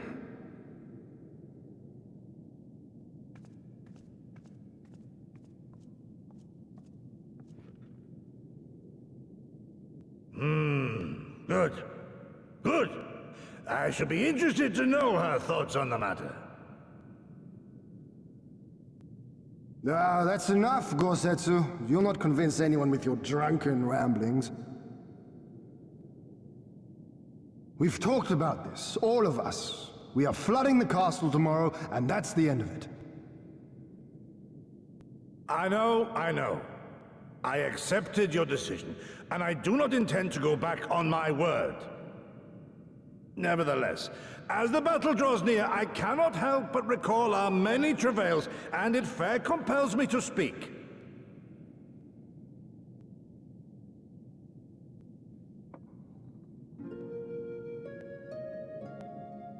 In all my time serving as a leader of men, there are two failures which haunt me to this day. The first, a defeat at the hands of the Empire 25 years past, and the subsequent imprisonment of your father.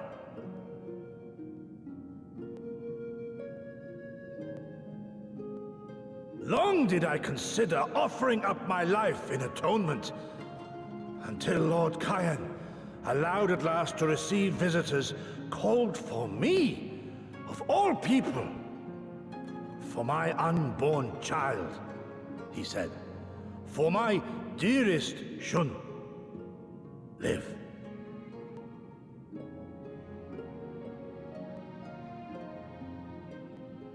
My second failure, of course, was the betrayal of that self-same command.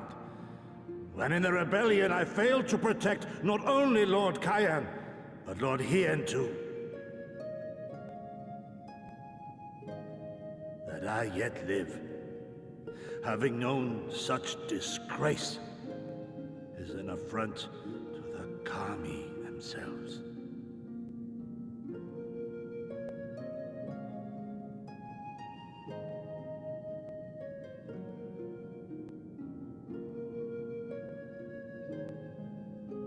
Yet you, all of you, saw fit to grant this shameful creature, this failure, another chance to serve a greater purpose.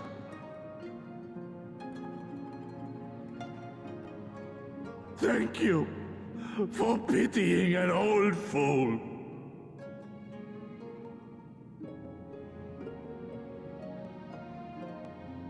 Now, it is far too soon for that. Save your tears for the morrow. You may be sure we will have ample cause to shed them, be they for joy or despair. Ah, even that sounds morose. We who yet walk the path should not think too much on the destination. When the hour arrives, we shall welcome what comes with open arms.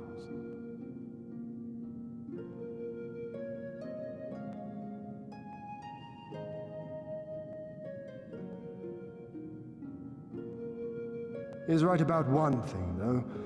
We have you and yours to thank for this chance. All debts will be repaid. On that you have my word. But first we must live past tomorrow, no? If you've no intention of sleeping, Yugiri, you may as well join us.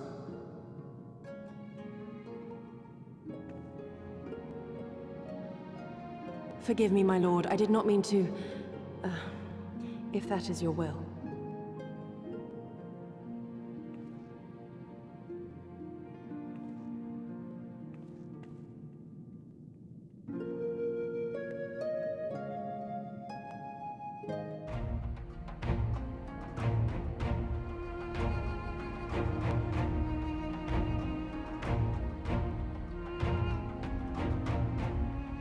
Understood. Wish us luck.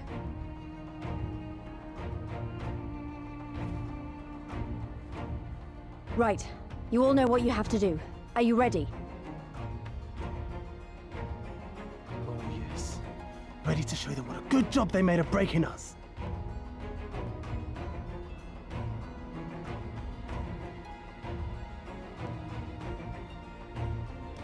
Then what are you waiting for? Move out!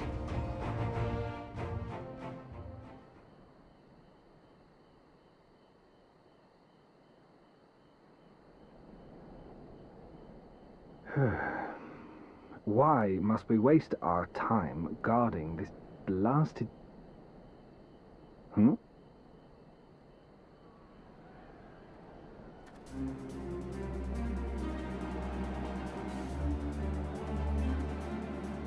Sound the alarm! Fluminus is under attack! Armed insurgents have breached the perimeter! We need reinforcements!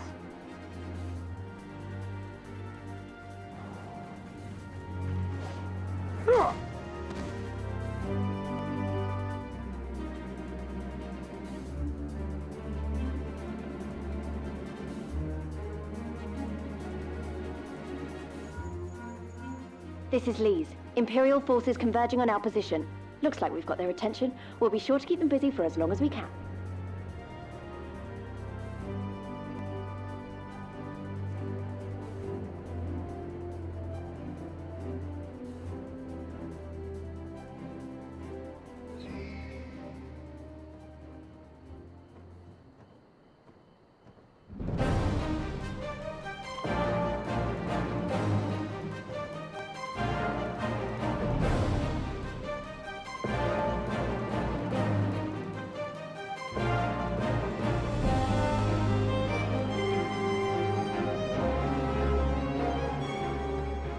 Ah, war! To wield power, to make men kneel before you. There is no better feeling.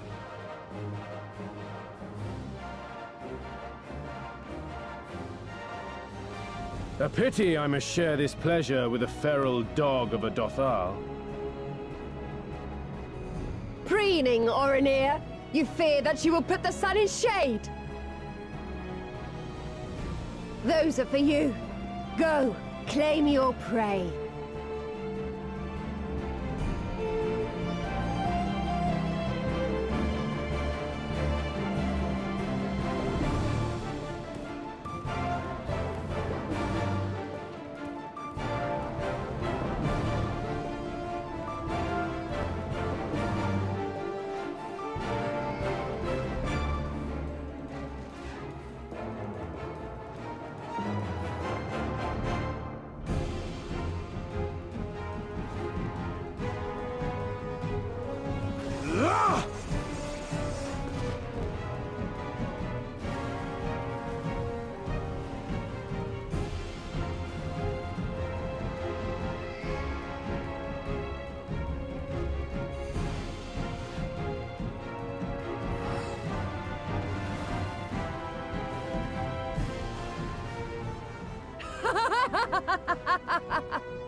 Come to me!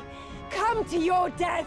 With each that falls, my soul soars higher!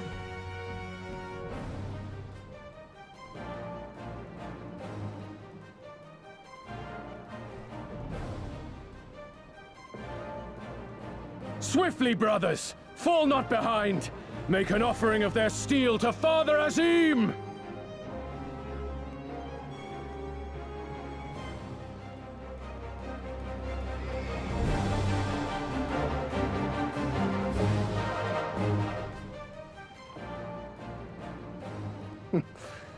They seem to be enjoying themselves. My lord, the barrier!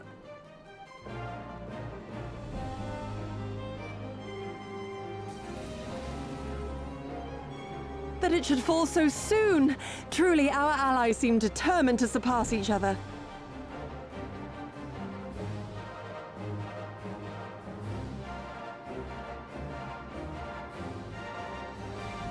The Magitech field is down. I repeat, the Magitech field is down. Confederate vessels, you are clear to advance upon the Enclave.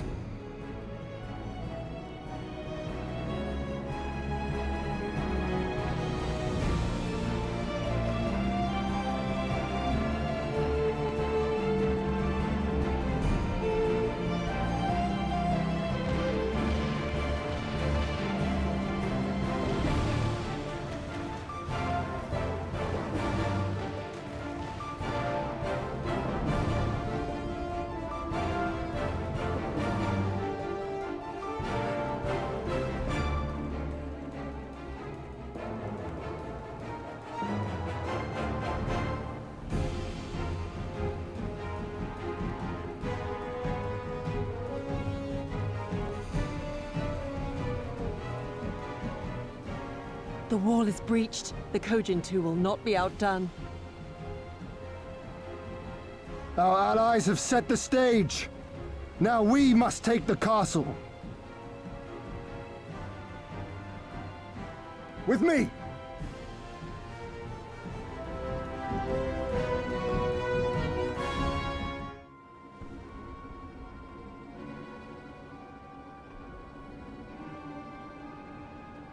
My lady, the riverside wall has been breached. The lower levels are already flooded and the water is still rising. So I gathered. He would tear the whole thing down, all for the promise of freedom. A noble sacrifice, or the last desperate flailings of a fool. Speaking of which, how fares my brute? The procedure was carried out as instructed by Lord Owlus. By all indications, it was a success. Is that so? Then he may yet be of some use. Devotees of vengeance should rightly pursue their cause unto the bitter end, don't you think? Their hearts aflame with passion until the last few embers fizzle and fade, leaving naught but ash. The Viceroy's orders were clear. If Doma falls, none shall be spared his wrath. Tell the men to fight as if their lives depend on it. Because they do. As you command, my lady.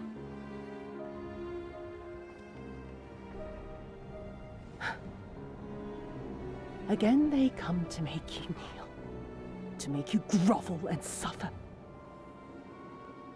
But you have endured their worst and survived. You know their tricks. They will not find a flower simply waiting to be plucked.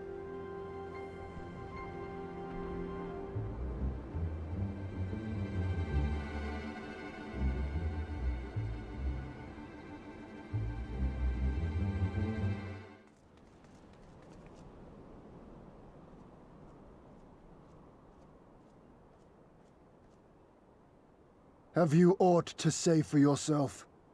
For what you have done to our people? Your people?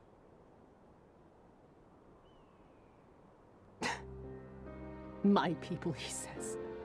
The precious lordling beloved by all come to confront the wicked witch. My parents taught me no better. They woke me from dawn to dusk like an ox or an ass or some other beast of burden. Until, that is, my brother spied a chance to transform the family fortunes. And so I was married to a vicious old drunk, who beat me as he pleased. And when I pleaded for help, I was told to grin and bear it. For the family, for him, for everyone's sake. They pretended not to notice, but they knew. They knew! What did it matter? I was nothing to them. Less than nothing. I wasn't of their flesh. I wasn't a fellow Domon. I wasn't even a person. I might just as well have been dead.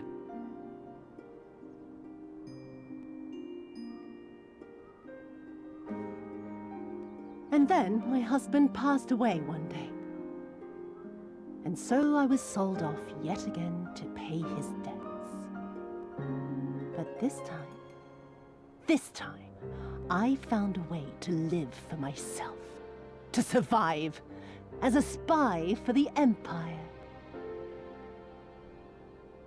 Oh, those were the days when the scales first fell from my eyes. No longer would I be a slave to my parents or my husband or the pleasure house. I would be free and receive due compensation.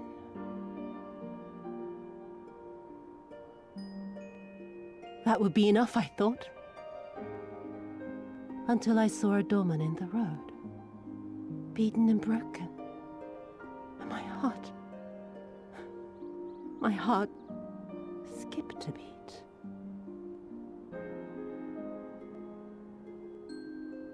Lying at my feet, groaning in agony, sobbing in despair. Powerless, helpless, hopeless. A vision forever seared into my soul. Oh! There was nothing I would not do to feel that joy again. To bend this cruel, twisted world to my whims.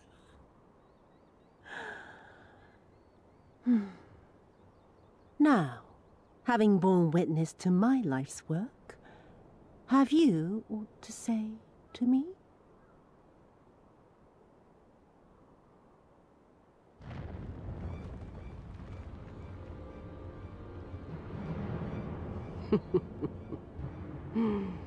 "'Twas kind of you to lend me your ear, my lord.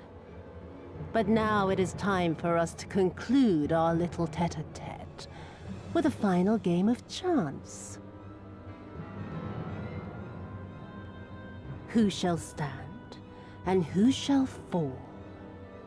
Let the die be cast."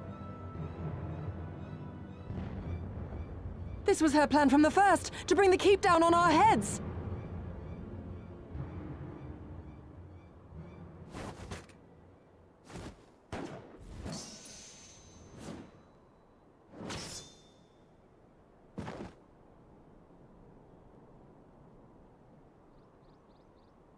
I will remember your words.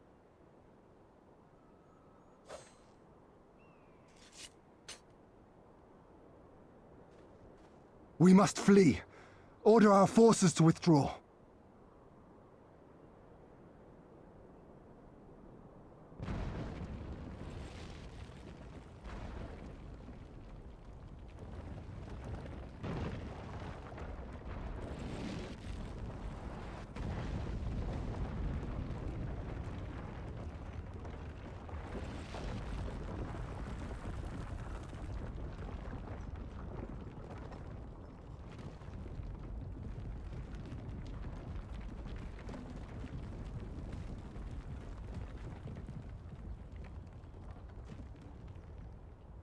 Go, my lord!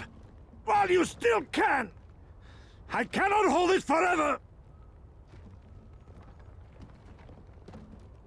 No! We will not leave you behind! Do your duty! Deliver Lord Hien and the others to safety! Now! Forthwith! I shall manage on my own!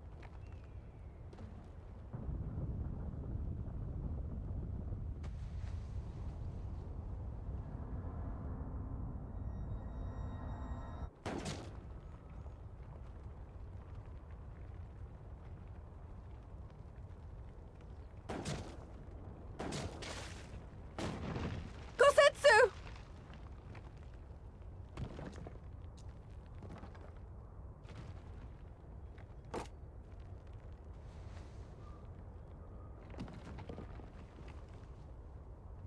No. No one leaves. Not you or anyone else.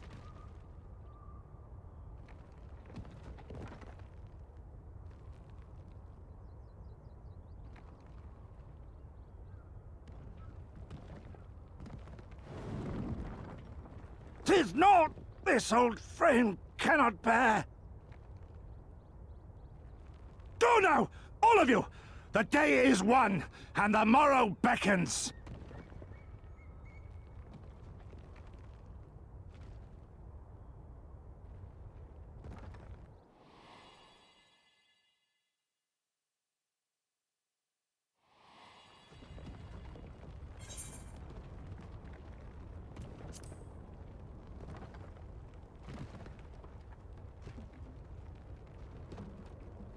Nay, thank you for granting me new purpose and a measure of peace.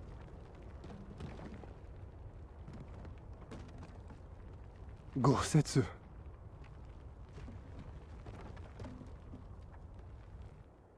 You never failed us.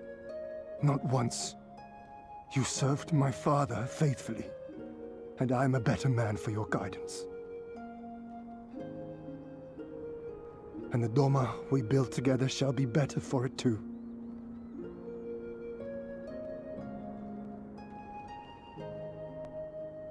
Be proud, my friend.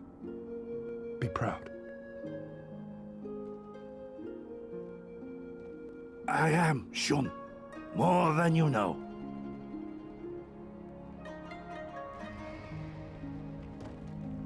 Hien! Hien!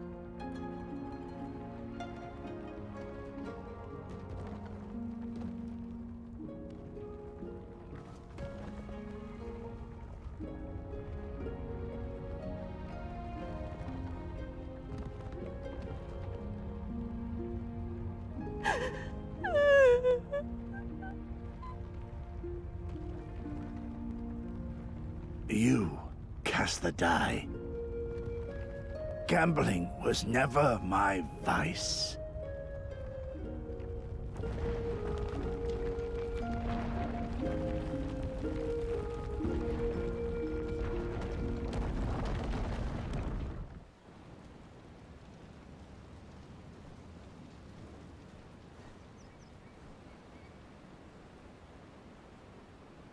How merciful the gods that I should find you in time.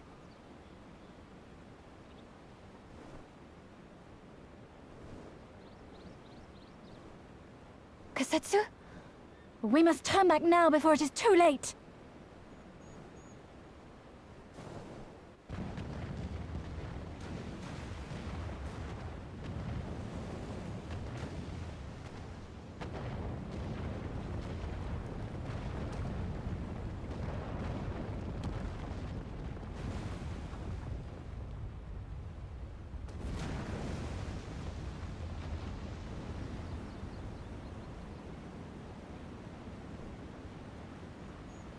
Eyes forward, Cyrano. That was his wish.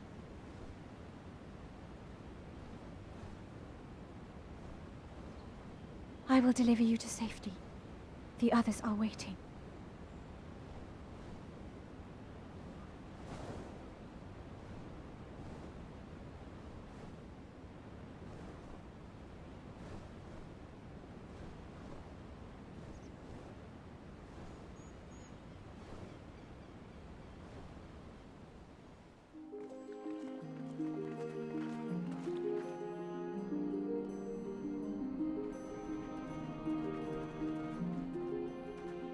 We brought everyone here. You were the last to arrive. I see. Thank you. We owe the Confederacy a great debt. I have waited 25 years for this moment. You owe us naught.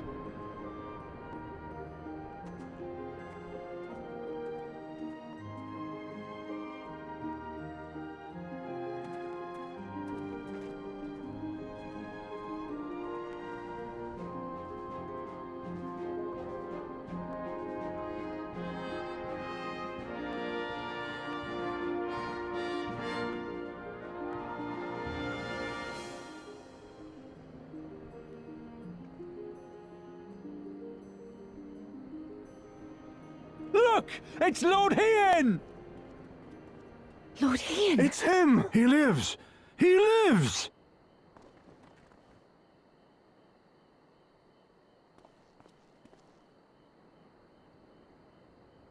Some few words of encouragement would not go amiss, my lord.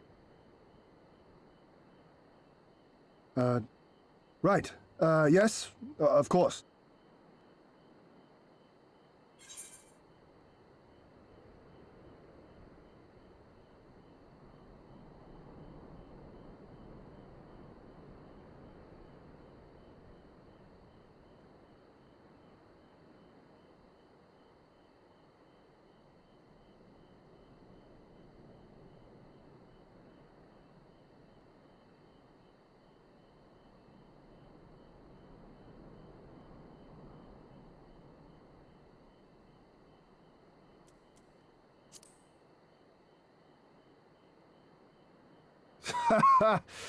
Hearing you say that, I find my courage somehow renewed.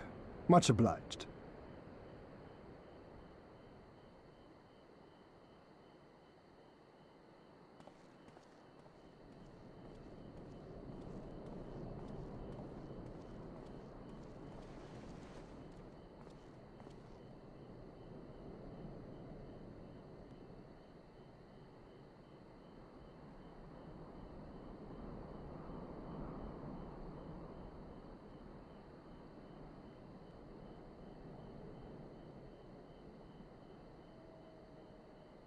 We are a sorry lot, are we not?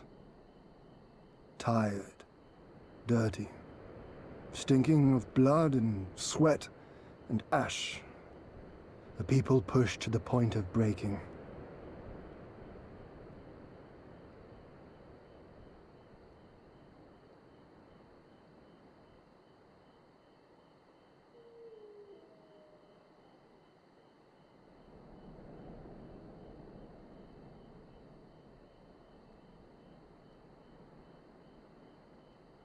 And yet, we won. The perseverance to endure decades of oppression. The will to carry on the legacy of those we have lost. These were the bonds that held us together and gave us the strength to reclaim our home.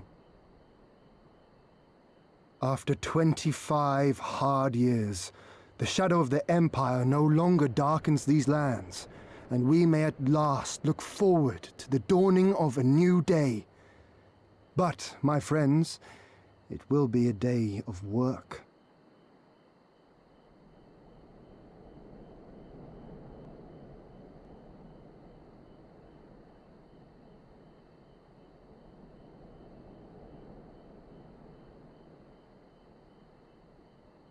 So I ask you, have you yet the strength to stand?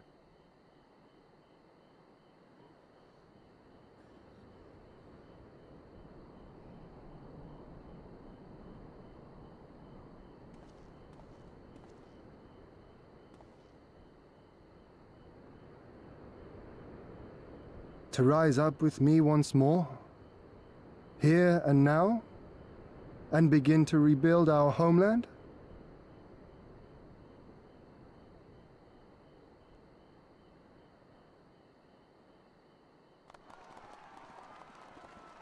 Lord Ian! Doma! Doma!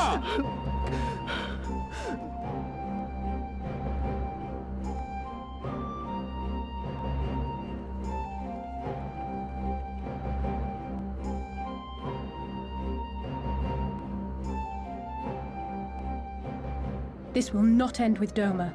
We will see to that, right, Lys?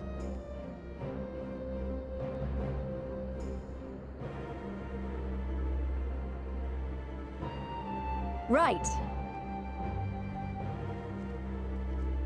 Indeed, this is but the beginning. The tide is turning, and it shall soon bear us back across the seas and onward and to the next battlefield.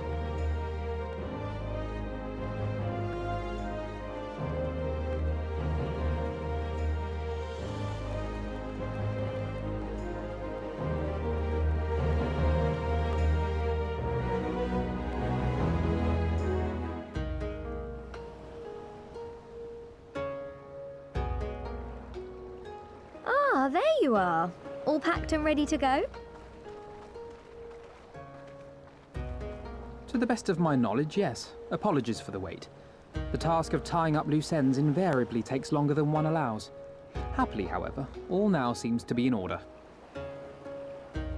Then there's nothing left to do but to board the ship. Do try and enjoy the journey, won't you? It may be your last chance to rest for a while. That would depend on the good captain's choice of route. As ever, Tataru, I pray you take all due precautions while making your inquiries. Better to avoid the local authorities altogether than risk a repeat of our Ishgardian episode. And what sordid episode is this, pray tell? Naught to speak of, I assure you. You there! Hold that ship!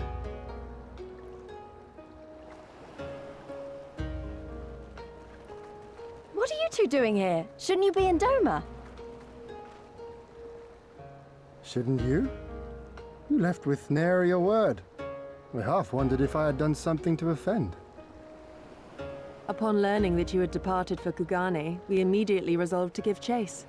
Our comrades can manage affairs in our absence, and it seemed the least we could do. You mean you came all this way just to say goodbye? That too, aye. But there was something else I felt I had to say. You helped us win our freedom, and for that I cannot thank you enough.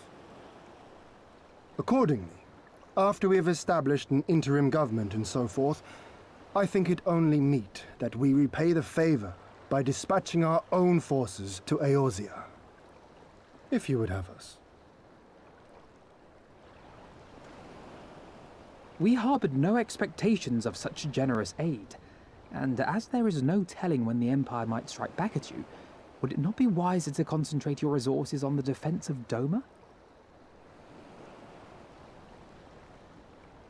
I had a mind to pursue a more aggressive defense, to which we will send forth shinobi to provinces far and wide to spread word of our victory, that we might inspire others to take up arms as we did. Even the Empire has its limits. If the Garleans cannot be certain where and when the next rebellion will take place, how can they commit another force to Doma? And besides, so long as this debt remains unpaid, how am I to face myself and Gorsetzer?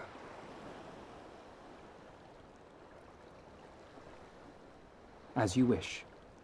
I will relay your offer to the Eorzean Alliance.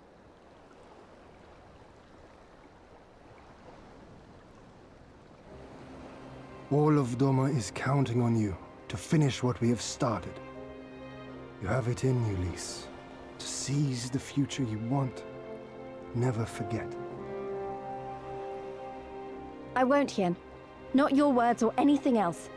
Everything that led us here, that will drive us forward, I'll carry it with me always. And that's a promise. I will hold you to that. Go with them to Eorzea. Tell their people of our triumph and of our pledge to stand with them. By your leave, I shall pave the way for our new alliance.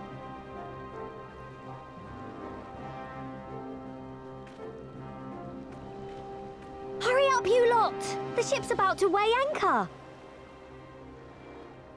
It seems our time is at an end. Go well, my friends, and may we meet again beneath a western sky.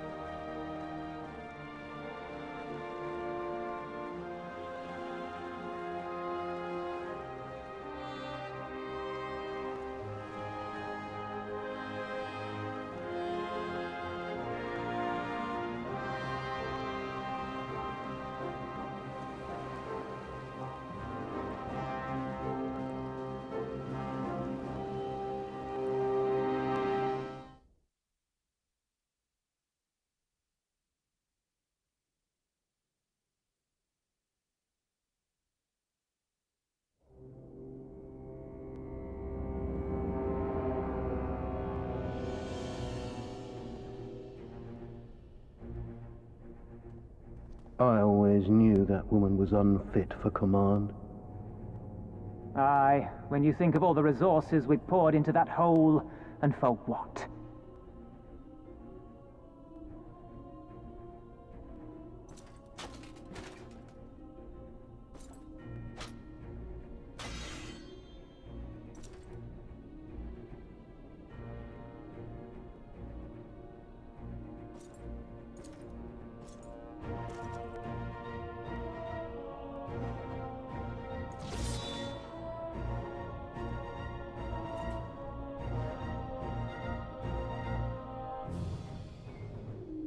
The beast yet lives. Mayhap it is time I sharpen my claws. I wonder, will you walk into my parlor once more?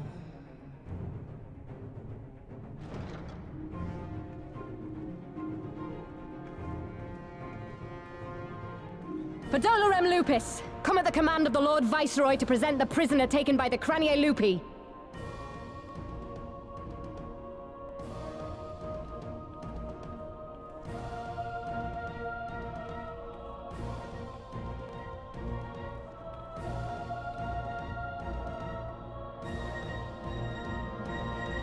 Xenosier Galvus, I presume.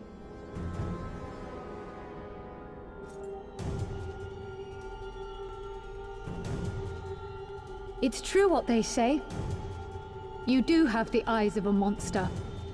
A ravenous, insatiable fiend. You, give the butcher your weapon. Yes, my lord.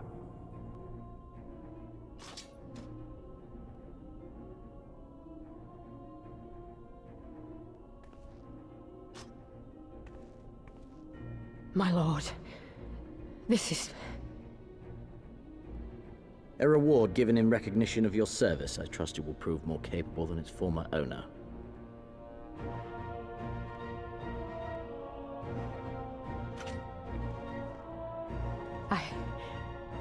I swear, I'll not disappoint you, my lord.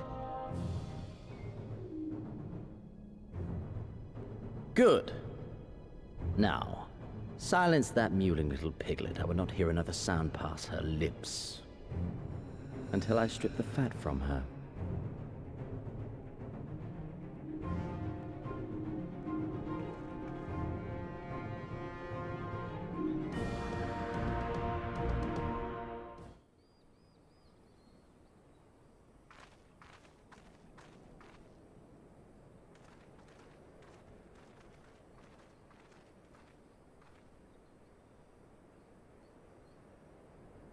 Pray, join me in welcoming our Scion allies, but recently returned from their mission to the Far East. We have been most eager to hear a first-hand account of your time there, eventful as we understand it was. Very well. Allow me.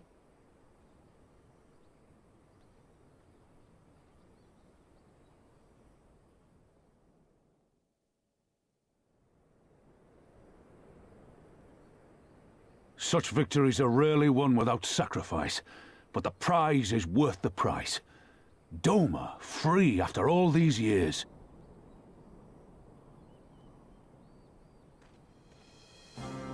Bloody hells. Flooding their own castle for a better chance at victory. We could learn a thing or two from that lad. Our agents report a flurry of communications between Garlemald and Alamigo in recent days. 'Tis plain they are in the midst of deliberating their response to the Doman uprising.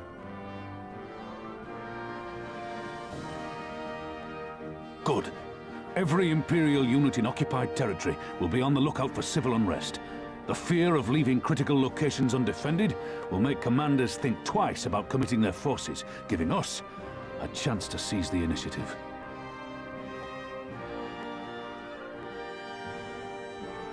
We have a chance, aye. Mayhap the last one we're ever going to get. While we've done our best to rebuild the resistance, the Imperials have only increased their efforts to root out sympathizers. If we keep on playing for smaller prizes, it's only a matter of time before they crush us again. And that we won't come back from. A swift advance seems best for all concerned, not least poor Mistress Kryl.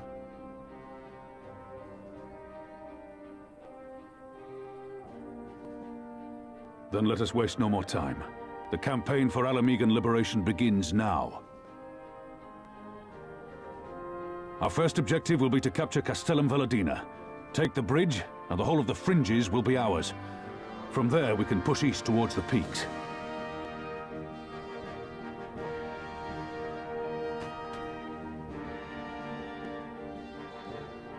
I name this operation Rulga's Beacon. For as Rulga once sent his star to guide our ancestors to these lands, so too shall it see us home.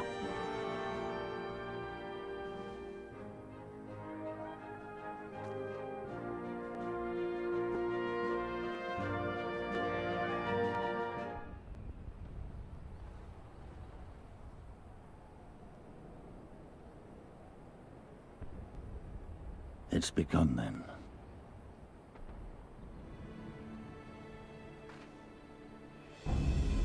Good.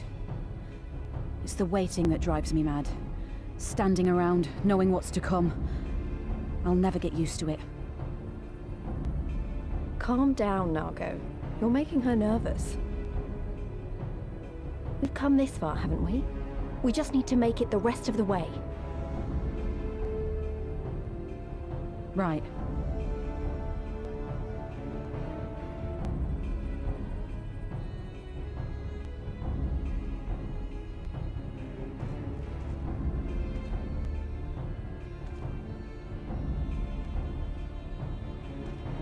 Looks like the bastards went for the bait. The bridge is ours for the taking. Now remember, Monargo, I want you to make for the tower as soon as you see an opening and get that flag flying. We'll see to the fighting. I won't let you down, sir. Come then. Rolga's star shall burn bright this day.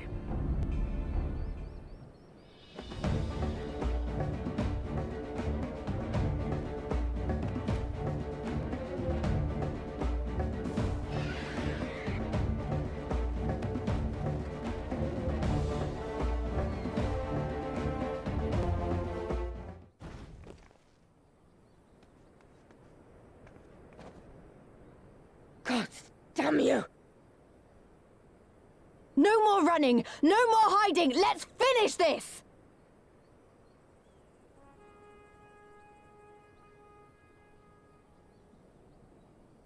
Look! The flag!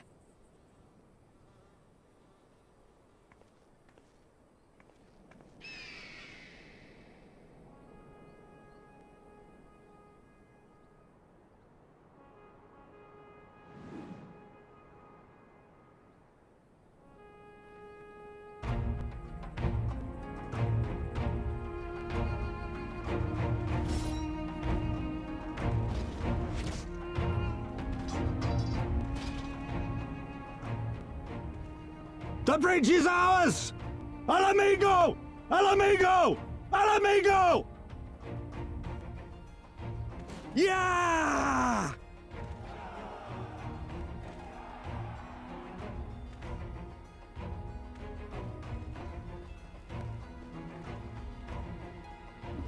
Stand your ground! It's not over yet!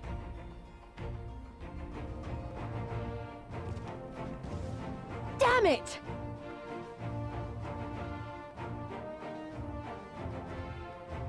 Let them go, Lise. We've done what we came here to do. That's enough for now.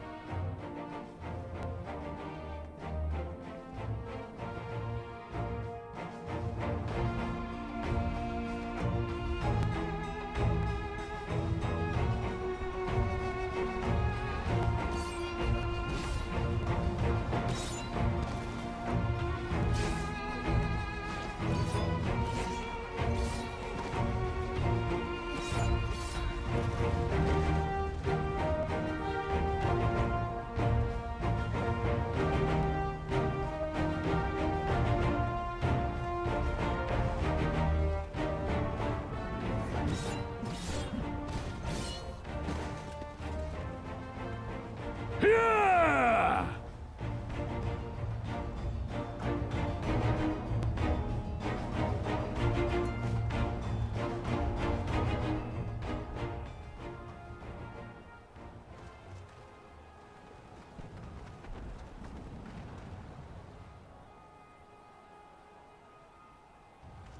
Villadina is fallen?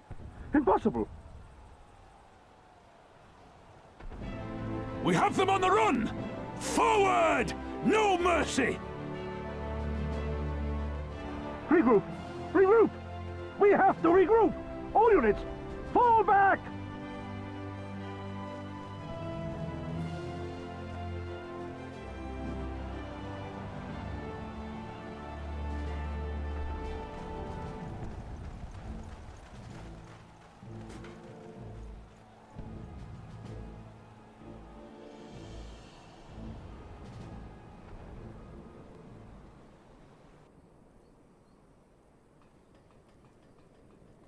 Commander, the 4th cohort has been routed. We'll be at the mercy of the enemy's reinforcements if we don't fall back now.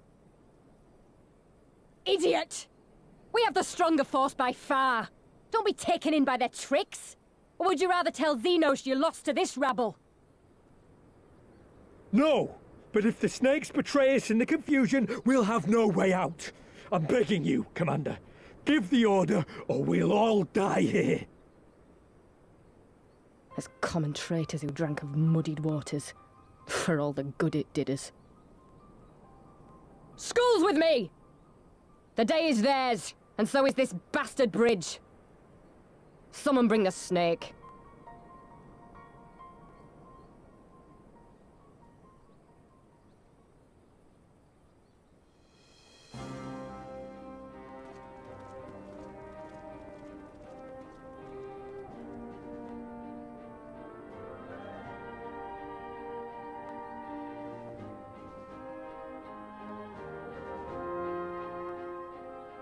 I suppose. It's our first victory, isn't it? And that has to be worth something.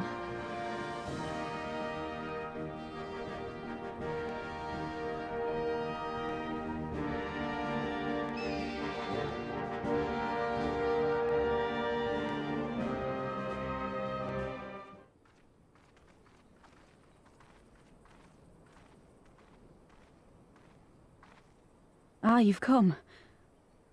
Welcome, friends, to my village. My home.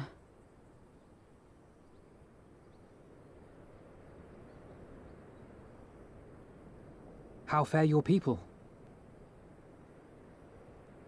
Good, all things considered. Better than the Ananta at any rate. They've sent an emissary. I'll take you to her.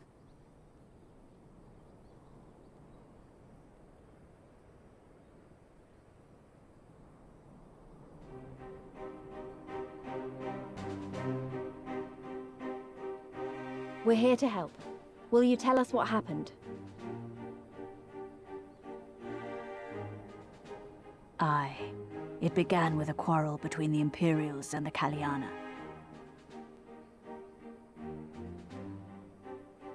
The Kaliana are another Ananta tribe. The strongest and the most influential. Unlike the Vera, they want no part of our troubles.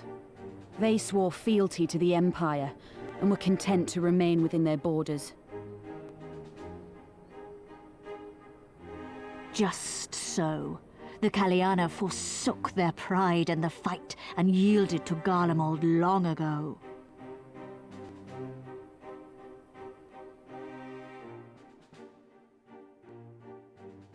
But then a new commander was sent to hold the Black Bridge. She demanded the Kaliana surrender a hostage, this butcher. Fordola. It doesn't make sense, though. The Vera are the ones working with the Resistance. Why would she threaten the Kaliana? Because she is ignorant like all Imperials. She knows not the difference between Kaliana and Vera, nor does she care to learn. I see. All Fordola knew for sure was that the Resistance would come from the west. She reasoned, therefore, that if the Ananta on the east bank turned their coats, she would be trapped. I take it the Kaliana had no choice but to oblige her.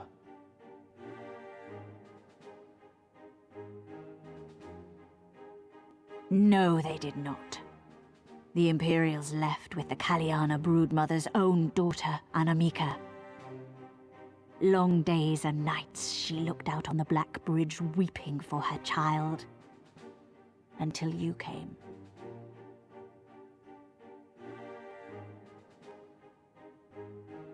The broodmother knew at once which way the winds would blow.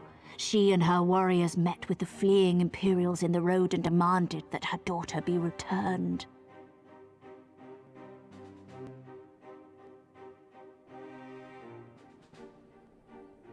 Bad idea.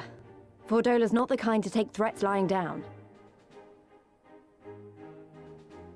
You know her well.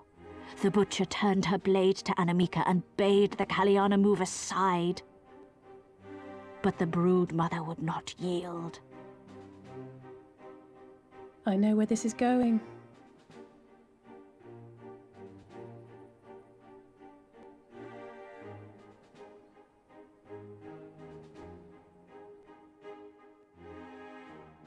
The Kaliana surrounded the Imperials, one of whom, whether out of fear or stupidity, cut the child down. There was naught that could be done. What madness.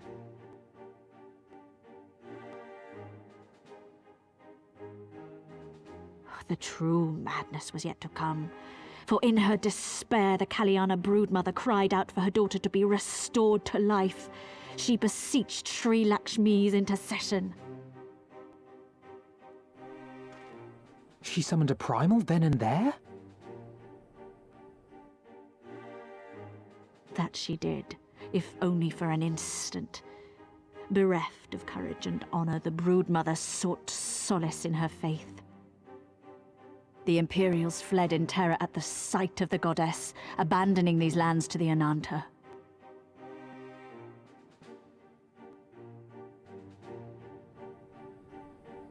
Now the Kalyana bid us make pilgrimage to pay proper respects. Yet though we Veera revere Sri Lakshmi as the holiest of the holy, we will not prostrate ourselves before her. And so you turn to us? Aye. All who have fought with the Resistance have heard tell of the warrior, the Icon Slayer.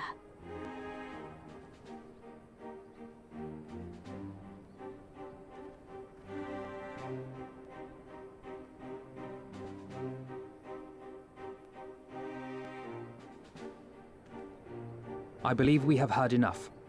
Inconvenient though the timing may be, if a primal has indeed been summoned, we can scarce afford to ignore it. We must needs discuss how best to resolve this situation.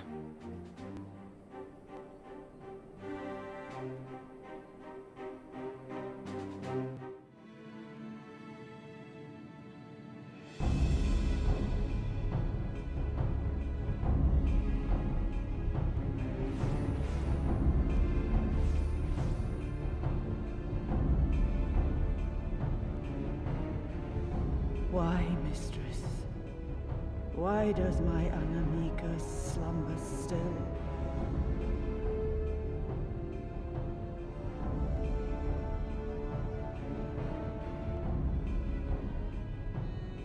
Look thee on her face, supplicant. Thy prayer hath been answered.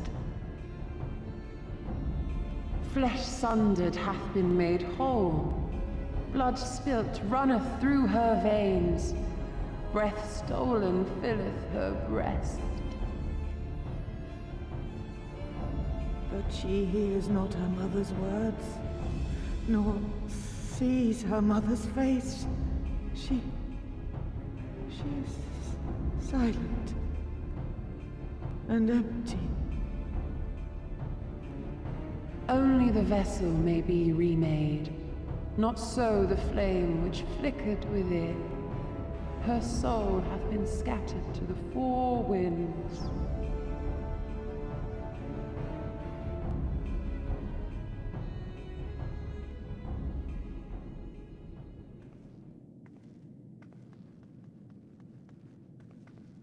Now do you see her promises for what they are? Alize, have you gone mad? Mayhap I have, but I refuse to stand by and watch yet another tragedy unfold. Who intrudes upon this sacred ground? Imperials, thirsting for blood! No! We come not to shed blood, but to save you from the false god who would lead you astray. I understand how you feel. I do. You loved her with all your heart, but when the moment came, you still couldn't save her. The anguish, the anger, I know it only too well. But I also know where this path leads. To embrace a primal is to condemn yourself to an endless cycle of despair. You will never know peace. A worm-eaten heart may find peace and serenity in service, in beauty and grace. This hath ever been my promise. Naught else. You tempt them with visions of things that can never be and leave them bereft and wanting. no illusion, however sweet, can change the fact that your daughter is gone. Remember her as she was. Do not suffer this piteous shade to tarnish her memory.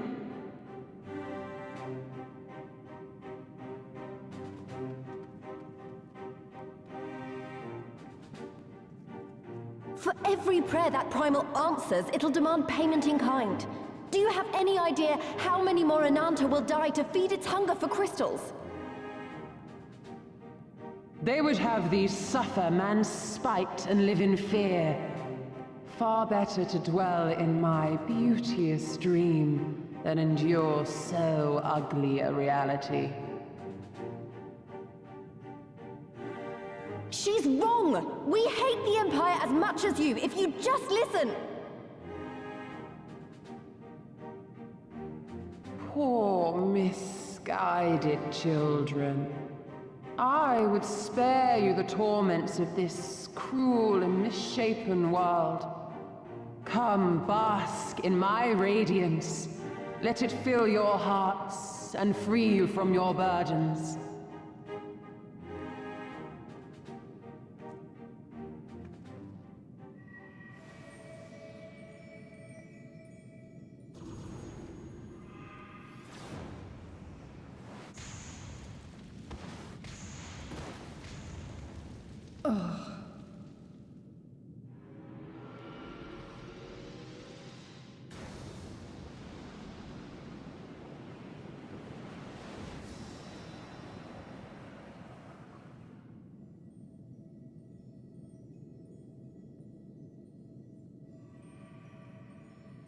Abide in misery then, fools.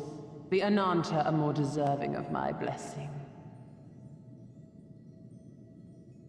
Leave these lands and my dreamers be. I will not warn you a second time.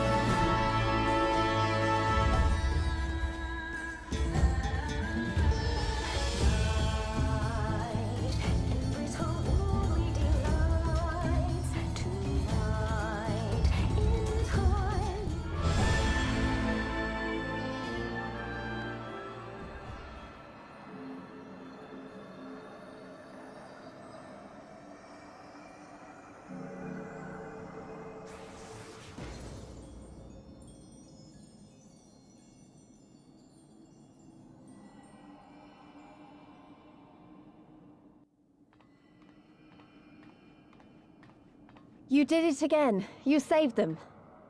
I just wish I could have been more help.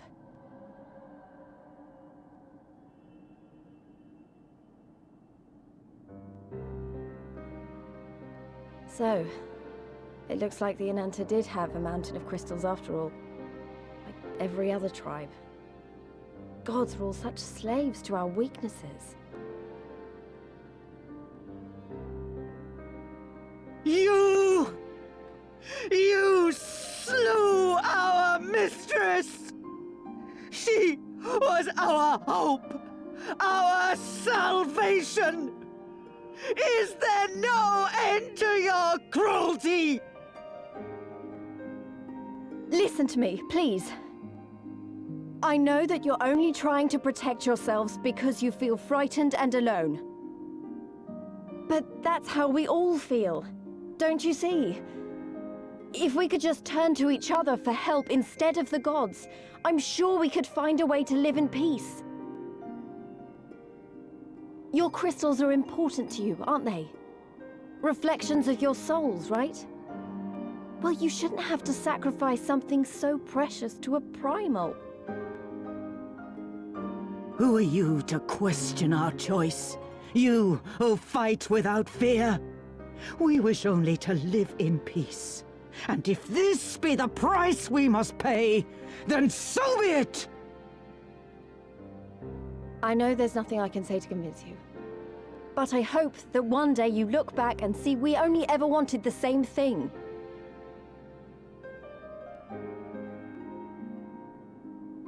Begone, damn you! Spare me your hollow words, and leave me to mourn.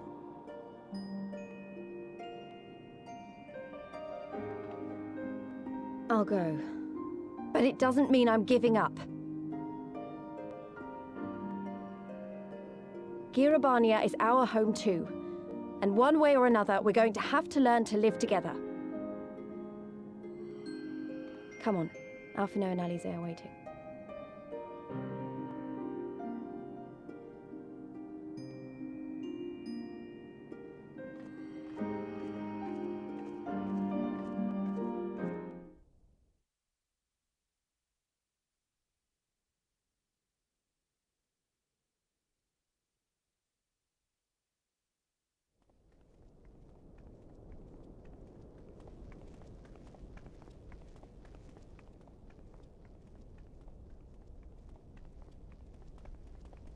Ah, the savage returns, and with her tail firmly between her legs, beaten by beastmen, I hear.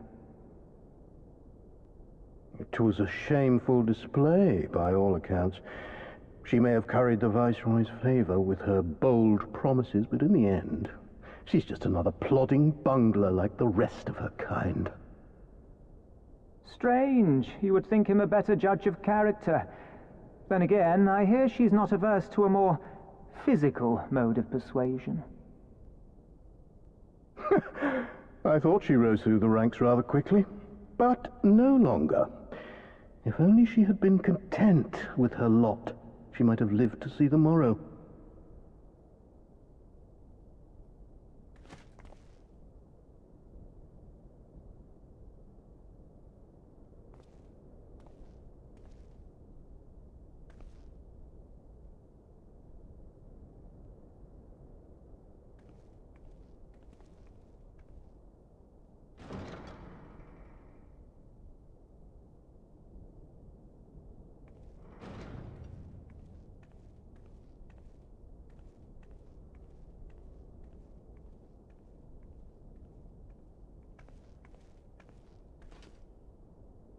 Fedola Rem Lupus.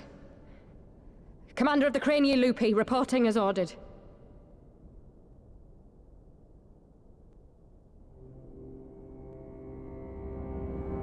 Why do you tremble so?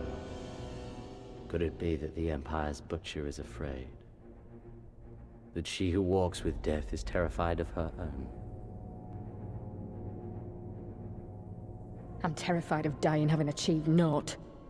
Gladly would I give my life to win a great victory on the battlefield, had I but the strength. Alas, you do not. Indeed, you are weak. And born of this weakness is a blind fervor, a raging inferno which threatens to consume not only you, but everyone around you. Yes, my lord.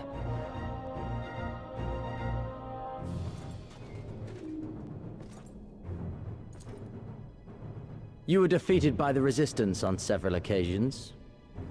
You misjudged the Ananta and spurred them into summoning an icon. Have you anything to say? I do not, my lord. My failures are my own. I am prepared to accept your judgment.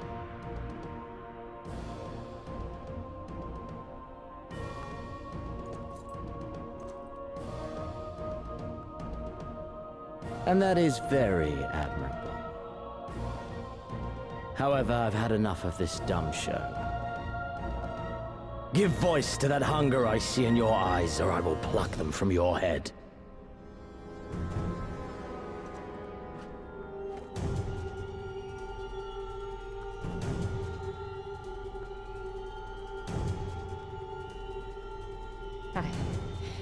I want...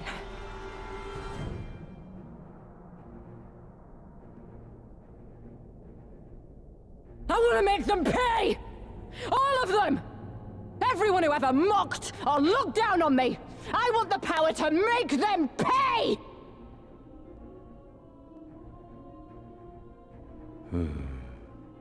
Very well.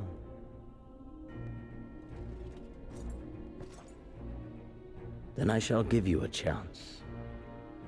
A chance to transcend your mortal limits. Assuming, that is, you are prepared to wager your life for such power. Transcend, my lord. I came here prepared to die. Tell me what I must do.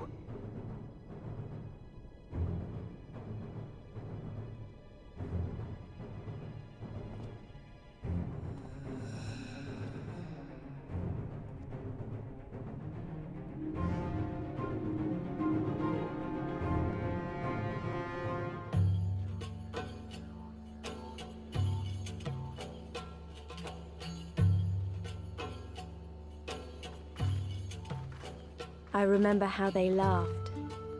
Alliance and Resistance soldiers, eager for battle, trading jokes as we marched east towards the peaks. Beyond this last line of defenses lay the locks and the city. Breaching it would be no small feat. But we beat the Imperials back, just like that. And we liberated a village, the first of many.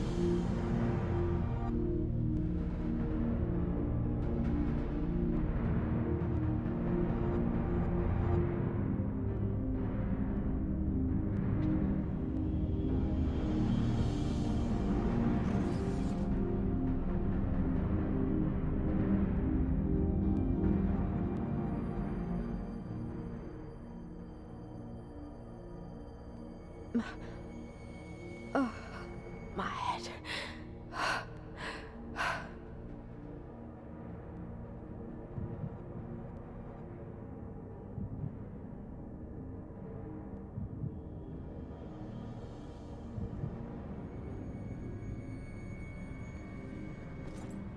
Let us see. So, she lives. Impressive. Or merely lucky, though that too may prove a useful trait. My lord, what have you done to me?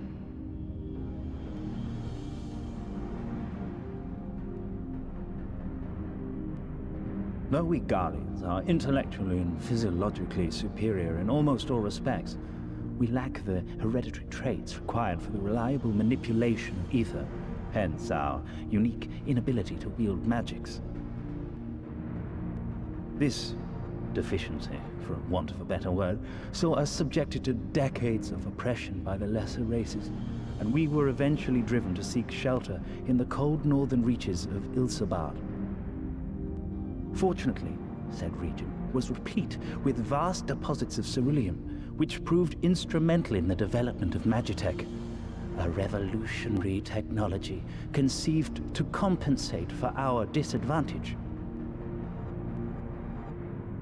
It was with Magitech that we grew strong, that our nation became an empire. Yet, ultimately, this was an extrinsic solution to an intrinsic problem. What I wanted was not a crude device to be used in lieu of magic. Through modification of the Garlean genome, I argued that it might be possible to enhance a subject's ability to manipulate ether, effectively empowering them to wield magics. Alas, my theories were met with consternation in the Imperial Court. Only Lord Xenos, with commendable foresight and wisdom, deigned to support my research.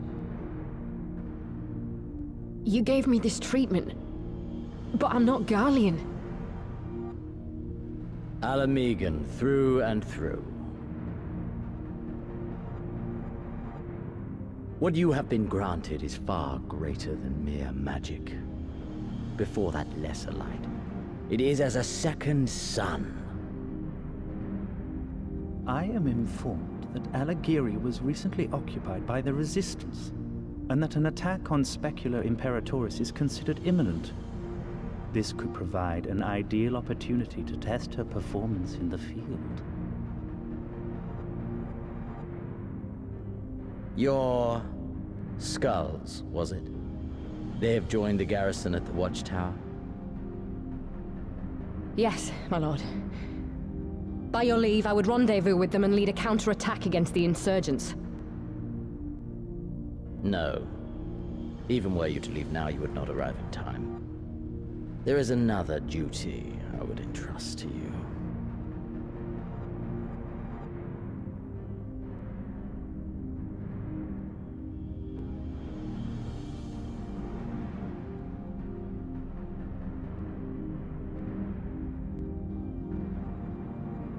Found you.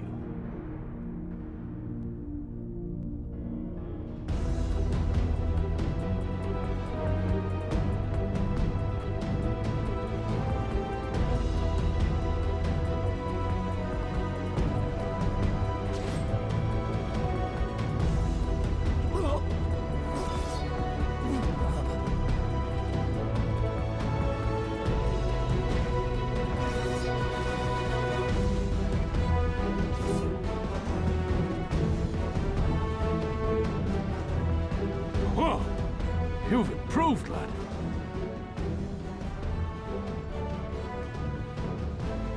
Come now, father. You lured the fool onto my blade, and do not try to deny it.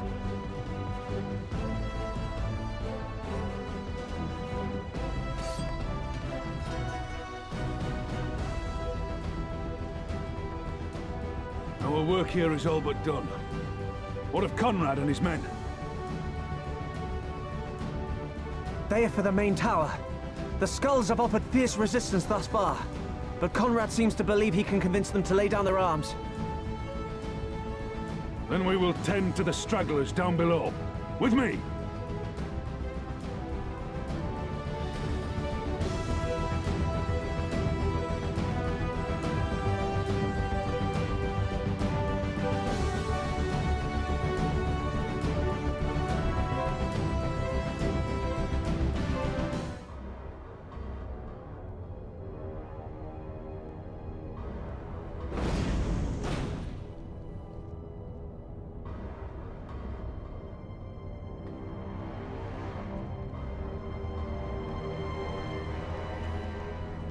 Report.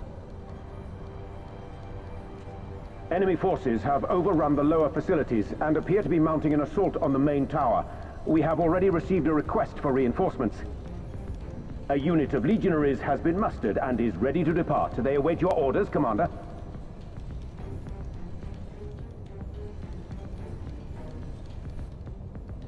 Stand down. Commander? Tell them to stand down. Commander, if I may, our people, your people are still in there. They will be slaughtered. You think I don't know that?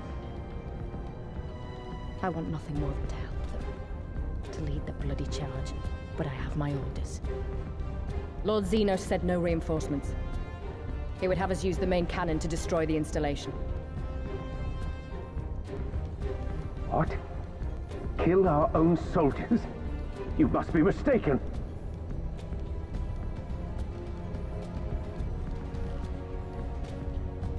Mayhap you'd like to ask Lord Xenos yourself.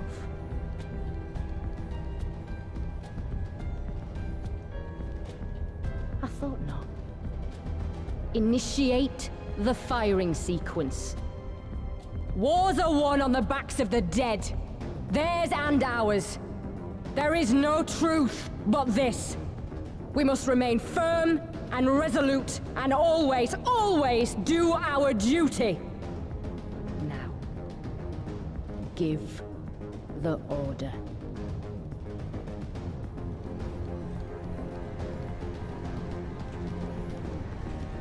Initiate firing sequence. Aye, aye. Initiating firing sequence. Release safety locks. Deploy main cannon.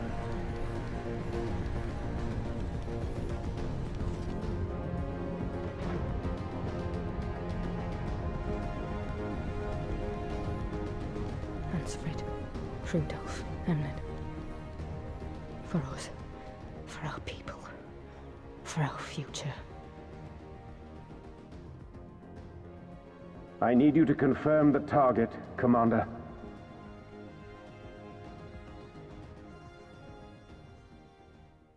Specula Imperatoris, main tower. Fire when ready.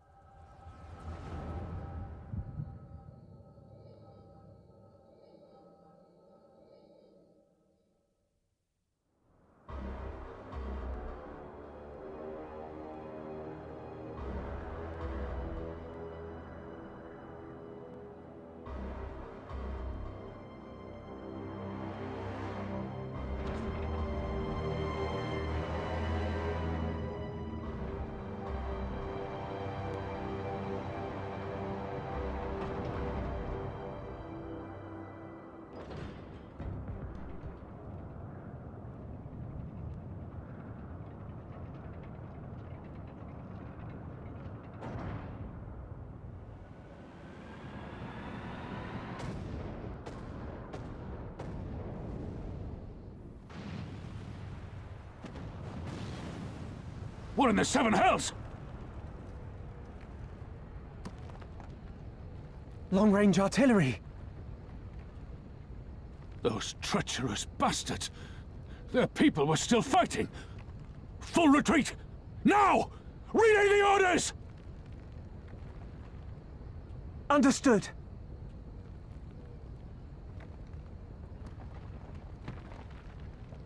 All forces retreat!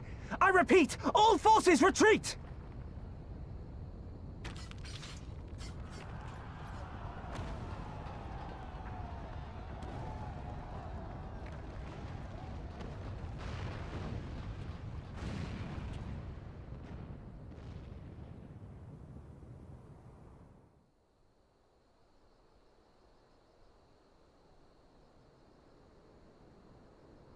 Conrad! Conrad, speak to me!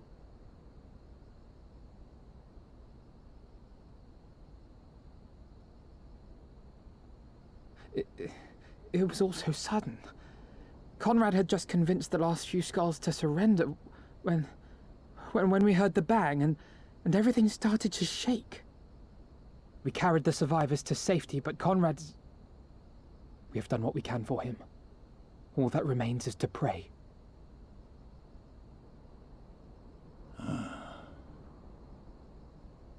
Conrad?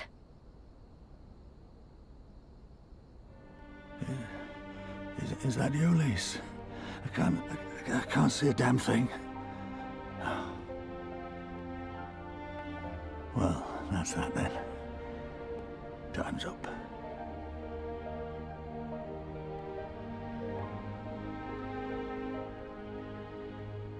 What are you talking about? You'll be on your feet before you know it! It's all right, Lise. I've lived long enough. But listen, I want you to lead the resistance in my stead. Don't say another word! You'll recover. We'll recover. We'll bring freedom to Alamigo together. We're not going to stop here. No, you won't. Everything we've built, everyone we've brought together, I know you'll show them the way. You've got it in you, Lise. Not because you're Curtis's daughter or Ayda's sister, but because you're you. Because you're you. Conrad.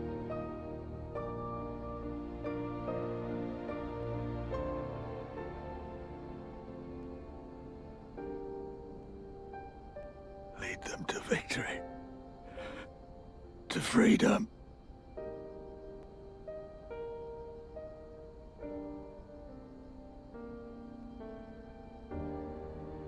I will, Conrad. I will. I promise.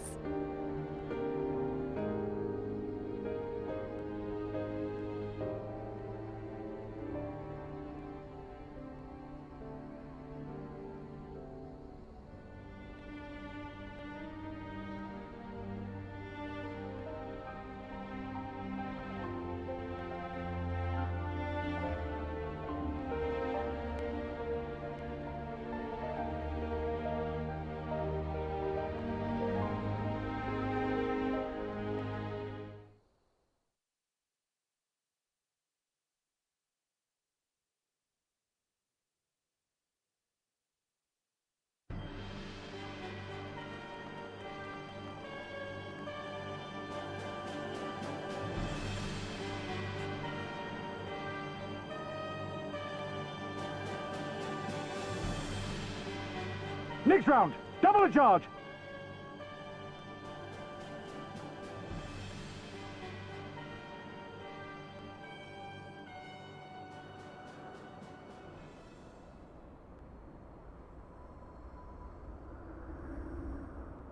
Come, Nidhogg. We are needed.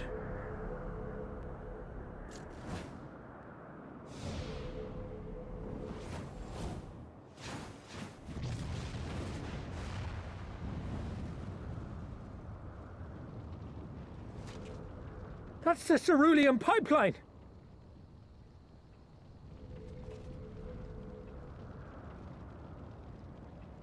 Impossible! How can one man... Shoot the bastard! Shoot him!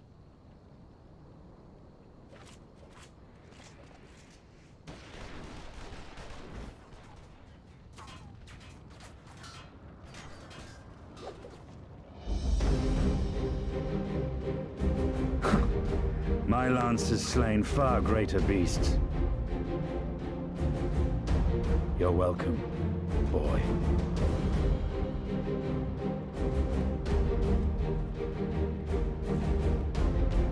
Notify all units! I want that intruder found! And get the engineers to fix my bloody cannon!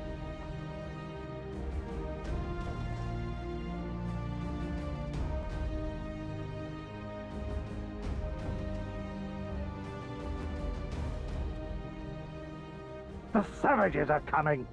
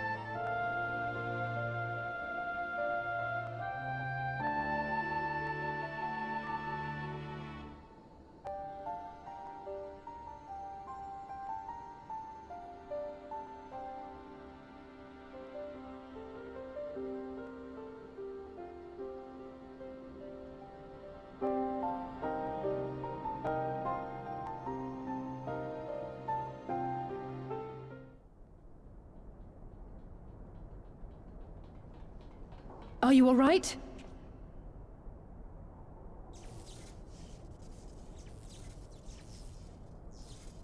Ah, I think that answers my question. We've accomplished our objectives as well. Lisa's unit should be advancing upon the fire control center in the command tower. Let us join them.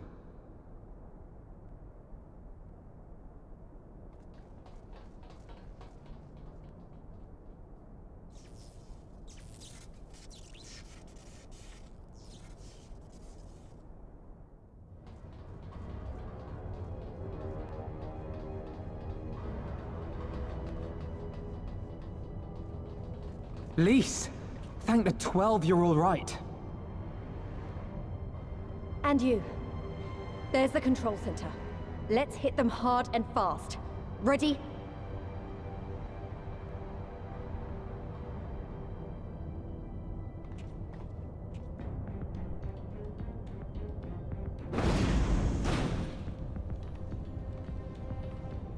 They're here!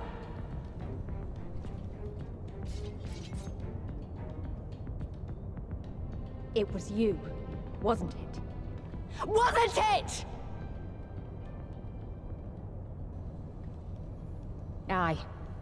I gave the order to fire. It was over! The Skulls had surrendered, no one else had to die, and you killed them! Your own people! Your own comrades! You're right! I killed them. Ansfrid, Rudolf, Emlyn, all the rest, trained and fought with every last one of them, good soldiers to a man. I gave the order that led to their deaths, and I knew exactly what I was doing. But why? Why would you do that? They died so that all Alamegans could live free. That was all we ever wanted. We made a promise that we would do whatever it took, so that one day the Imperials would learn to accept us. But everything comes at a price. And if you haven't got the means to pay, then you pay with blood. Service guarantees citizenship, but citizenship guarantees naught. It's not enough to do your part, oh no. You have to run faster, fight harder, kill more and more and more, and only then will you be equal. That's just how it is out here in the provinces. You buy your freedom with blood. There is no other way. Shut up! Shut your mouth! You don't get to talk about freedom! You killed your own! They trusted you, and you killed them! Murderer! Butcher! Traitor!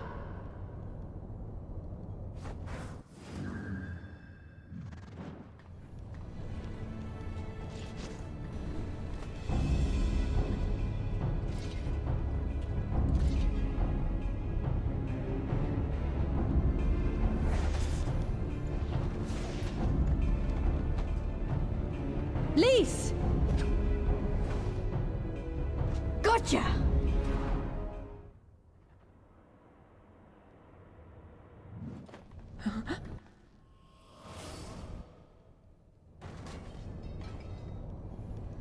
I know what you can do. I've already seen it. Alize!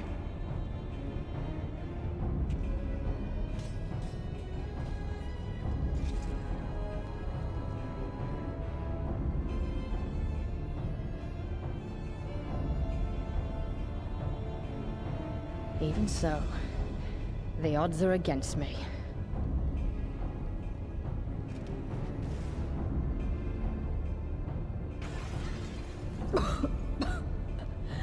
Coward!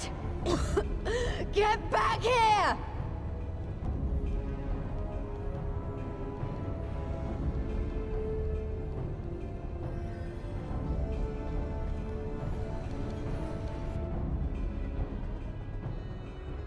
Hero!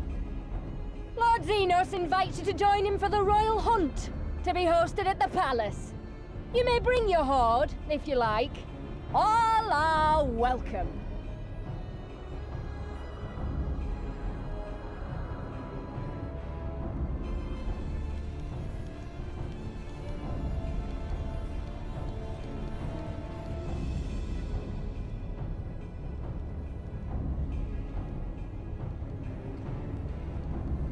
She'll be all right, but we'll need to carry her. Will you help me? Thank you. Lise, I leave matters here in your hands. Right.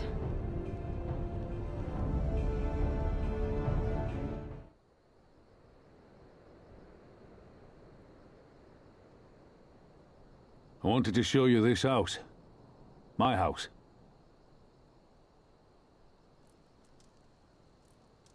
You mean, this is where you grew up? Aye. Not much to look at, is it?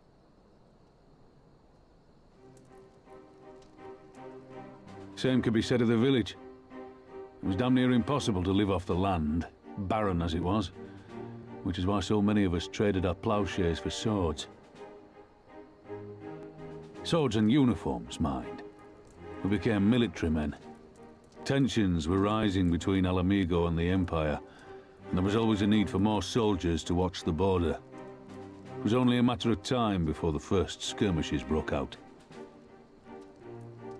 It's a frightening thing to face Magitech armor for the first time. But after a lot of trial and error, I found ways to bring them down. After a few victories, people even said I had a knack for it. And then one day they hit us. Hard.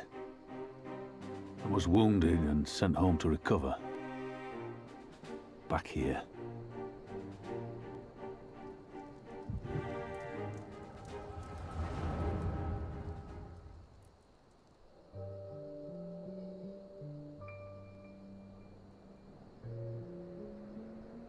Will you remain silent for fear of the Mad King's vengeance? Of his eyes and ears in the shadows and his knives in the dark? You, who call this living dishonor our nation. It is but a slow death.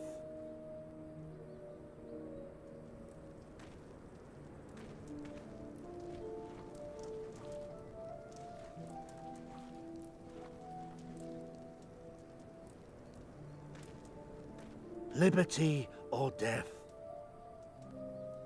Liberty or death!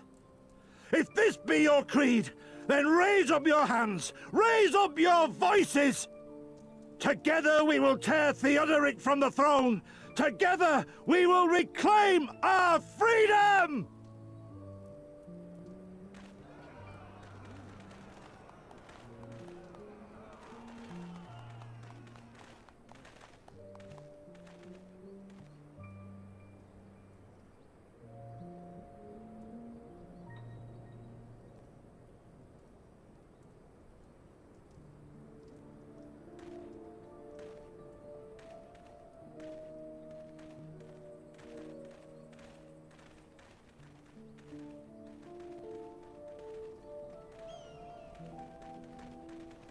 Send you home to men, did they?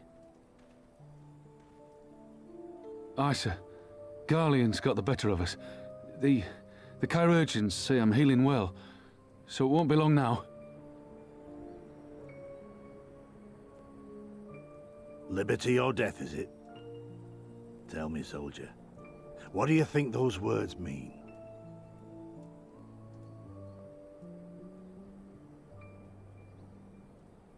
We must needs be willing to die for liberty. Spoken like a true patriot. But liberty should not be the end in of itself. Liberty is a chance to build something better. A stronger, more prosperous home for our people. It's not quick or easy work. And it is never truly finished.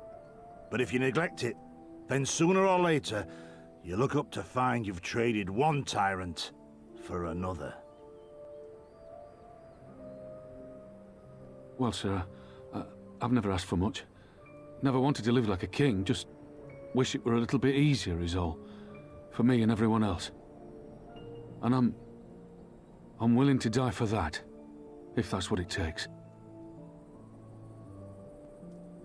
Dying is easy, soldier. Living is harder. Rest, mend. Regain your strength.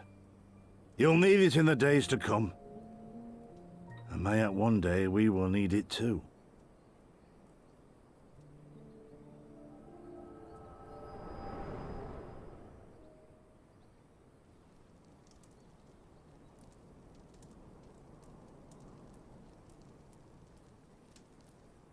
Conrad chose you as his successor, Lise, and I will not gainsay his decision. I have but one question to ask. Liberty or death? Those were Curtis's words and his creed. Will you swear by your father's creed before your comrades and the gods? Liberty or death. That's all you can hope for in war. Father understood that. And you want to know if I do too.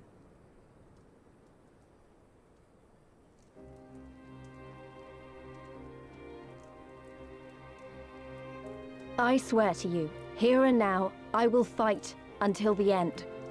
Be it liberty or be it death. But the freedom we win must be for every Alamegan, even ones like Fordola, though they may hate us, and the Ananta, though they may fear us. We'll fight, and we'll talk, and we'll find a way to make it work for all of us. Compared to all that, retaking our home will seem like the easy part. A good oath. And there is naught else to say. You are indeed your father's daughter.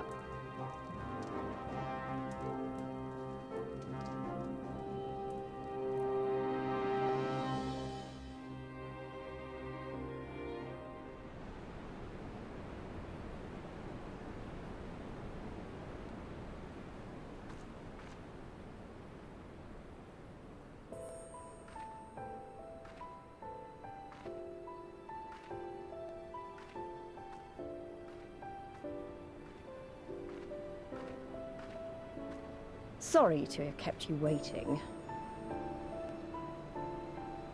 Well, what do you think? I know it's a bit old-fashioned, but in a traditional sort of way, Ayda wore it whenever she could. Not that I'm pretending to be her or anything. Not again. It's just... if this is the last battle we fight to free Alamigo, then she ought to be a part of it.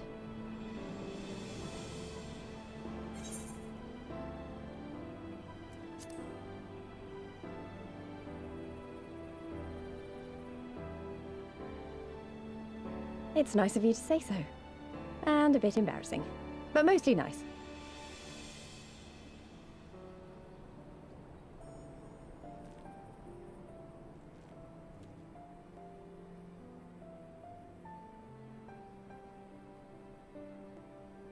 Anyway, the real reason I asked you here was to sneak in a warm-up before the final battle. There's this place I know where monks used to spar as part of their training. Care to join me?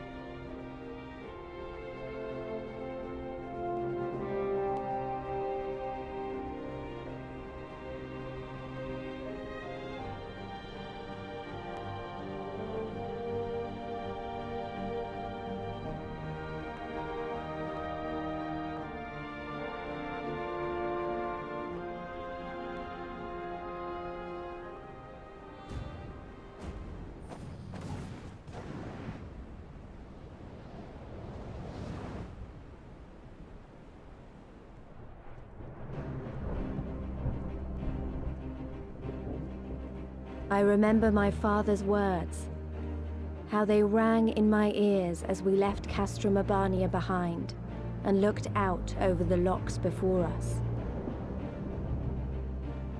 Comrades brave and true, they had come from all across Eorzea to stand with us, to stand against oppression and tyranny. 20 years the Empire had ruled us, but no longer. Liberty or death. Liberty or death.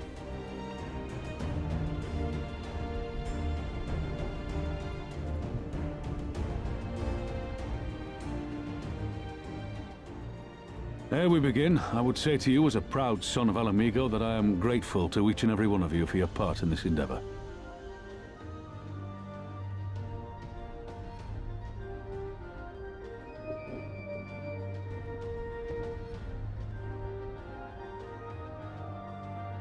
Now, to the heart of the matter.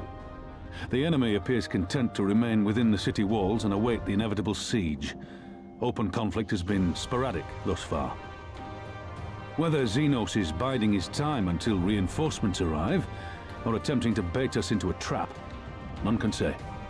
We know better than to trust his word.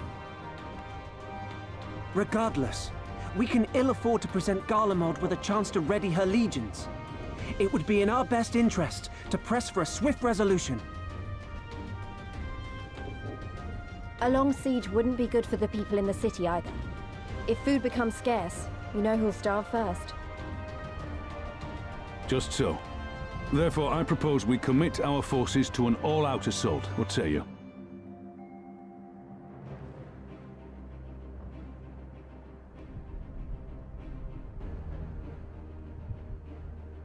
Twould seem we are of one mind. Then let us proceed to the how of it. The immortal flames will form the vanguard, supported by the archers and the conjurers of the Order of the Twin Adder, under the Elder Seedseer's command.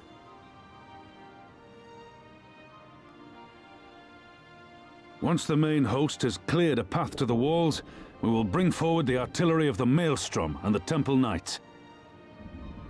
I would have your cannons pound the gates and punch a hole right through the middle of their defenses.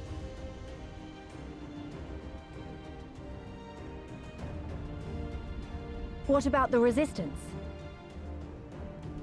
Your part will be to occupy the residential district and keep civilians out of harm's way.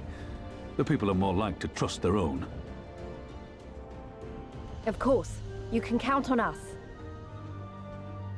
Remember that there is a second entrance to the city proper there. If all goes to plan, we will have secured 2 points of entry. Once both objectives are complete, we press on into the city, surround the palace, and hunt down Xenos.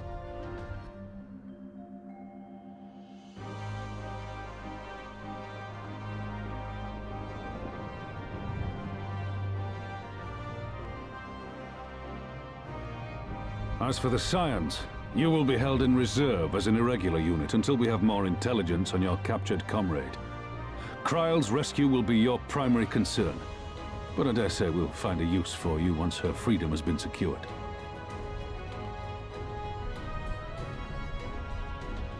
Thank you, General. I pray we find her quickly.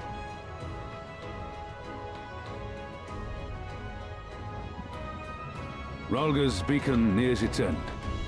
Soon, my friends, Alamigo will be ours once more!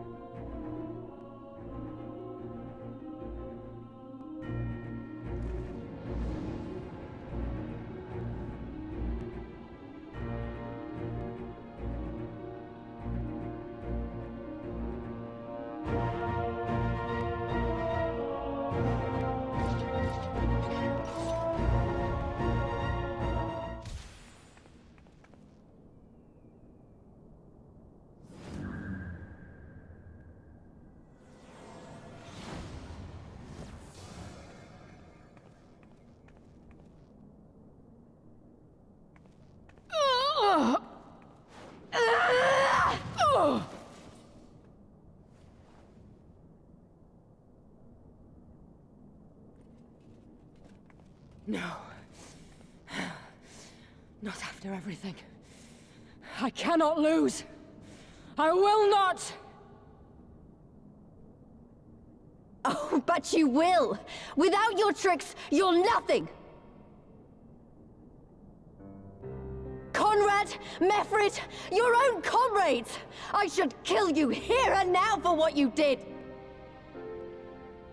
But there's no place for that kind of justice here.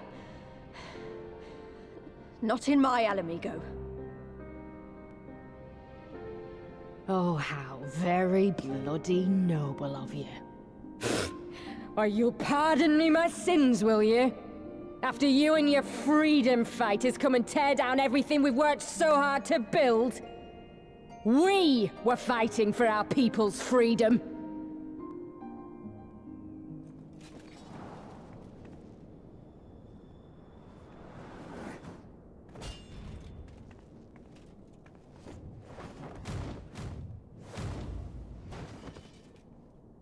You're slaves to a tyrant! There's no freedom in that!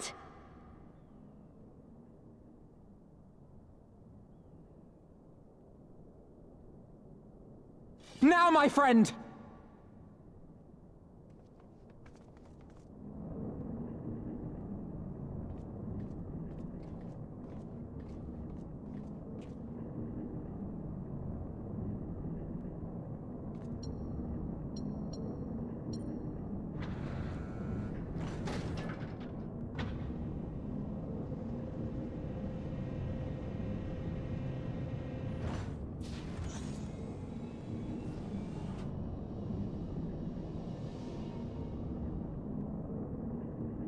Croyle!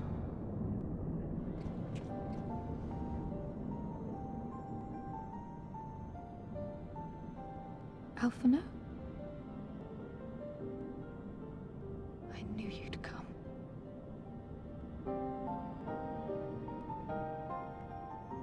Touching as this moment is, it will have to wait.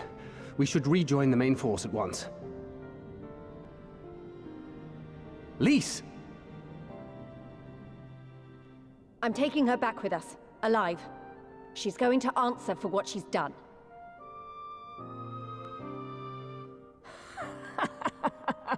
Listen to you, talking like you've already won. Xenos is gonna tear you apart. He commands a power, echoing that of the Icons. What are you talking about? The hunt, you stupid cow. I'm talking about the hunt! He said you'd come, and here you are, his willing prey. You and your friends are dead, just like mine. And all our misery, all our sacrifice, it was all for naught!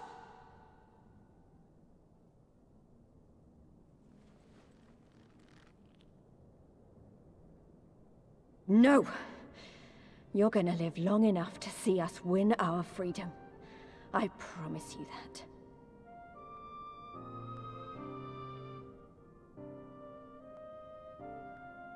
May I live 1,000 years. Interrogations can wait. Let us be off.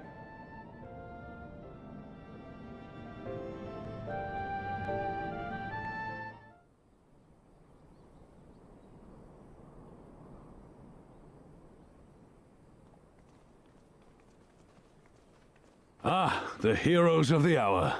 Not content with securing the residential district, you gifted me an Imperial commander. What are you after, a medal? The work is its own reward, General. I must say, however, that Fordola's claims were not a little disturbing. What manner of power could Xenos have acquired that might equal an Icon? Might she speak of our missing Omega? Very possibly. The Empire's fondness for comparable Allagan technologies is exceedingly well documented. Have we made any progress with our own investigation? None. The search goes on in earnest, but Cid has thus far found nothing of note. Mayhap the Garleans beat us to it. If they were working desperately to repair the machine, that might explain their decision to remain within their walls.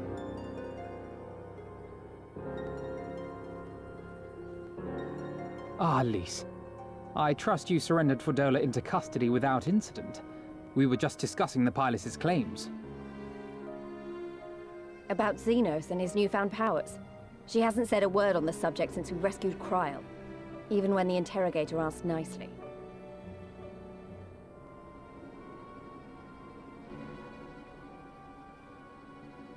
Mayhap I can offer some insight into her claims, or at least into the facility and the experiments they conducted during my time there.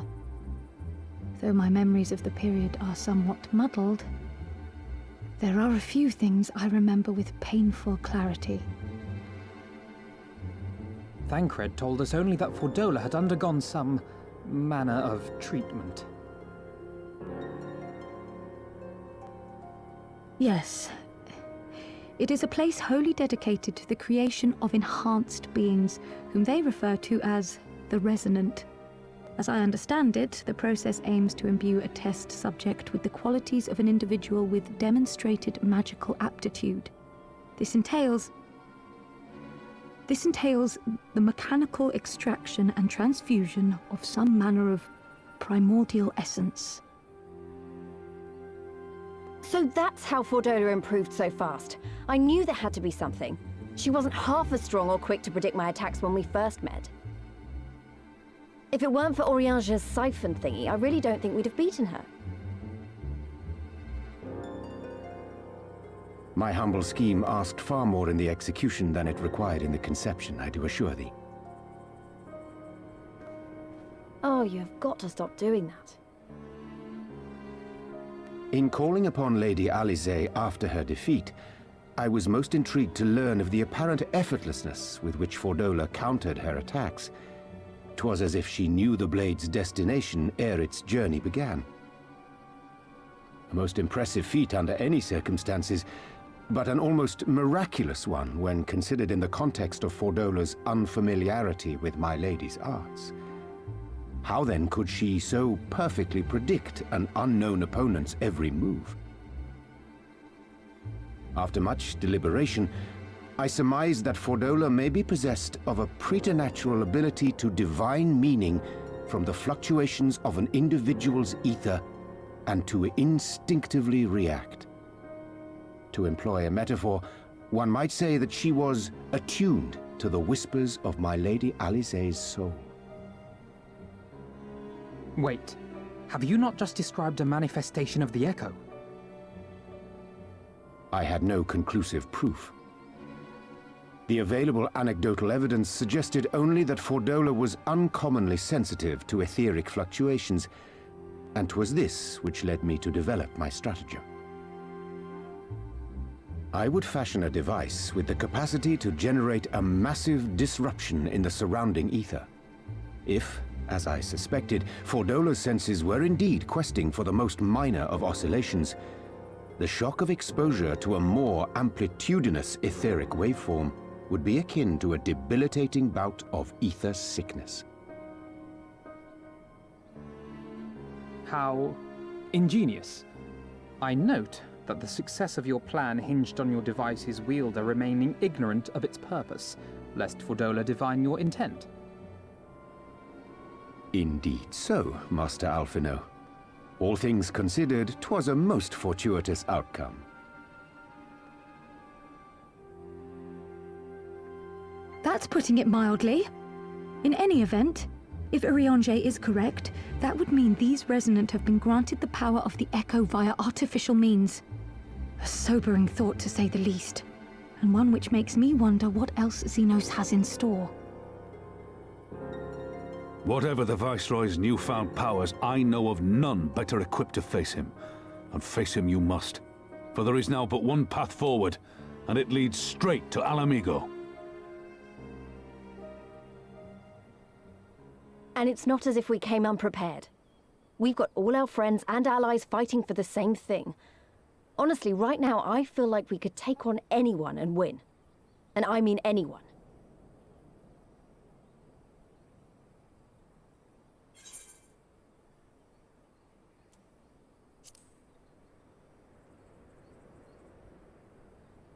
Exactly. Oh, I wouldn't want to be in Xenos' boots. Not with the likes of us coming to get him.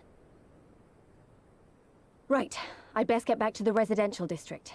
Thancred and the Resistance forces are waiting.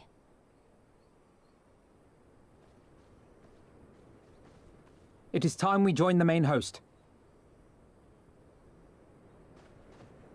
Kryl, in light of your recent ordeal, might I suggest that you remain with the rearguard for now? Oh, if you insist. Just this once.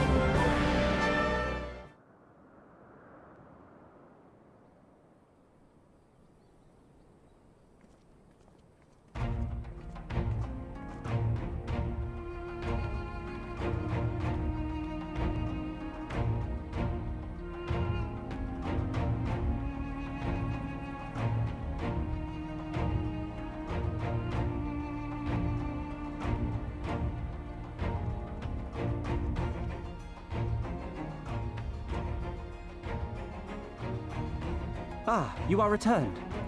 Were your negotiations with the Wolfman successful? The one they called the White was receptive to our words once we told him of Doma's liberation. They withdrew behind the walls to inform their brethren. If the gods are good, no blood shall be shed between our peoples this day. Hear, hear! Now, I think it's time we did something about those gates. Thaumaturges, forward!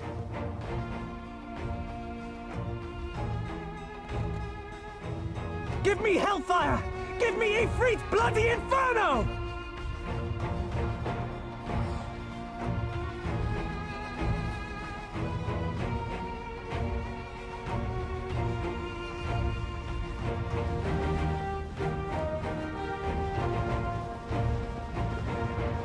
Now give me a Curfin winter! Enough ice and snow to bury a behemoth!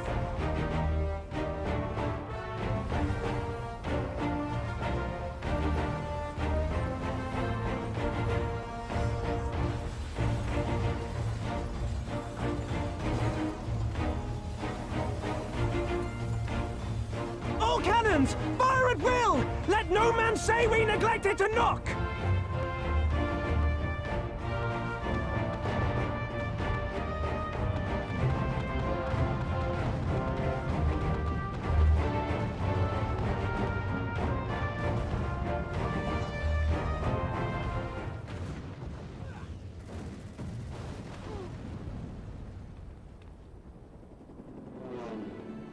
Damn that armor! We nearly had it!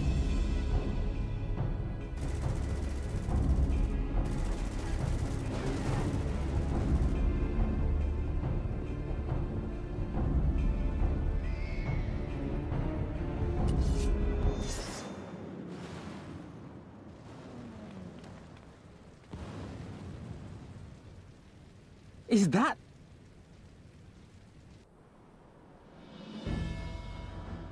Bear witness, my Eorzean brothers and sisters!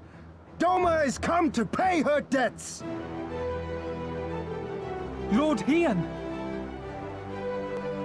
We will deal with the flying machines! Forward, my friends! For freedom and justice!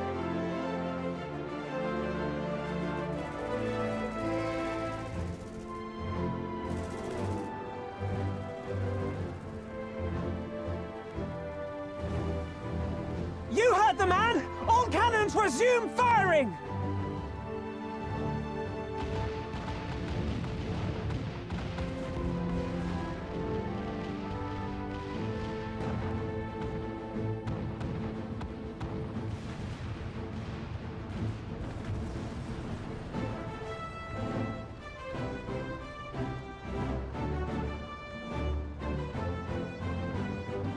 We're through. The way is clear.